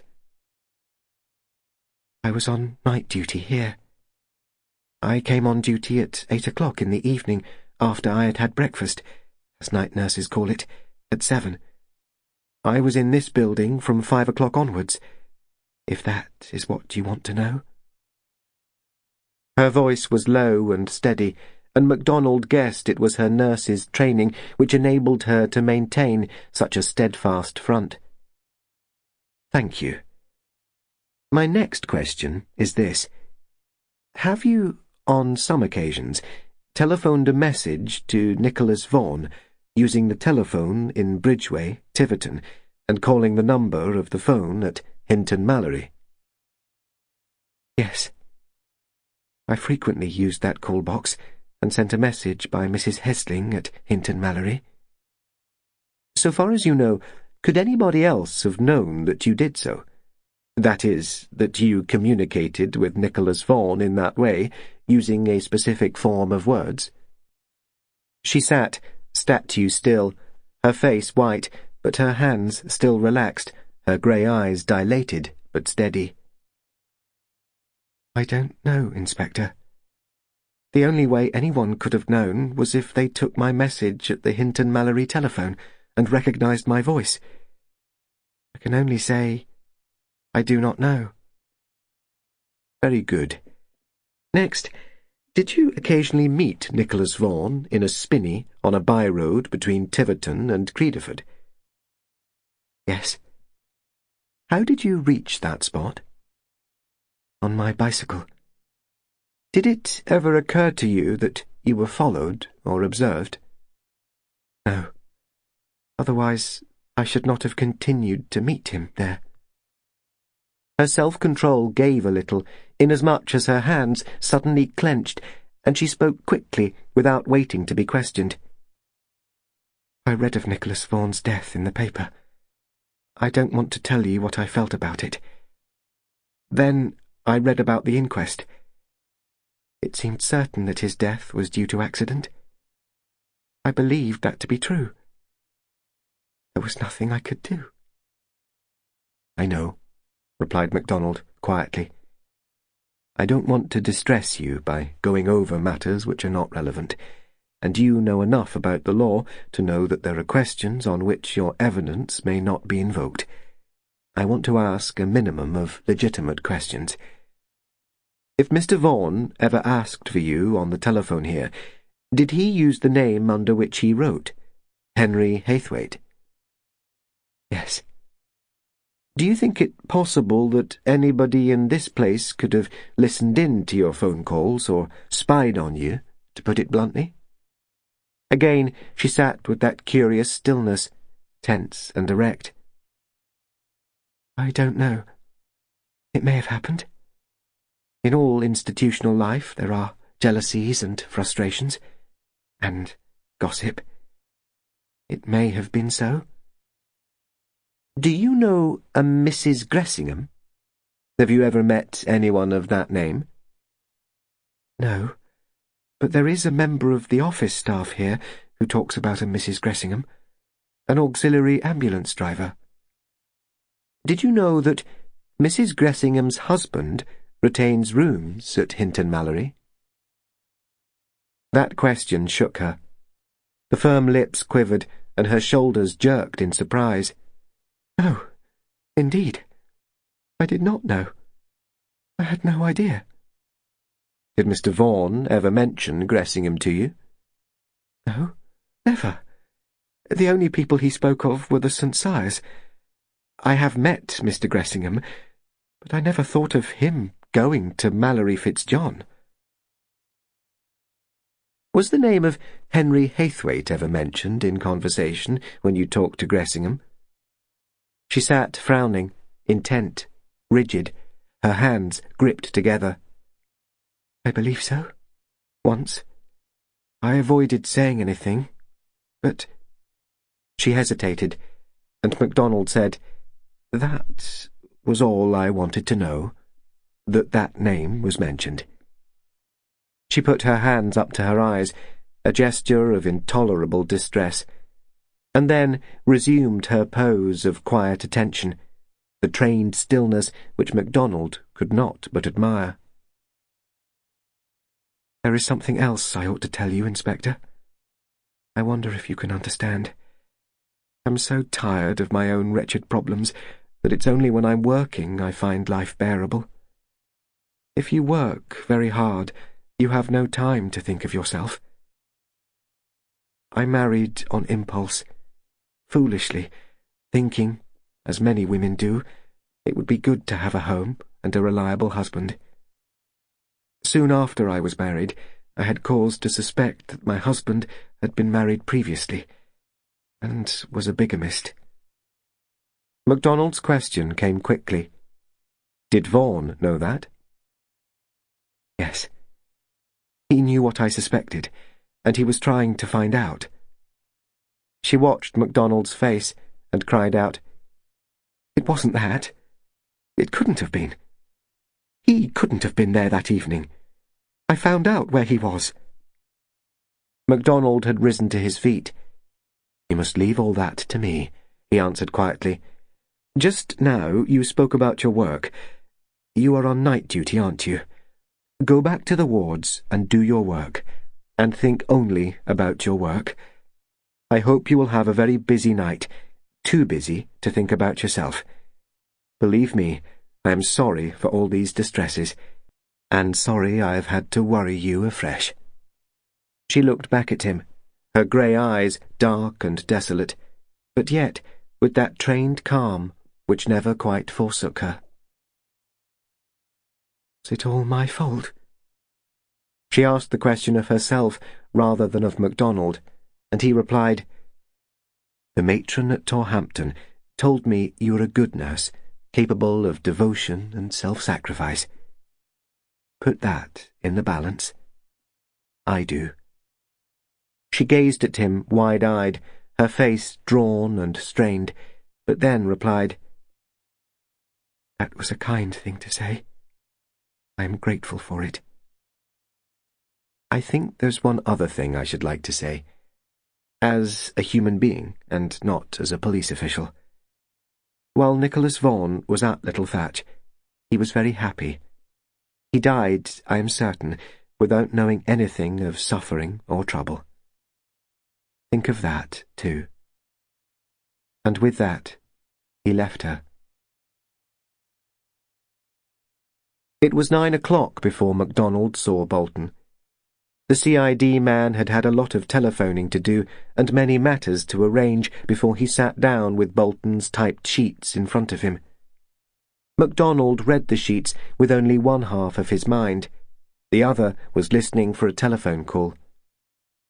Bolton was worried because he could not get on to Raymond Radcliffe's trail. The absurdly fat man seemed to have disappeared without anyone noticing him. I've tried the Exeter stations and the bus station, the taxi hire offices and garages, and none of them report seeing him, said Bolton. It's quite likely he got on the train at a small station on some branch line, said Macdonald. These days there are very few porters about on the small stations, and none at the halts. We shall find him all right. Radcliffe hasn't the physique to stage a disappearing trick. Do you think Rainsford's idea is feasible? Inquired Bolton. That Gressingham was killed and the car started by the murderer heading straight down that hill? Or did Gressingham go to sleep at the wheel? Either is possible. If it hadn't been for previous events, accident might well have been accepted as the explanation, said Macdonald. And then the phone bell rang. For you, said Bolton, handing over the receiver. Macdonald gave his name and listened for some time. Then he said, All right, I'll come over at once. Thank you for notifying me. He hung up the receiver and turned to Bolton. That was Mr. Howard Brendan. He says Radcliffe is at his house, and he's feeling uneasy. Will you come over with me? Bolton got up. I'll come. This is the last lap, Chief? I think so, and it may be rough going. When a man has committed one murder, he has nothing much to lose. I shall be glad to have you, Super, and will take a couple of your men. But this is my show, and I do it my own way. Right, but look out for yourself. I will. It's no part of my duty to get murdered. From the point of view of detection, that's merely making a mess of it, replied MacDonald. Howard Brendan himself admitted MacDonald to his house at Dulverton, apologising for the absence of any servants, and adding that he was shortly shutting the house up. He then lowered his voice, saying, "I'd like to have a word with you alone before you see Radcliffe. There are 1 or 2 points I should like to make." "Of course," MacDonald replied, as he pulled his driving gloves off and undid his topcoat. "Can I leave this here? It's turned very warm," he observed, and as he spoke, a telephone bell shrilled in a room opening out of the hall. "Yes, leave it on the chest. I'll just answer that damned telephone," replied Brendan. A moment later, he was back in the hall. "Wrong number. Come along in." MacDonald followed him into a finely panelled room. It was gloomy, despite the electric lamps, for the dark panelling seemed to swallow up the light. The 2 men advanced towards the fireplace, where there were 2 armchairs, and Brendan suddenly said, "Do you hear anything? That chap's behaving queerly." MacDonald stood and listened, his eyes on the others. Brendan had curiously light eyes, and the pupils were contracted to pinpoints. Still holding the other's gaze, MacDonald replied in a deliberately equable tone of voice, "No, I can't hear anything." "Why was it that you borrowed Gressingham's car that night? I often wondered." There was dead silence, in which the 2 faced one another, perfectly still. Brendan stood firmly, his chin up, his hands in his pockets, and he looked perfectly normal, except for his eyes. MacDonald guessed that he was on the verge of mental instability, and he had risked his question to surprise the other into replying. The answer was startling in its simplicity. "I ran out of petrol. It was awkward. I had to get back." He ran his hands over his head in the gesture of a tired man, and suddenly jerked his head up. "What the devil are you talking about? You want to see Radcliffe?" "I'm much more interested in talking to you," replied MacDonald, still in that even voice. Brendan's face twitched, and his expression altered, as a sleepwalker's might when he became aware of his surroundings. "You're interested in me? That's funny. We're alone here, you know. I saw to that." "Very wise of you. We don't want to be interrupted, do we?" Again, that silence and stillness, broken now by Brendan's quickened breathing. "I'm tired," he said. "I've had a lot to think about. I'm going away from here. Sick of the place. You'll stay here, of course. You realise that. You and Radcliffe. I've thought all that out, too." "I see. I wondered how you would arrange things," said MacDonald. "It's an ingenious idea. Your ideas are ingenious, and you have a great sense of detail. I suppose that you have arranged to stay in that hotel in Taunton, as you did before. The outside lock-ups for cars are just what you need for your plans." Brendan stared back, and MacDonald could see the small muscles twitching round his eyes and the pulses of his temples throbbing. He answered at last, his curt voice rather hoarse. "Yes, just what I wanted. You're intelligent. I realised that the moment I set eyes on you. But you've the usual defect of the Scots. You're too sure of yourself. It's conceit that has finished you. You came here alone, thinking you could be master of the situation. And I've got you covered. You're quite helpless. I've noticed the way you prefer to work alone. I've been watching you quite a lot. just as I watched Vaughan. Creature of habit, you know. Men tend to grow like that. Yes, agreed MacDonald. That's quite true. I realise the situation all right, but I'd like you to know this.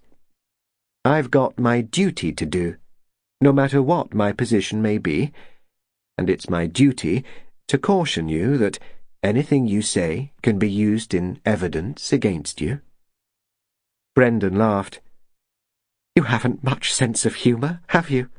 Keep your hands on that chair. I'm not risking anything. Whoever gives evidence, it won't be you. This house is well and truly secured. There are shutters at all the windows, and the doors are good ones. They'll burn eventually, but not for a long time. I've got it all arranged. Then, before you stage the final act, wouldn't you like to hear a reconstruction of the story? This is a unique situation, isn't it? Again came that short, rasping laugh and the queer twitch of the eyes. I'd say it is. I'll give you 5 minutes. I shall enjoy hearing you talk. I promise I won't repeat any confidences. That's for you to decide. When I've finished, you can tell me where I went wrong. I think the crucial point was the matter of Gressingham's car. Somebody used it that night, and somebody obtained about a gallon of petrol from little Thatch, counting what was left after refuelling the Daimler. Now, it seemed unreasonable to suppose that Gressingham took his car out. If he did the job at little Thatch, he had no need of a car. Even supposing he had killed Vaughan in that spinney where the petrol cans were dumped, there was Vaughan's Morris to bring him back to Mallory Fitzjohn. The man who took the Daimler out did it in order to take a little petrol to refuel his own car, which had run short. He couldn't go to a garage to refuel, could he? It was essential for him not to be seen about. Theoretically, he was in his room at a hotel in Taunton, and he had got to get back there so that he could be seen in the lounge as soon as possible. Say, about 11 o'clock. I worked it out like this. Vaughan reached the spinney at 6:15 in response to the telephone message. He was killed in the spinney. He had backed his own car into a recess in the road where road metal had been dumped. The killer drove back to Taunton and had dinner at his hotel. It was only a 20-minute drive. He went into the lounge from 7:30 to 8:30 and then said he was going to work in his room. He slipped out of the hotel, got out the car he had hired for the purpose, and drove to the spinney again, putting on Vaughan's coat and hat. He then drove back to the Mallorys in Vaughan's Morris. It was twilight, and he risked sounding the horn and waving in Vaughan's habitual manner at Corner Cottage. The rest he managed skilfully, but he had a lot of luck when he dragged a sack unseen into the cottage. Brendan's face twitched more than ever. That was the difficult part, he said. I can use my brains, but it took a lot of muscle to move that sack. MacDonald went on in his even voice. Having completed all that it was necessary to do at Little Thatch, the killer went down to Hinton Mallory. It was getting dark now, and he risked walking in Vaughan's old coat and his ancient hat. He got the Daimler out without being observed, drove up the hill and picked up the petrol he had dumped and drove back to the spinney. He put some petrol in his own tank and drove back to Taunton. I know that because he was seen in the hotel there at 11:30. I think he must have left Gressingham's Daimler parked by the spinney where the petrol cans were concealed. Very few people passed that way, and none of the folk at the farm nearby went out that evening after dusk. This plan necessitated another drive. Leaving the Taunton Hotel in the small hours, he drove back to the spinney and returned the Daimler to the shed at Hinton Mallory, with added fuel in its tanks.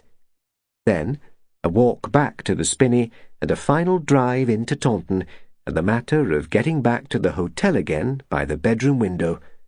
Not too difficult for a determined man. It was very well thought out.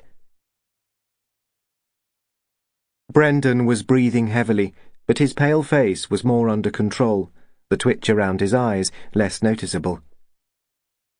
"You interest me," he said, and his dry voice was almost his normal curt tone. "You have a hypothetical case, but you have no evidence. It's all assumption. I should be interested to hear the case put forward by counsel for the prosecution, and to hear it riddled by defending counsel, as would be. But it won't come to that. I've thought it all out." "Your mistake was in using Gressingham's Daimler, and thereby bringing Gressingham into it," said Macdonald. He began to think, and unlike you, I never despised his ability. I always thought he was shrewd and observant, and you found that to be true in the end. Gressingham guessed, and you had to finish him too, to safeguard yourself. You might have got away with the little Thatch fire, but not with the second business. The case is complete against you, including motive and method. "So you boast? Do you think I have planned thus far and not thought ahead? I know what I'm going to do, and I know what I'm going to do with you, too. You've come here to see Radcliffe, and you'll see him, and that will be the end. Another fire. I tell you, I've dreamed of fire. Dreamed of it. Flames rising higher and higher. Flames burning up all that went against me. Nicholas Vaughan thought he could beat me. Thought he could win. I tell you, I killed him as easily as I could kill a rabbit. As easily as I can kill you." The curt voice rose, getting sharper and shriller with each word. Brendan stood there, a pistol in his hand, the light of madness in his eyes. And suddenly there was a sound from the other side of the room as the old door creaked on its hinges as it opened. In the door space stood Bolton and two of his men, and when he saw them, Brendan squealed as a rabbit squeals in a trap. He lifted the pistol to his head, and the shot reverberated through the room, before the heavier thud of his own falling body. Bolton mopped his forehead and sat down heavily on a chair. "That was an ugly sight, Chief, but you took an almighty risk." "No, not much of a risk. When I got his phone message, I realized his mind must be going. If he thought he could trick me into coming here alone, it meant that his normal mental capacity was failing. When I saw him, I knew at once he was mad, and a madman is not dangerous when you're prepared for him. When the phone here went as we arranged when I came in, he gave me the chance I wanted to open the front door for you to come in. He never noticed that. Now, we'd better look for Radcliffe. He's here somewhere, and I've a feeling he's still alive." Radcliffe was found in the dining room. He was lying back in one of the big leather armchairs, snoring as a drugged man snores. "He was luckier than his friend Gressingham," said Macdonald.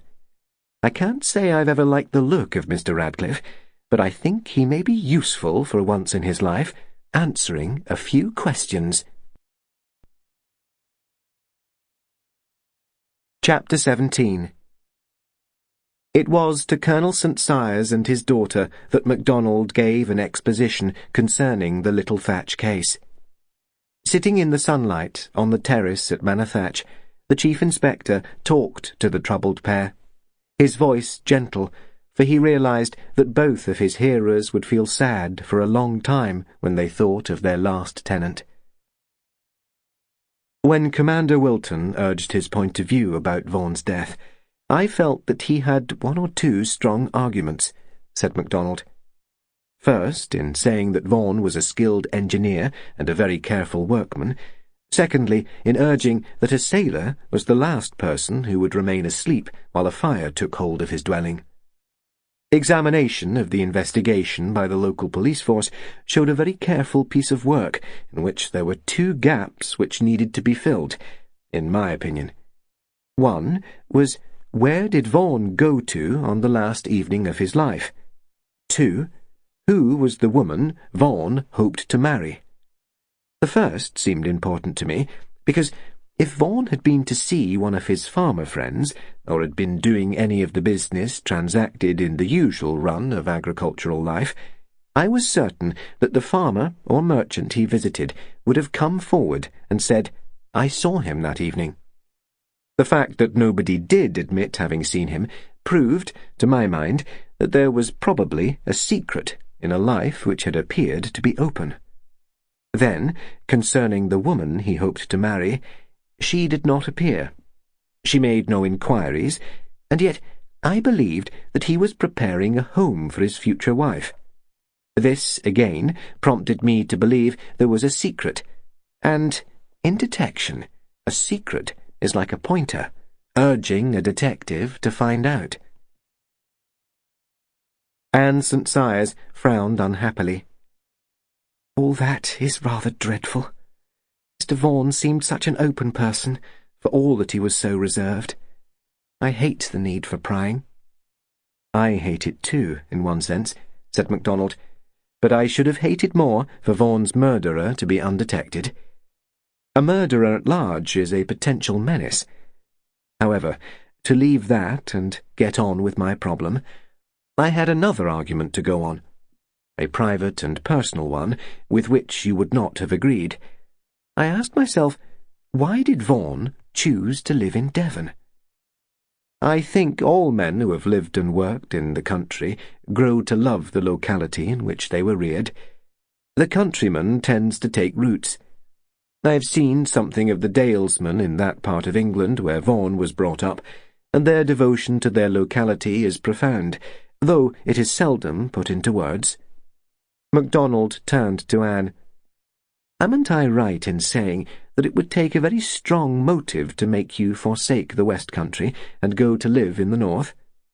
When you saw the colourless limestone and the greyness of the fells, wouldn't you be sick at heart for your rose-red soil and the deep flowered lanes of Devon?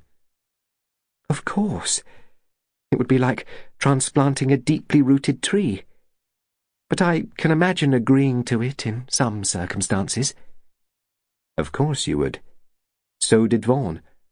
He settled here, and I guessed the motive which made him do so was concerned with the woman he meant to marry. Either she was Devonshire-born, or else she was a woman who had some reason for avoiding Lannerdale and the country around there. That was my guess, and you will see how near it came to the actual facts. Colonel St. Cyrs pulled his pipe out and began to fill it. I have thought a lot about this same problem, he said. I remember when Vaughan first said he would take the cottage, I suggested it was only fair to his future wife that she should see it first. Later, when he got to know Anne, I wondered why his wife-to-be wasn't brought into the picture. But it wasn't my business to probe into another man's affairs. I put it out of my mind.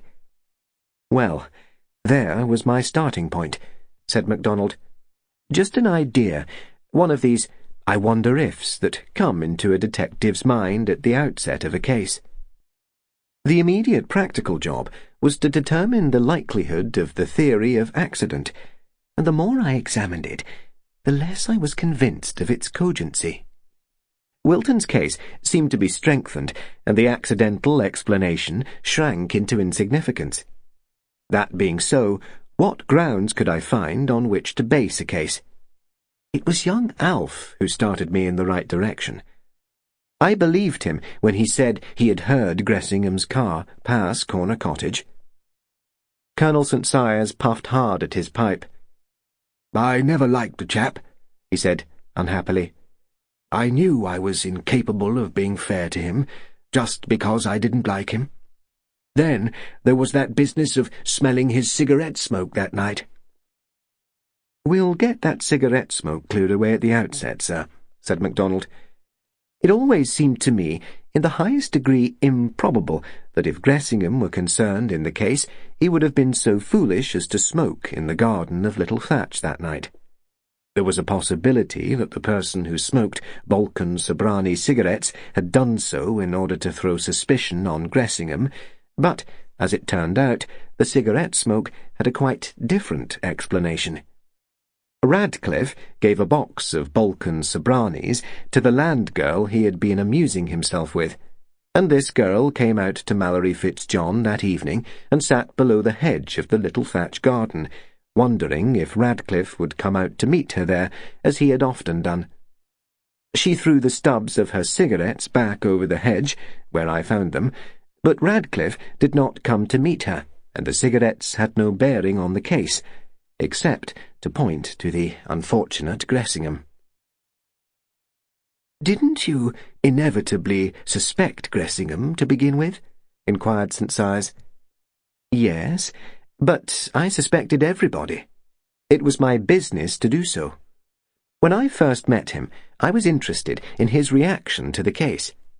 Had he been guilty, I should have expected him to avoid any discussion of the case, and to express a strong belief that the jury had been right and accident accounted for everything. Gressingham never struck me as any sort of a fool. I thought he was shrewd, observant, and far-seeing. Had he been guilty, he would have realized the risk he took in prolonged discussion of the case. It is so very easy to slip up and show that you know just a little more than an innocent person has any business to know. However, far from avoiding discussion, he fairly spread himself and talked over the matter in all its bearings. He was genuinely interested.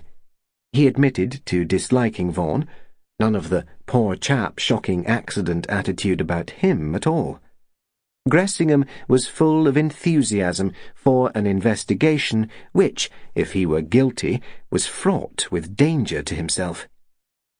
No, if Gressingham had been guilty, he would most likely have produced some convincing evidence which would have reinforced the accident theory.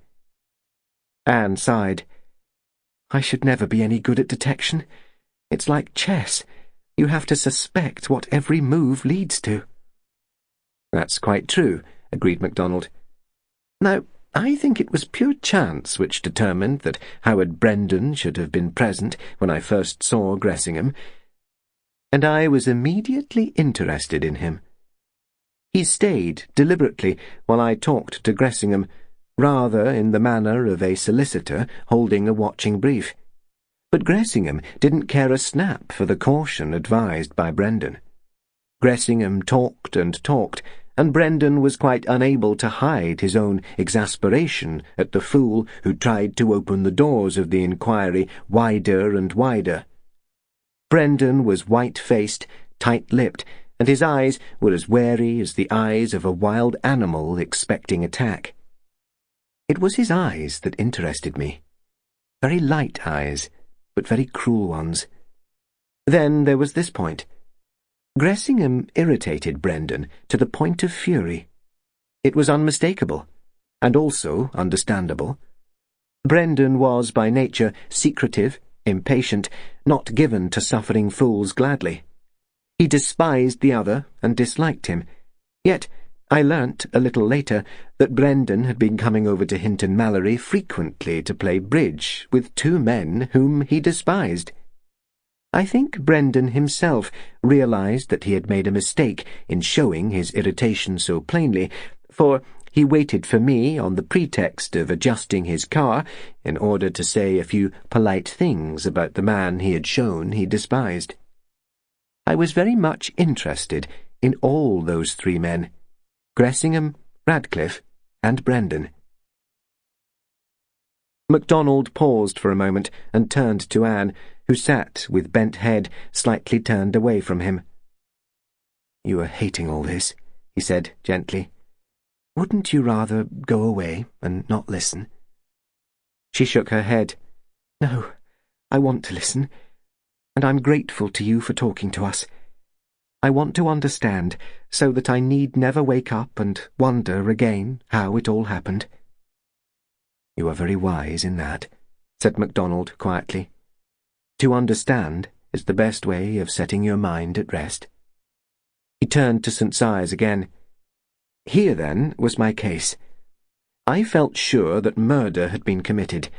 I had the 3 men at Hinton Mallory to consider. In addition was the farm labourer Benworthy, the would-be tenant of Little Thatch, yourself, sir, because you touched the case so nearly, the Heslings at Hinton Mallory, and, using Gressingham's inverted argument, Vaughan himself. The next thing was to find a motive. One point of real interest emerged from my interview with Gressingham and Radcliffe, and that was the matter of the telephone calls which came from Tiverton. Here was a suggestion of great importance. It seemed probable that Vaughan would act on these messages, go to an appointed place at a given time, and, if that place were a secluded place, he could well have been killed there. But what made you believe he was killed in some other place than the cottage? Demanded St. Sias. This. From all I could learn, Vaughan never invited anybody, barring Miss St. Sias, inside that cottage. He certainly did not invite Gressingham into it. It was as though his habitual reticence expressed itself in a desire to keep the cottage to himself. I couldn't see him saying, "Come in and have a chat," to any of the trio at Hinton Mallory, and certainly not to Benworthy, the farm labourer. Farming custom seldom involves going inside another man's house. The business is more often transacted in the garden. Then there was this. If anybody called on Vaughan, they would have run the risk of being seen in the locality. If they wanted to reach Little Thatch unseen, the idea of driving there in Vaughan's car, wearing his coat, with his old hat crammed down to conceal the driver's face, was a good one. It was growing dusk, and the risk was very small. That idea came off all right. Alf said he saw Vaughan. What he saw was Vaughan's car, his coat and hat, and the hand he waved. I believed all along that Vaughan was in the car, but that he was dead long before the car reached Little Thatch. Yes, I follow all you say there, said St. Sias. It is all well reasoned, particularly the fact that Vaughan did not ask people into his house. I think he had a feeling that he didn't want everybody to talk about the work he was doing there. Anybody who saw it would have realized at once that it wasn't for himself alone that he was taking such pains with it. Well, that was my reasoning, said Macdonald. I assumed, for the time being, that Vaughan had gone to keep an appointment. But that appointment had been made over the telephone by someone who had a motive to kill him. There was a likelihood, to put it no more strongly, that the secret of this method of making the appointment had been learnt by someone who took a telephone message for Vaughan at Hinton Mallory itself, and that someone recognized the woman's voice which spoke over the phone, and having recognized it, took steps to watch the woman in question, and thereby learned the place of the appointment. All this was hypothetical, but it gave me grounds for further inquiry. Anne asked a question here. Who told you about the phone messages? Was it Mr. Gressingham? No, that's quite a point, said Macdonald. It was Radcliffe. If Gressingham himself had told me about it, I should have counted him out earlier. It's obvious that if the murderer had used the phone message idea to decoy Vaughan to his death, I should not have been told about it by him.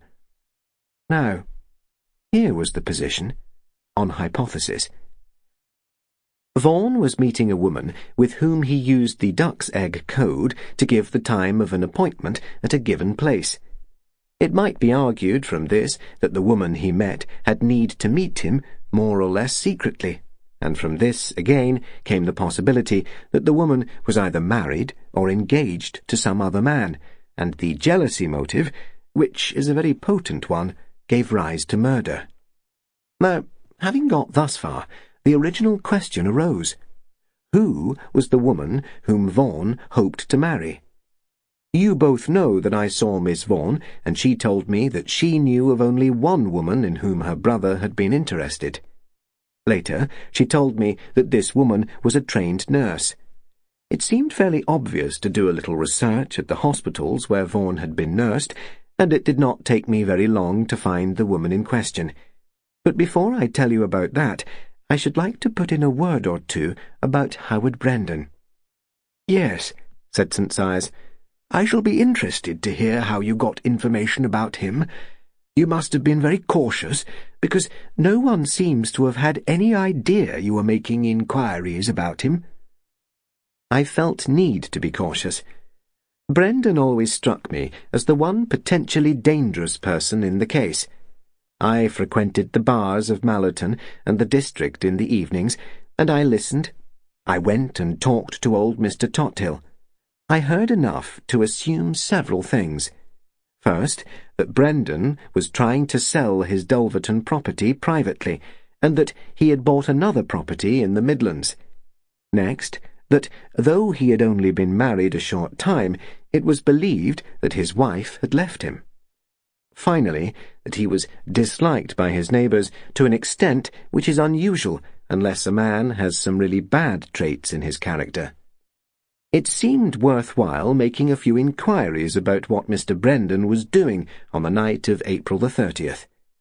I learnt that he had stayed in a hotel in Taunton, where he had been seen by different people at the hours of 4 o'clock, 7:30, and finally between 11:30 and midnight. Macdonald paused here a moment and gazed across the sunlit valley before he resumed. Obviously, the man I wanted had had to be free at certain hours on April the 30th. He had had to be at Tiverton to phone the message purporting to come from Nurse White, which Vaughan himself took on the phone at Hinton Mallory, and at the back of my mind all the time was the problem of Gressingham's car, its errand on the night of the fire, and those petrol cans of Vaughan's. Who could have needed the car and the petrol? Certainly nobody at the Mallorys, not in connection with the little Thatch case. But if the murderer came from a distance, he might have been desperately pressed for some extra petrol. I began to try to fit Brendan into the scheme of things. Could he have been at Tiverton at 5 o'clock to phone? Yes, since he was not seen in his hotel between 4 and 7:30. If he had committed the murder, he must have had to drive best part of 150 miles to achieve his various appearances at Taunton. But the thing was possible, as anyone can see who looks at any map of the county. The distance from Taunton to the Spinney is only just over 20 miles, but it's a very hilly road and is expensive on petrol.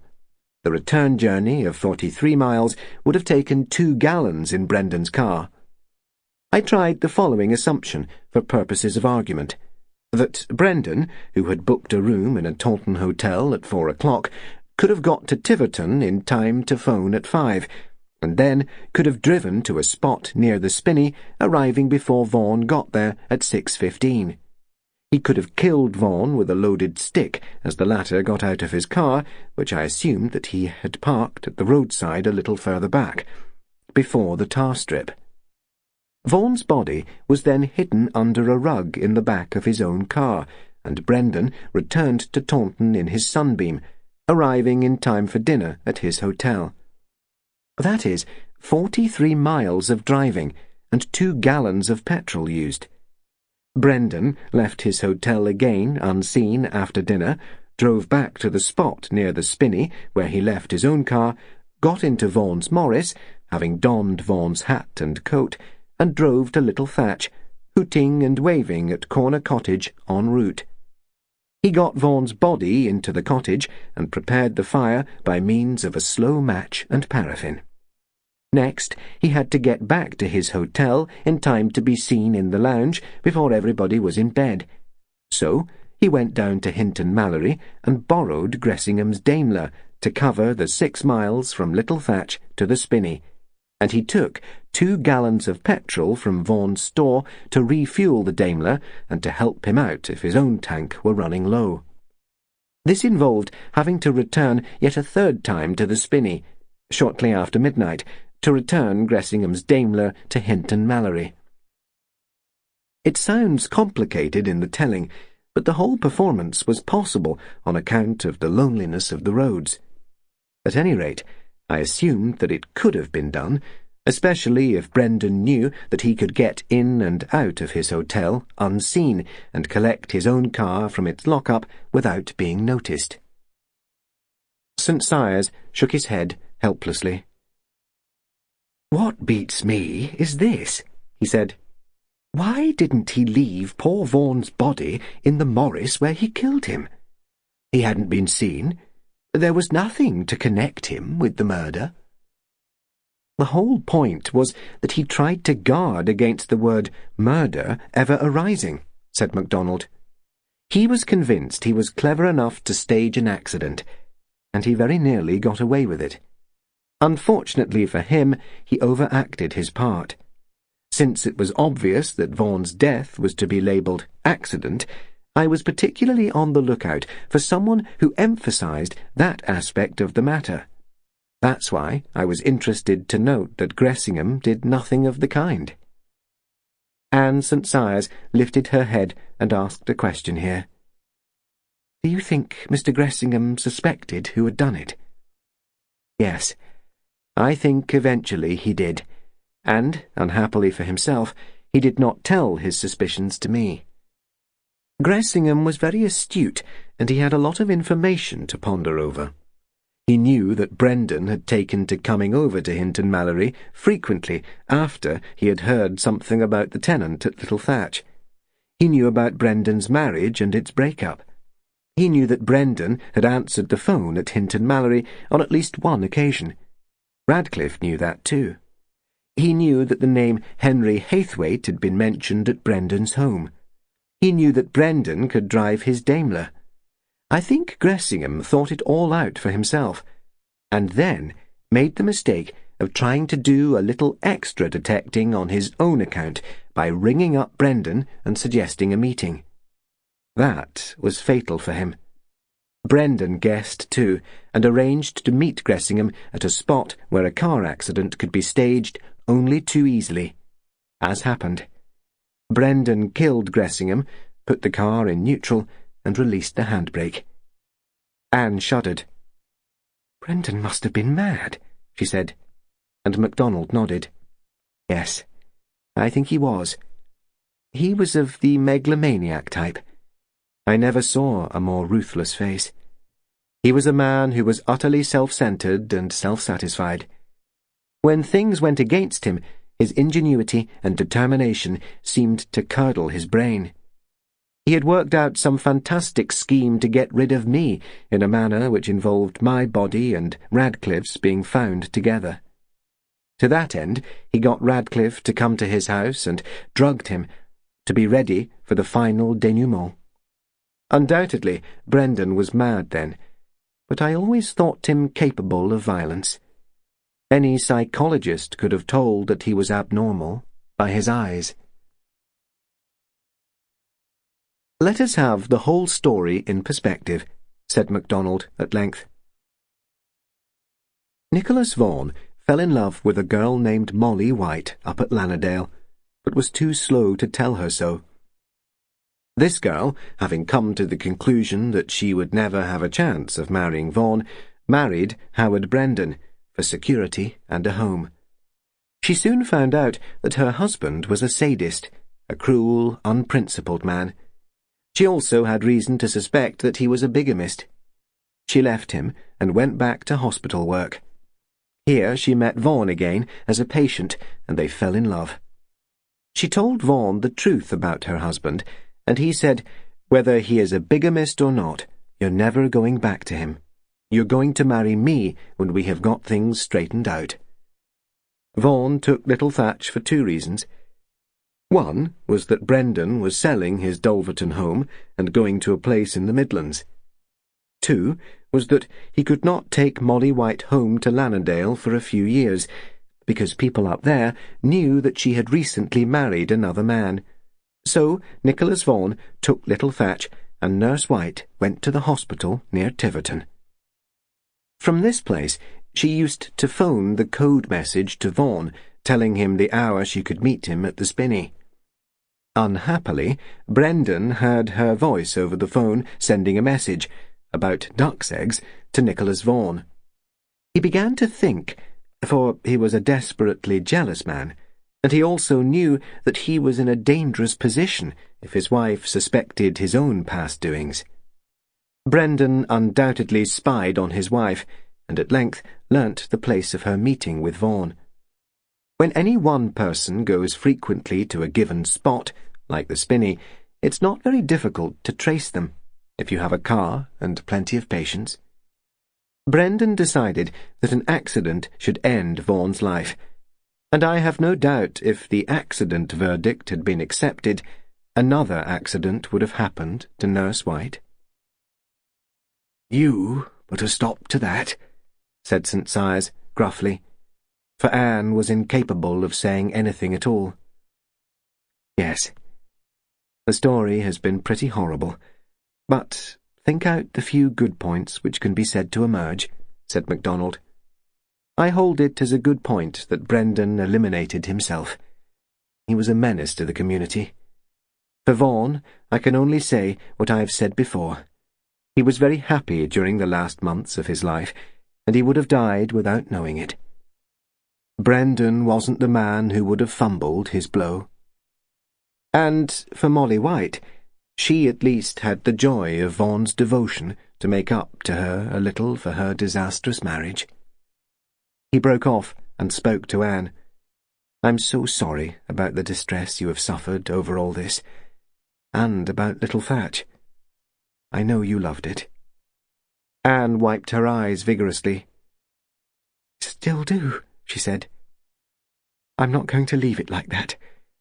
I'm going to rebuild and rethatch it, and keep that garden cultivated, as Nicholas Vaughan would have done. And one day I'll ask Nurse White to come and stay there, and see if she'd like to have the home that was being got ready for her. It ought to be hers." Colonel St. Sias put in one final question. "I wonder what will happen to that place. Lannerdale, wasn't it? Somehow I sympathized with Miss Vaughan. She did care about that place, and I'm afraid it will have gone to those shipbuilding cousins who didn't care about the land." "The awful Hawkinses," said Macdonald, and he smiled as he spoke. "They weren't so awful after all. They renounced all claim to Lannerdale, and said that Elizabeth Vaughan could have it, and welcome. Farming isn't everybody's notion of bliss." "Quite true," said St. Sias, "but if you are born in the country and learn to love the land, well, you're as happy as young Vaughan was, digging away in that garden." Macdonald got up and held out his hand to the old man, and then to Anne. "You stick to your idea and rebuild little Thatch," he said as he shook hands. "One day I'll come here again, and I shall hope to see that cottage looking as it did when Vaughan asked you to tea there at Easter." Anne gripped his hand and smiled back at him, though her eyes were still misty. "I'll write and ask you to come and see it," she said. "I'm going to get busy on the garden straight away. It's the best way of making me forget all the waste." "Yes, and Vaughan would have said so too," agreed Macdonald.